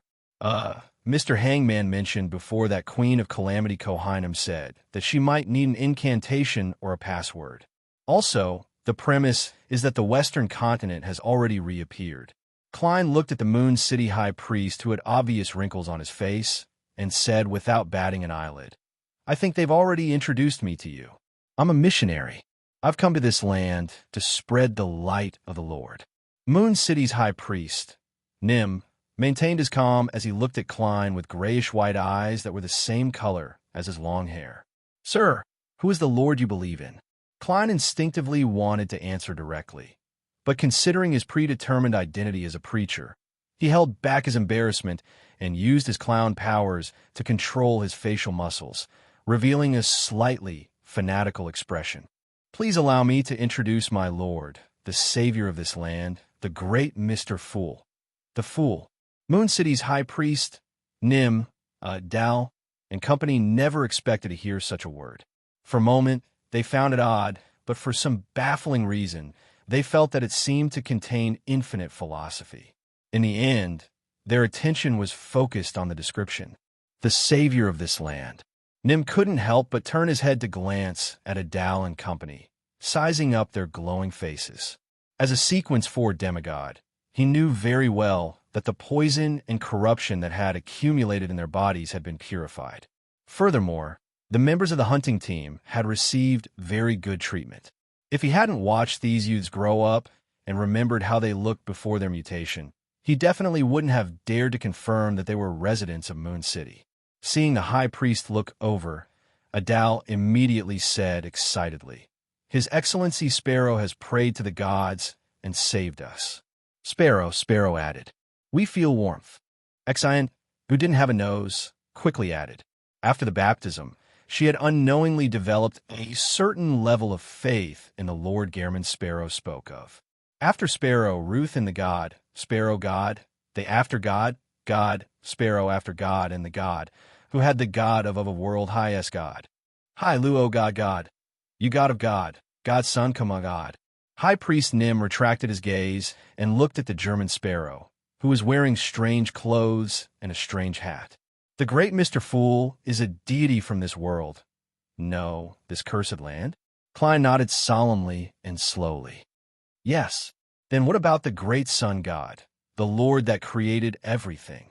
Nim hesitated for a moment before asking the question he was most eager to know. Klein changed his tone to that of a charlatan. "The kings betrayed that existence. Blood, anger, filth, and shadows began to flow across this land, and a great calamity began." Nim's pupils dilated slightly, as though he wanted to absorb more light to see the world in front of him clearly. With great difficulty, he tried to suppress something and asked, "Are you saying that the Lord fell because of this?" "Not only did he fall, but his flesh and blood were also eaten by the traitors. As a result, this land has been cursed." Klein boldly said this because he was in the forsaken land of the gods. He didn't deliberately distinguish between the Amon brothers and the other 6 kings of angels. He planned on making the residents of Moon City believe that all the kings of angels were traitors. This way, they wouldn't be fooled by Amon in the future. The trek and various experiments over the past half a year had convinced Klein that the forsaken land of the gods was really sealed. Or rather, it was isolated from the outside world in all aspects. The only connection point was either the exit of the giant king's court or something at the level of Sapphira Castle. Therefore, when Klein used the Staff of the Stars here, he could only move within. He couldn't head to the outside world that he had outlined in his mind. In addition, the box of the Great Old Ones had even suppressed the historical void projection. The moment Klein successfully summoned it, the projection was immediately devoured by the environment, making it impossible to use it. This made him suspect that the third level of the box of the Great Old Ones was dangerous even to a true god or the true creator. Upon hearing German Sparrow's words, the high priest of Moon City, Nim's body trembled slightly. His wrinkled face instantly turned ashen. The expressions of the Beyonders behind him also changed, as though they had suffered an extremely serious blow. Some of them even showed signs of losing control. Upon seeing this, Klein reached out again and pulled out Life's cane from the void. He made it fly out with the help of the air and accurately touched the target. The Beyonder's signs of losing control immediately vanished. His forehead was dripping with sweat, as though he had just recovered from a serious illness. As Klein removed the maintenance of the historical projection, Life's cane quickly faded away. As for the Beyonders of Moon City, they finally broke free from the grievous news. Some of them were filled with doubt and disbelief. Some of them began to cry softly, while others cast confused gazes at German Sparrow, as though he was their last hope. The high priest, Nim, had closed his eyes at some point in time. 2 to 3 seconds later, he opened them again and looked at German Sparrow. "Do you have any other questions?" In less than a minute, he seemed to age by more than 10 to 20 years. His body exuded a sense of decay, but it wasn't complete despair. It was as though a tree had rotted, but it was beginning to give birth to new hope and new life. Klein half-turned his body and pointed at the solidified gray fog with a lantern in his hand. "When did you begin trying to open this barrier? What did you gain?" High Priest Nim said frankly, "In the beginning, it was the Lord's Oracle. At first, it was the Lord's Oracle. He asked us to try to think of a way to pass through this fog while guarding it. After the land was cursed, we used this as our main direction in search of hope. However, we didn't gain anything substantial. No matter what method we used, the solidified fog didn't react." At this point, Nim hesitated for a moment. It wasn't completely unresponsive, but it wasn't the reaction we wanted. Klein immediately saw hope. He maintained a normal pace and asked, "What's the matter? What's his reaction?" Seeing that the High Priestess was a little hesitant and did not answer immediately, Xian took the initiative to speak. "High Priest, His Excellency Sparrow has just parted part of the fog. He has gone deeper than we have in the past 2 to 3,000 years." Nim couldn't help but take a deep look at the German Sparrow before saying, "Don't worry. More than 1,730 years ago, the High Priest at that time had an inspiration in the face of the cruel reality that Moon City had been trying for nearly 2,000 years without any results. He felt that he couldn't purely treat this fog as a barrier that needed to be broken or a seal that needed to be broken. Instead, he treated it as a mighty existence. He designed an honorific name, prayers, and corresponding symbols for the fog. He held one ritual after another here, trying to communicate and pray. This is really a train of thought that ordinary people can't think of. I didn't think of it just now. As expected, after so many years, there must have been many people with strange thoughts in Moon City. 3,000 years wasn't for nothing." Klein sighed in his heart and nodded slightly. "Was there any feedback after that?" Nim answered with a nasal voice. Once, the High Priest changed the first sentence of the honorific name to the Eternal Fog. Then, at the end of the ritual, he vaguely heard a voice coming from the depths of the fog. Unfortunately, he couldn't hear it clearly and was unable to decipher its exact meaning. From then on, we have held countless rituals. We realized that there wasn't a response every time, and even if there was a response, it might not be in a timely manner. We need to wait patiently. Klein's mind raced as he asked, "How many times do we need to succeed?" As he thought, he asked, "How many times do we need to succeed?" There's no pattern. Sometimes we succeed on the first try. Sometimes there might not even be any feedback after a month. High Priest Nim sighed and said, "We have made many improvements, but they were all useless." "Did you hear what those voices were saying after that?" Klein asked. No, perhaps our sequence isn't high enough and we aren't strong enough. Nim shook his head. If that's the reason, I can give it a try. Klein deliberated for a few seconds before politely requesting, can you hold the correct ritual again? Can you perform the correct ceremony again? I want to hear those sounds. Nim couldn't reject such politeness, nor did he dare. He hesitated for a moment. Yes, but many of the materials are in Moon City. You will need to wait for a while. Klein thought for a moment and asked, have you ever used those materials? Yes, Nim asked in confusion. Klein nodded indifferently. Let's do it then. Tell me when you last used those materials and were nearby. P.S. Update first, then change. Chapter 1246. After hearing the high priest's answer, Klein held the lantern and walked 20 to 30 steps to the right along the grayish-white fog. Then, he half closed his eyes as though he was sensing something. This made the Moon City Beyonders following behind him not dare to make a sound, afraid that they would disturb the oracle. After 4 to 5 seconds, Klein reached out his right hand and slowly grabbed at the air in front of him. An altar made of stone fell from the void into reality. On it were 3 candles made of oil and 7 to 8 spiritual materials. As a sequence for demigod, Nim was taken aback, as though he couldn't believe his eyes. Previously, when he saw German Sparrow take out his cane to treat his companions, he had only imagined that the other party had spatial powers or had received the blessings of Mr. Fool. But now, his judgment had been completely overturned. This was because he was very familiar with the altar, the candles, and the spiritual materials. They were all things he had used before. He can actually create something I've used before? Is this a power that originates from history and time? Nim recalled the remaining manuals in Moon City and combined it with his understanding of demigods. He had a preliminary guess. At this moment, Klein turned his head and looked at the high priest. You can begin. Nim quietly took a deep breath. Under the watchful eyes of Adal, Xan, and Russ, he walked to the altar and created a wall of spirituality. After looking at the symbols, labels, and patterns engraved on the altar and confirming that there were no problems, he followed the process that had been engraved in his memory and performed the ritual with abnormal familiarity. In the end, he lowered his head and chanted in a low voice, the eternal and unchanging fog, the barrier that freezes space-time, the existence that embraces everything. Before the prayer ended, Klein had already focused his attention on the grayish-white fog, hoping to hear a voice coming from deep within. For this, he secretly controlled a large number of monster marionettes that were moving in the surrounding darkness to disperse. He placed one at a certain distance, hoping to not miss any suspicious traces. However, he didn't notice anything abnormal until the ritual was completed.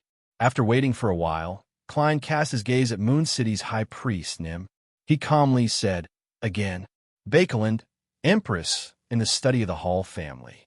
After receiving permission, Audrey pushed open the door and walked in. Her father, Earl Hall, and brother, Hibbert, were discussing some matters. Oh, baby, you don't look so good. Earl of Hall looked at the door. Audrey didn't act. She forced a smile and said, there's a huge shortage of food in the Poverty Relief Fund. I want to collect more food. I visited many nobles today, but they all told me that there's no more food left, even if I buy it with gold pounds. While they were talking, the nobles were either in the small living room or in a place specially used for afternoon tea. In front of them were high-quality black tea and a variety of exquisite desserts. From time to time, they would ask Audrey to comment on the cooking skills of their dessert chef. Their servants' faces were ruddy, and their footsteps were light. They almost didn't make any noise so as not to disturb their guests. The current situation, Earl Hall sighed when he heard that. Audrey thought for a moment and said seriously, Dad, I remember that there should be a lot of food at home. Dad, I remember there should be a lot of food at home. Can I buy some with some money? Audrey, you've already done too much. There's no need for this, Hibbert Hall said with a frown. Hibbert Hall said with a slight frown. Audrey just looked at her father and did not respond to her brother's words. Earl Hall's expression, which had relaxed a lot because of his daughter's arrival, slowly turned serious again. Audrey, the premise of charity is not to affect your and your family's lives. This is a principle I hope you will keep in mind. Audrey, who was dressed in a golden white dress, frowned slightly before relaxing again. She said sincerely, Dad, the food we've stockpiled at home is enough for everyone in this house to eat for an entire year, or even more. Besides, there's still a lot of food in Eastchester County. As Winter County hadn't completely fallen, the Faceac army that invaded through mid-seashore didn't attack Eastchester County. As for the Faceac, Intis, and Fanapotter fleets at sea, they were suppressed by Rowan's armored fleets. They could only barely deal with them and protect the sea supply line. Earl Hall looked at his daughter's emerald green eyes for a few seconds before suddenly sighing and smiling. Audrey, you've really grown up. You have your own ideas and good perseverance. However, none of us know how long this war will last. We don't know what the final outcome will be. We have to reserve a lot of food to deal with all of this. I can accept having 2 less delicious dishes for every meal to help those who are in trouble, but I don't wish for my dining table to become like the middle class described in the newspapers. This will make us completely lose the dignity of being nobles. This is something we've been holding on to for every generation. Do you understand what I mean? I was just making an analogy. The essence of the matter is that I value the continuation and future of the family more. I value our identity and status. Only when it doesn't affect them will I show my love and kindness. Audrey, what I said might be cruel, but you've already grown up. It's time to listen to it. Everyone is selfish, just to varying degrees. In my heart, the entire Hall family is more important than your mother and me, more important than you, more important than Hibbert, and more important than Alfred. Apart from these, there's faith in good friends, followed by acquaintances, and finally, all of Bakeland, people in need of help. If it doesn't affect those in front, I don't mind helping them, but unfortunately, I have to consider more things now. At this point, Earl Hall shook his head in a self-deprecating manner. I'm sorry to let you know that your father is such a selfish person. As Audrey listened to her father's words, her expression changed slightly at first, but it immediately disappeared. Until the end, she didn't show any additional emotions. At this moment, she fell silent for a moment before asking again. But we've already obtained things that far exceed what we need. Can't we even share a portion of it? Hibbert Hall interjected a little angrily. Why should we share what we worked so hard to obtain with others? This is produced from our fields, pastures, and woodlands. We bought it with gold pounds, and money and assets are passed down by the family. It was earned by Father's precise foresight and powerful courage. It's accumulated from generation to generation. We do charity to help others as an additional display of our love. It's not something we have to do, understand? Earl Hall nodded. Hibbert's words are generally correct. That's what I think as well. Audrey pursed her lips and slowly nodded. I understand. Earl Hall retracted his gaze and said to Hibbert, the stockpiled food has to be guarded well. If the outcome of the war really can't be reversed, try to contact those fellows from Intis and show them our sincerity. The war has lasted for so long, and many of them have died. Many fields have been abandoned, and the prices in the cities have skyrocketed. There's definitely a strong demand for food, pastures, and woodlands. In addition to my shares in Intis and Suchet Bank, as well as some of my shares in Varvat Bank and Bakeland Bank, I should be able to bribe them. Haha. At such a time, only by satisfying these requirements can we talk about kinship. Intis and Rouen often had marriage alliances. Many nobles were relatives, especially believers of steam. Father, are you considering surrendering? Hibbert asked in surprise. Earl Hall nodded slightly and sighed again. How can I not consider it in this situation? When the time comes, you'll be the new Earl Hall. Hibbert's heart palpitated when he heard that, but he was also rather puzzled. Father, what about you? Earl Hall replied with a bitter smile. Your mother and I are both devout believers. We also have a certain status in the church. When Rouen falls and the church is destroyed, the outcome won't be good if we're still unwilling to leave the stage. At this point, he comforted his eldest son. As long as the Hall family is still around, the title is still there, and the core assets aren't too damaged, we won't have a miserable old age. After you convert to steam, remember to prepare a secret prayer room for us at home. As the two of them conversed, Audrey, who was wearing a gold and white dress, watched and listened quietly. Her green eyes were like gems. After repeated attempts, as the projection of the altar disappeared, the high priest of Moon City, Nim, deliberated and said to the German sparrow who was holding the strange lantern, "It doesn't seem like it's possible today. We could try again tomorrow. It won't take more than 2 months." At that moment, Klein's mind was filled with another question. Could it be that I'm using a historical void projection, causing the ritual to fail? He deeply reflected on himself and decided to listen to the high priest of Moon City. He would try again tomorrow. When the time came, he had to get the other party to bring real materials. Just as he was about to nod, he suddenly heard a faint voice. The voice came from the depths of the grayish-white fog. It was layered, indistinct, and abnormally blurry. It's effective? This ritual really has an effect, but the delay is too high. Klein was delighted as he immediately raised his right hand and pressed it down slightly, gesturing for the Beyonders of Moon City to remain silent. He then held his breath, reined in his thoughts, and focused on listening. The voice that echoed in the grayish-white fog seemed to come from many different sources. They intertwined, sometimes interfering with each other, canceling out each other, and sometimes overlapping to produce a resonance. Gradually, the voice became clearer in Klein's ears, especially when it resonated. It seemed to be a language he was familiar with. It seemed to be countless people chanting a name together. The name was the celestial worthy of heaven and earth for blessings. Chapter 1247. The celestial worthy of heaven and earth for blessings. When he heard the voices in the depths of the grayish-white fog, Klein trembled slightly as the back of his head went numb. This feeling quickly spread from the top of his head to every part of his body, causing tiny goosebumps to appear on the surface of his skin. This was the second time he had heard the name, the celestial worthy of heaven and earth for blessings, from someone else in the real world. The first time was said by a mon who had stolen his thoughts.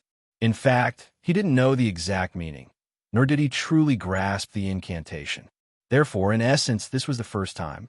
At the edge of the legendary Western continent, outside his vanished hometown, Klein heard the incantation that had caused him to transmigrate for the first time in the real world. He heard one of the most important secrets hidden in his heart, and he heard the Eastern-style honorific name that pointed to an unknown existence. He stood there, his mind almost blank. His ears were echoing with muffled and clear chants and shouts. The celestial worthy of heaven and earth for blessings. The celestial worthy of heaven and earth for blessings. The celestial worthy of heaven and earth for blessings. When the voices became softer and softer and almost disappeared, Klein finally regained his train of thought. As a false god who had done quite a number of guilty deeds, his first reaction was, "I've changed the celestial worthy of heaven and earth for blessings to King of Yellow and Black who wields good luck. Will I incur the wrath of the heavens?" Back when he set up the 3-paragraph honorific name of the fool, the first paragraph described his own experiences and state. Back then, he thought that he had transmigrated and was afraid of exposing the problem. He changed the fool from an alternate world to the fool that doesn't belong to this era. In the end, it revealed the essence of the incantation. The second paragraph bound the gray fog to him, making the direction even clearer. And in order to completely limit it and not create any ambiguity, Klein directly translated the last sentence of the incantation in the third paragraph of the honorific name, which was the celestial worthy of heaven and earth for blessings. He originally thought that it was nothing, but he later suspected that the previous owner of the strange door of light in Sapphira Castle was the celestial worthy of heaven and earth for blessings, or rather, a certain existence wearing an Eastern vest. Of course, it was also possible that the celestial worthy of heaven and earth for blessings was the true body. Later on, he wore a coat that was more suitable for the current world. As for which one it was, Klein couldn't guess. Because he had never heard of the honorific name, the celestial worthy of heaven and earth for blessings, outside of himself in the real world, Klein was suspicious, fearful, and fearful. In reality, he didn't pay much attention to this matter. He seemed to be used to it. However, at this very moment, the chants of heaven and earth celestial worthy of heaven and earth for blessings were like warship cannons that continuously bombarded his heart and mind, causing the worry and fear that had accumulated in his subconscious to surge out. After calming himself down, Klein began to force himself to use reason to think about the current situation. Are these chants hidden in the grayish-white fog, or do they come from the vanished western continent? I knew it. The color and state of this fog are very similar to those beneath Sapphira Castle. Its power also originates from history. One has to have the correct power of the domain of time to open it. Queen of Calamity Kohinum said that when the apocalypse comes, the western continent will definitely reappear. In other words, only by pushing time to that node will the grayish-white fog come alive. Only then will it be possible to open it with the corresponding incantation. The one who made the western continent disappear, or sealed it, or made it into a protective isolation is the celestial worthy of heaven and earth for blessings, an existence suspected to be the former owner of Sapphira Castle. According to various theories, Sapphira Castle and the other 9 items were left behind by the original creator. They are different parts of his body or something he personally created. The celestial worthy of heaven and earth for blessings is roughly equivalent to the former owner of Sapphira Castle, roughly equivalent to the original creator. However, Sapphira Castle only appeared after the original creator split. Furthermore, the incantations like the celestial worthy of heaven and earth for blessings can only point to Sapphira Castle. They can't affect places like the Chaos Sea. Also, the disappearance of the Western continent is definitely something that happened before the Second Epoch. As an ancient god, Elf King Sennaithrim was unable to return to his hometown. In other words, in the chaotic and crazy First Epoch, or even before the First Epoch, after the original creator split into Chaos Sea, Sapphira Castle, and other things, something happened before the ancient gods were born. These things caused the Western continent to disappear, and the former owner of Sapphira Castle to disappear. The ancient sun god, the City of Silver creator's prophecy, is also very interesting. It said that someone will walk out of the grayish-white fog, so he sent people to Moon City to guard this place. And, strictly speaking, I actually came out of the grayish-white fog from the Western continent. However, I left the Western continent to enter Sapphira Castle. Long before the ancient sun god's prophecy, I left the grayish-white fog in 1349 in Rouen. Yes, after going around in circles, I came here again and encountered the people from Moon City. The ancient sun god's prophecy has really come true. However, the process was a little complicated, and the way it was realized was unexpected. As Klein pondered, his mood gradually improved. This was because the situation and his spiritual intuition told him that there were still civilizations in the Western continent that were isolated by the grayish-white fog. There were still many people alive. This method of making the Western continent disappear reminds me of the Miracle Invoker's ritual. It also has the powers of space-time. They are mainly from the Apprentice pathway and the Marauder pathway. So, the former owner of Sapphira Castle, the celestial worthy of heaven and earth for blessings, really corresponds to these 3 neighboring pathways. Klein reined in his wandering thoughts and took 2 steps forward. He then turned around and said to Moon City's high priest, Nim, and company. I heard those voices clearly. What are they saying? Nim's grayish-white eyes suddenly widened as his wrinkled face revealed an uncontrollable excitement. Adal, Exon, Russ, and company had similar reactions, or even more intense. Even their bodies were visibly trembling. This was a problem that had troubled the residents of Moon City for more than 1,000 years. Solving this problem had already become a symbol of escaping their current situation. Klein took a deep breath and said in a charlatan-like tone, They're praying to my lord. This was definitely not a lie. After all, as the fool, he had already gained initial control of Sapphira Castle. The last sentence of his honorific name was King of Yellow and Black who wields good luck, which was equivalent to the celestial worthy of heaven and earth for blessings. Nim and company fell silent. When they looked at Klein again, their eyes were filled with obvious respect and fear. Combined with the miracles he had shown, they gradually viewed Mr. Fool as their savior. Klein surveyed the area and calmly said, "That's right. All of you, retreat at least 100 meters." "All right, Your Excellency Sparrow." High Priest Nim agreed without hesitation.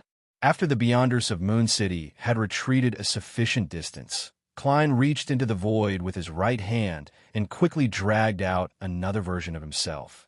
Following that, his true body vanished. Right on the heels of that, Klein's historical void projection walked in front of the solidified grayish-white fog. He extended his right hand and pressed it down. There seemed to be an invisible barrier there that was a bit cold, blocking everything. After staring at it for 2 seconds, Klein opened his mouth, suppressed his voice, and recited in Chinese, "The celestial worthy of heaven and earth for blessings."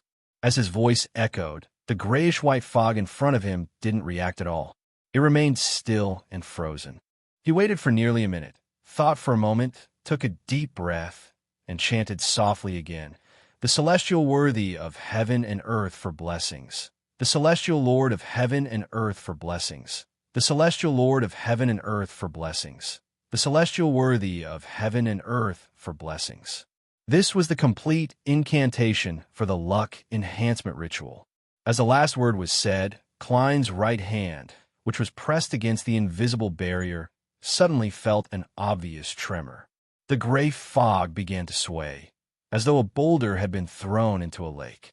The ripples quickly transmitted and overlapped with each other, vaguely outlining a door in front of Klein. A bolt of lightning streaked across the sky, illuminating the scene. The Beyonders of Moon City, who were not far away, widened their eyes, unable to move their eyes away. Among them, the latecomers who had never witnessed such a scene were even more shaken, unable to restrain themselves. From their point of view, there was no doubt that this was a miracle. Klein held his breath, waiting for the door to take shape. However, the ripples eventually calmed down. He was just one step away from success. After a moment of silence, Klein recited the incantation again. He kept chanting, but even if the ripples in the grayish-white fog didn't disappear, it was unable to truly outline the door. For a moment, he wanted to make an attempt with the complete ritual. In other words, he would place 4 portions of food and recite the incantation while taking 4 steps counterclockwise. But soon, he laughed foolishly at his idea. This was because if he did this, he would enter Sapphira Castle without opening the invisible barrier. After taking a deep breath, Klein grabbed a gold coin from the void and used divination to confirm that the effects of the complete ritual were as he had imagined. Is it really not time yet? And the apocalypse hasn't arrived? Klein stared at the grayish-white fog in front of him. There was no movement for a few minutes.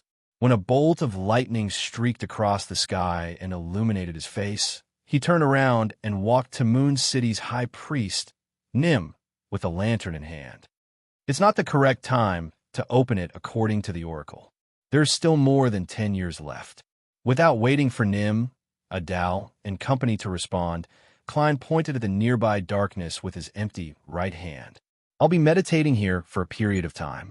If you want to feel the light of the Lord and listen to his teachings, you can come here whenever the lightning strikes frequently. I will cleanse and heal once a day when the lightning is the most frequent." He didn't try to get the residents of Moon City to pass on the message, nor did he plan to head to the city or ask for specific information. He gave them enough time to buffer. Moon City's high priest, Nim, heaved a sigh of relief and replied with increasing respect, "I will pass on your words to everyone." Chapter 1248. City of Silver, Top of the Spire, Chief's Room. Colin Iliad, who had white hair and an old scar on his face, looked at the deep darkness outside the window until a silver-white beam suddenly erupted in the distance, bringing a few seconds of light. Only then did he retract his gaze and nod slightly. Chermont successfully broke through. His gaze then fell on the 2-meter-tall young man standing in the middle of the room. "Derek, do you know why I, who had become a Sequence 3 Silver Knight after my first exploration of the Giant King's Court, kept suppressing my subsequent plans and not implementing them?" Derek thought for a moment. Your Excellency, on the one hand, you want to see if there's any other way to circle to the seaside. On the other hand, you are waiting for the other elders of the six-member council to advance to sequence 3. And now, both of these things have been accomplished. Nearly 5 months ago, an expedition team from the City of Silver discovered a hidden path. From there, they circled around the mountain where the Giant King's court was located and arrived at the seaside. However, the sea was illusory. There was no way to pass through it. Forcefully entering the water would only cause their bodies to gradually disintegrate. Now, another demigod of the six-member council, Waite Chermont, had finally advanced and become a Sequence 3 Silver Knight. He could have his own honorific name and respond to the prayers of the other residents of the City of Silver within a certain range. Colin Iliad sighed. Very good. Your understanding of the situation is very clear and comprehensive.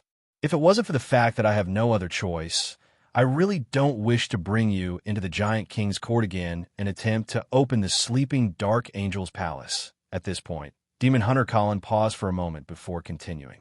I don't know how much danger such an exploration will bring. All I can do is make sufficient preparations in advance. Now, Chermont has finally succeeded. Even if an accident happens in the future and we are unable to return, he and the other elders will be able to support the City of Silver, allowing everything to continue and wait for the next opportunity. He sized up Derek for a few seconds and nodded in agreement. Your growth is better than I expected. If it wasn't for the fact that the matter with the Giant King's court was caused by you, I really wanted to keep you in the City of Silver as a reserve elder of the six-member council. Hearing this, Derek Berg answered without hesitation. Even if you want me to stay in the City of Silver, I have to apply to head there. This was the light he saw. This was a chance to save the City of Silver in his heart. He was willing to give up everything for it. Colin Iliad showed a rare smile. You're still too young. When you've experienced a lot like me, you'll understand that compared to drawing your sword, sacrificing your life with passion, enduring humiliation and helplessness, and persevering in the darkness is a much more difficult and painful thing. If you don't believe me, you can ask Chermont later. Ask him if he's willing to lead the expedition team to the Giant King's court or stay in the City of Silver. Derek fell into silence. He opened his mouth, but no words came out. Colin Iliad didn't continue the topic and instead asked, "What's the matter? Has your priest of light potion been completely digested?" "I completely digested it last week," Derek answered frankly. Colin Iliad nodded. "Have you gathered all the supplementary materials?" Derek acknowledged with a grunt. "I've gathered all of them. I'm just short of preparing the ritual." His ritual needed to strip away the strongest and most unwilling emotions, and then inject them back after consuming the potion. After a few discussions at Tarot's gatherings, as well as Miss Justice's private attempts, there was already a mature plan. With the help of this sequence for Manipulator's control over the mind domain and Mr. Fool's Angel's embrace, it would be completed. Demon Hunter Colin didn't rush him as he calmly said, "Don't be anxious. The second exploration of the Giant King's court will still take some time. Wait for me to become an unshadowed."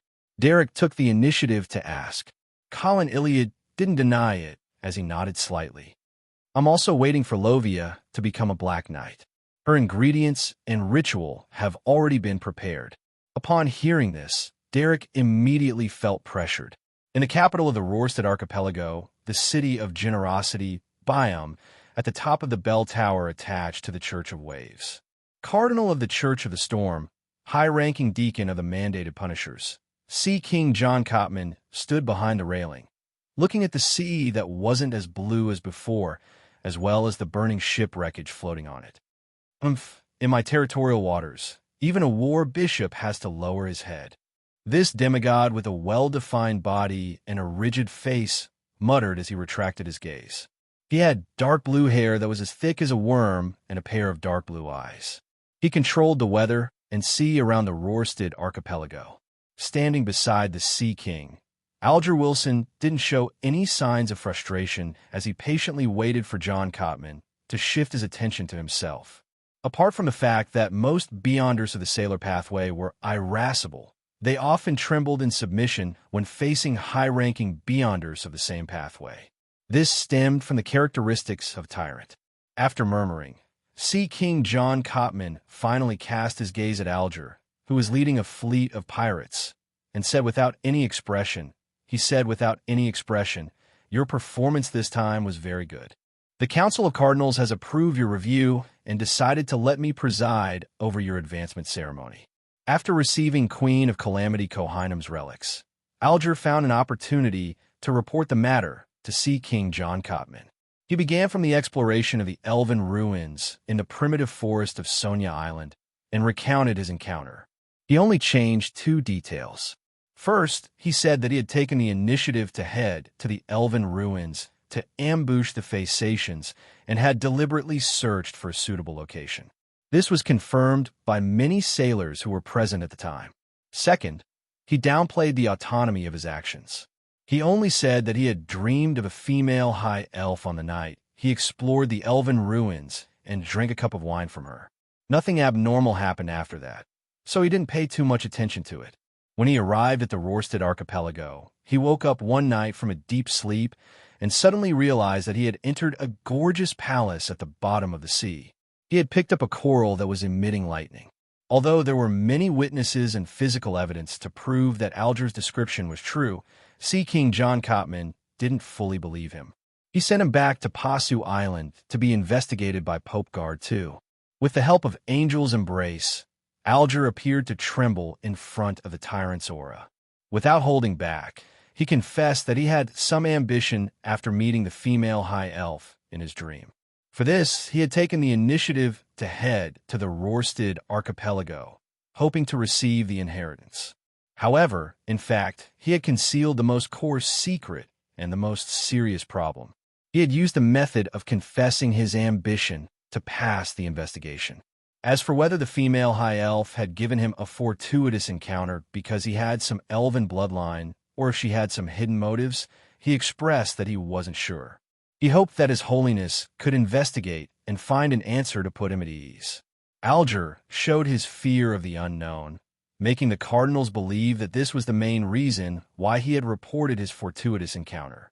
This plan was designed by Alger himself, but he had received Miss Justice's suggestion to make every segment more humane.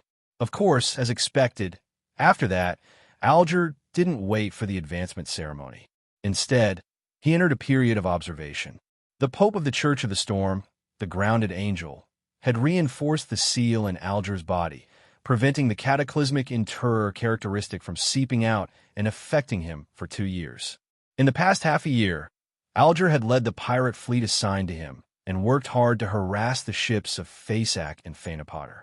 He had even directly participated in naval battles, taking quite a bit of risk to make contributions again and again. He had fully displayed his piety towards the Lord of Storms and his obedience to the Church's orders. Finally, after the recent naval battle in the Rorstad archipelago, the situation had become increasingly difficult. He had finally received the approval of the Council of Cardinals. Alger clearly took a deep breath. Then he punched his left chest with his right fist and shouted. He shouted loudly, "Holy Lord of Storms." His excitement was half a performance, and the other half came from the bottom of his heart. This was because he had been under quite a bit of pressure over the past half a year. Hermit had finished digesting the Mysticologist potion and was preparing to advance to Sequence 3 Clairvoyant. Although Miss Justice hadn't completely digested the Manipulator potion, she had made considerable progress. Furthermore, she was a complete rookie when she first joined the tarot.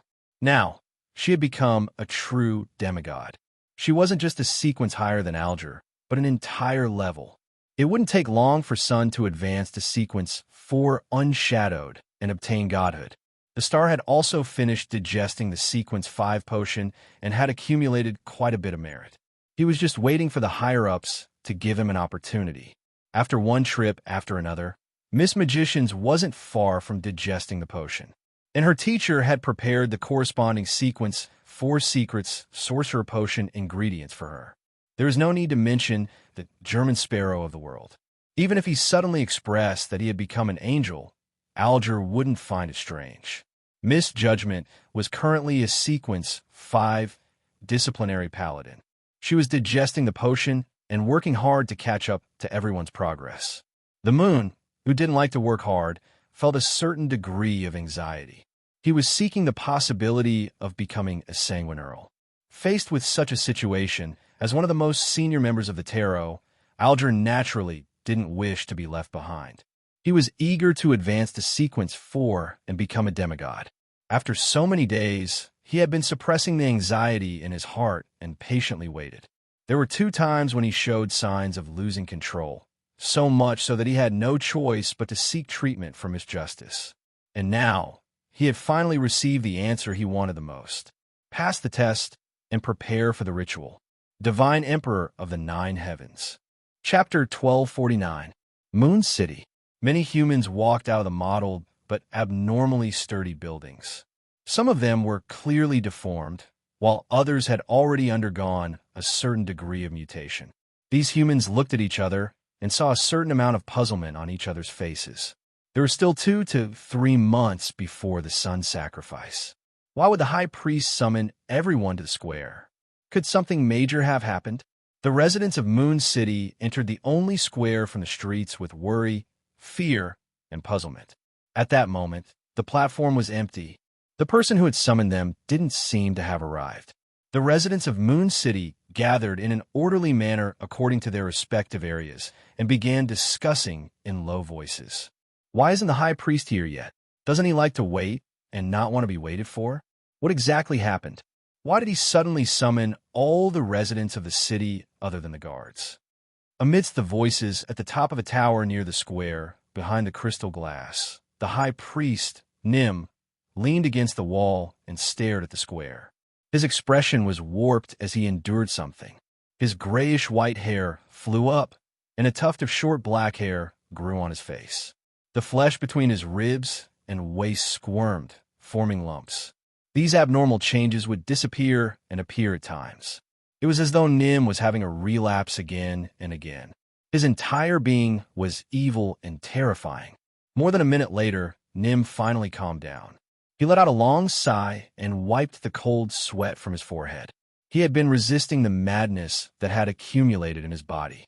In fact, no matter which beyonder pathway it was, the higher the sequence, the more serious the madness and inhuman tendencies. This would gradually exceed one's humanity, and one had to rely on external anchors to maintain a sufficient balance. Normally, this situation wasn't that obvious at Sequence 4 and Sequence 3. But at the angel level, even if there were enough anchors to stabilize them, they would fall into a dark, negative, and mutated state from time to time. They had to endure and resist it alone, waiting for it to ease. This was like a sacred and solemn existence. Usually, it didn't seem to have any problems. It could respond to your prayers, chat with you normally, and even make a few jokes. But at times, it could only hide in a dark room and hide in the shadows. It would tear off the surface of its skin, revealing its sinister side, and show all sorts of signs of madness. As for Nim, he often ate the flesh of monsters, accumulating a lot of poison, corruption, and madness. That was why he suffered such pain at Sequence 4. Of course, those who didn't know the acting method and relied on time or luck to advance to Sequence 4 and 3 would also do the same. After adjusting his state, Nim turned around and left the room. With the help of an illusory door, he appeared on the platform in the middle of the square. All the discussions died down, and the residents of Moon City cast doubtful and uneasy gazes at the high priest. Nim looked around and said bluntly, "There's no need." The hunting team, led by Adal, encountered an outsider. An outsider. The eyes of the residents of Moon City widened. They felt as if a bolt of lightning had descended upon the city. More than 2,000 years, this was the first time Moon City encountered outsiders. Of course, this referred to humans who could communicate with intelligence, not monsters. Nim took a silent breath and continued. He claims to be a missionary who spreads the light of deities. He caused the grayish-white fog to undergo an obvious change. He cleared the corruption and toxins accumulated in Adal and company's bodies and treated the abnormalities in their bodies. As he spoke, Nim nodded to the side of the platform.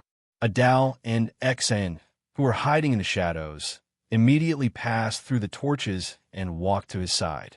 They used their own conditions to prove what he had just said. His God, this is a Tao and exit. They really, exclamations blurted out as shock and surprise intertwined with each other, as though they were corporeal. Adal and Xian looked at each other, took 2 steps forward, and recounted what had happened to their hunting team. Upon hearing the flame that appeared in the darkness, the cross that emitted a bright light, the cane that could treat abnormalities and diseases, the grayish-white fog parting to the sides, and the appearance of the door, as well as the happy description of their good conditions by the hunting team, the residents of Moon City gradually fell silent. Among them, some of them had already unknowingly shed tears. It was because they had finally seen a ray of light amidst their extreme exhaustion and depression. The tears had a slightly salty feeling as they flowed down their faces, past the corners of their mouths, and dripped to the ground. In addition, those who remained rational and clear-headed raised their arms and expressed their opinions. Could that missionary be a special monster from the depths of the darkness? Have Adal and Xian already been controlled and influenced to have such a performance? After the wave of questions subsided, Nim said in a deep and clear voice, "I've checked them and also used sealed artifacts to check them. I haven't found anything abnormal for the time being. I'll let them continue staying in the Black Tower for at least 15 days of observation." After making the promise, Nim paused for a moment. That missionary named German Sparrow will be cultivating in the vicinity of the grayish-white fog for a period of time. He allows us to go there to sense the light of the deity he believes in and listen to the corresponding teachings. And every day, he will purify and treat us when a lightning is the most frequent. Everyone can choose to head there, but they have to report in advance and listen to the arrangements. They are not to act on their own and affect the city's defenses. And those who go there will be quarantined for 15 days like Adal and Xian when they return. The residents of Moon City fell silent as they looked at each other. They couldn't make up their minds. At this moment, Russ and another member of the hunting team, who had previously returned to the city to inform the high priest and failed to receive the purification and treatment, stood up. "High priest, I want to go. All right, I'll lead this team tomorrow." Nim nodded slightly and agreed. He had originally planned on giving such a team a name, but he couldn't think of a good description. All he could do was stammer and skip it. In his heart, he actually had a name, but he didn't dare say it out loud. Pilgrim. With Russ and company taking the lead, several Moon City residents stood up and expressed their willingness to take the risk. When the frequency of the lightning increased, a new day arrived. A team of 7 to 8 people from Moon City carried animal hide lanterns and began trekking in the darkness towards the edge of the grayish-white fog. After the darkness and light alternated countless times, Russ and company's eyes suddenly reflected a flash of fire. It was a bonfire that was slowly burning. German Sparrow, who was wearing strange clothes and a strange hat, was sitting on the other side. He held an iron-black long stick and was roasting something. There were monster corpses lying around the bonfire. There were all kinds of strange things growing on these corpses. Some of them were pure white and plump, as though liquid would spurt out with a single poke. Some were black with blood-colored threads and fat patterns embedded in them. Some were covered in golden spots, and the lid at the top was the size of a palm. These things were densely packed, covering different parts of the monster's corpse. It had a demonic and alluring beauty to it. After taking a few steps forward, the high priest, Nim, discovered that German Sparrow was roasting one of those strange items. Droplets of fat dripped down, producing sizzling sounds in the fire. It made the light more obvious as it emanated an alluring fragrance. Gulp. The Moon City residents and the team instinctively swallowed a mouthful of saliva as they developed a strong and uncontrollable appetite. Every cell in their bodies was screaming crazily, "I want to eat! I want to eat! Let me eat!" Klein, who was sitting on a rock, raised his head and pointed at the colorful things growing on the monster corpses around him. They're called mushrooms, and they're divided into different types. If you're willing, you can pluck them and eat them yourself, but you can't touch the completely black ones. Furthermore, they have to be sufficiently cooked before you can eat them. Otherwise, you will suffer a terrifying curse. Moon City's high priest, Nim, thought for a moment and answered on behalf of the others. We want to first listen to your Lord's teachings and feel his brilliance. Klein nodded slightly. As he spun the roasted stick he had summoned from the historical void, he said, "You can sit down and listen. You can sit down and listen." After the 7 to 8 Moon City residents sat opposite the bonfire, he said with a solemn expression, "I'm from the Giant King's court." This was a term that the residents of Moon City were familiar with. They immediately felt energized as they shifted their attention away from the things being roasted on the bonfire and cast it at German Sparrow. Following that, Klein described the situation in the City of Silver and the situation outside the Cursed Land like before. He also mentioned the city ruins he had seen along the way. This made the residents of Moon City sigh, yearn, and find it unbelievable. At times, they would empathize with him and feel grief. Midway through his speech, Klein suddenly stopped. He retracted the iron-black stick in his hand, brought it to his mouth, and bit off a mushroom. The rich gravy seeped out with a slightly hot feeling, cleansing his mouth. After more than half a year in the forsaken land of the gods, Klein had already overcome his aversion to mushrooms. After all, Donnas often had to be assigned by him to do certain things. He was unable to meticulously prepare food sacrifices, so the gap in between could only be filled with mushrooms. Closing his eyes in satisfaction, Klein handed over the iron-black stick in his hand and smiled. "You can give it a try." High Priest Nim was still hesitating when Russ reached out his hand.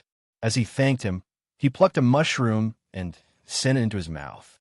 He ate in such a hurry that his mouth was scalded. However, his expression warped for a moment before it suddenly froze. Following that, his expression relaxed bit by bit, gradually revealing a feeling of intoxication, enjoyment, and desire. In the end, Russ's tears flowed out uncontrollably as he sobbed in a low voice. This is the best food I've ever eaten." Even though their taste for food had changed over the generations, humans were still unable to adapt to the toxins and madness. They craved sugar and fat. At that moment, all the residents of Moon City could tell that Russ was touched.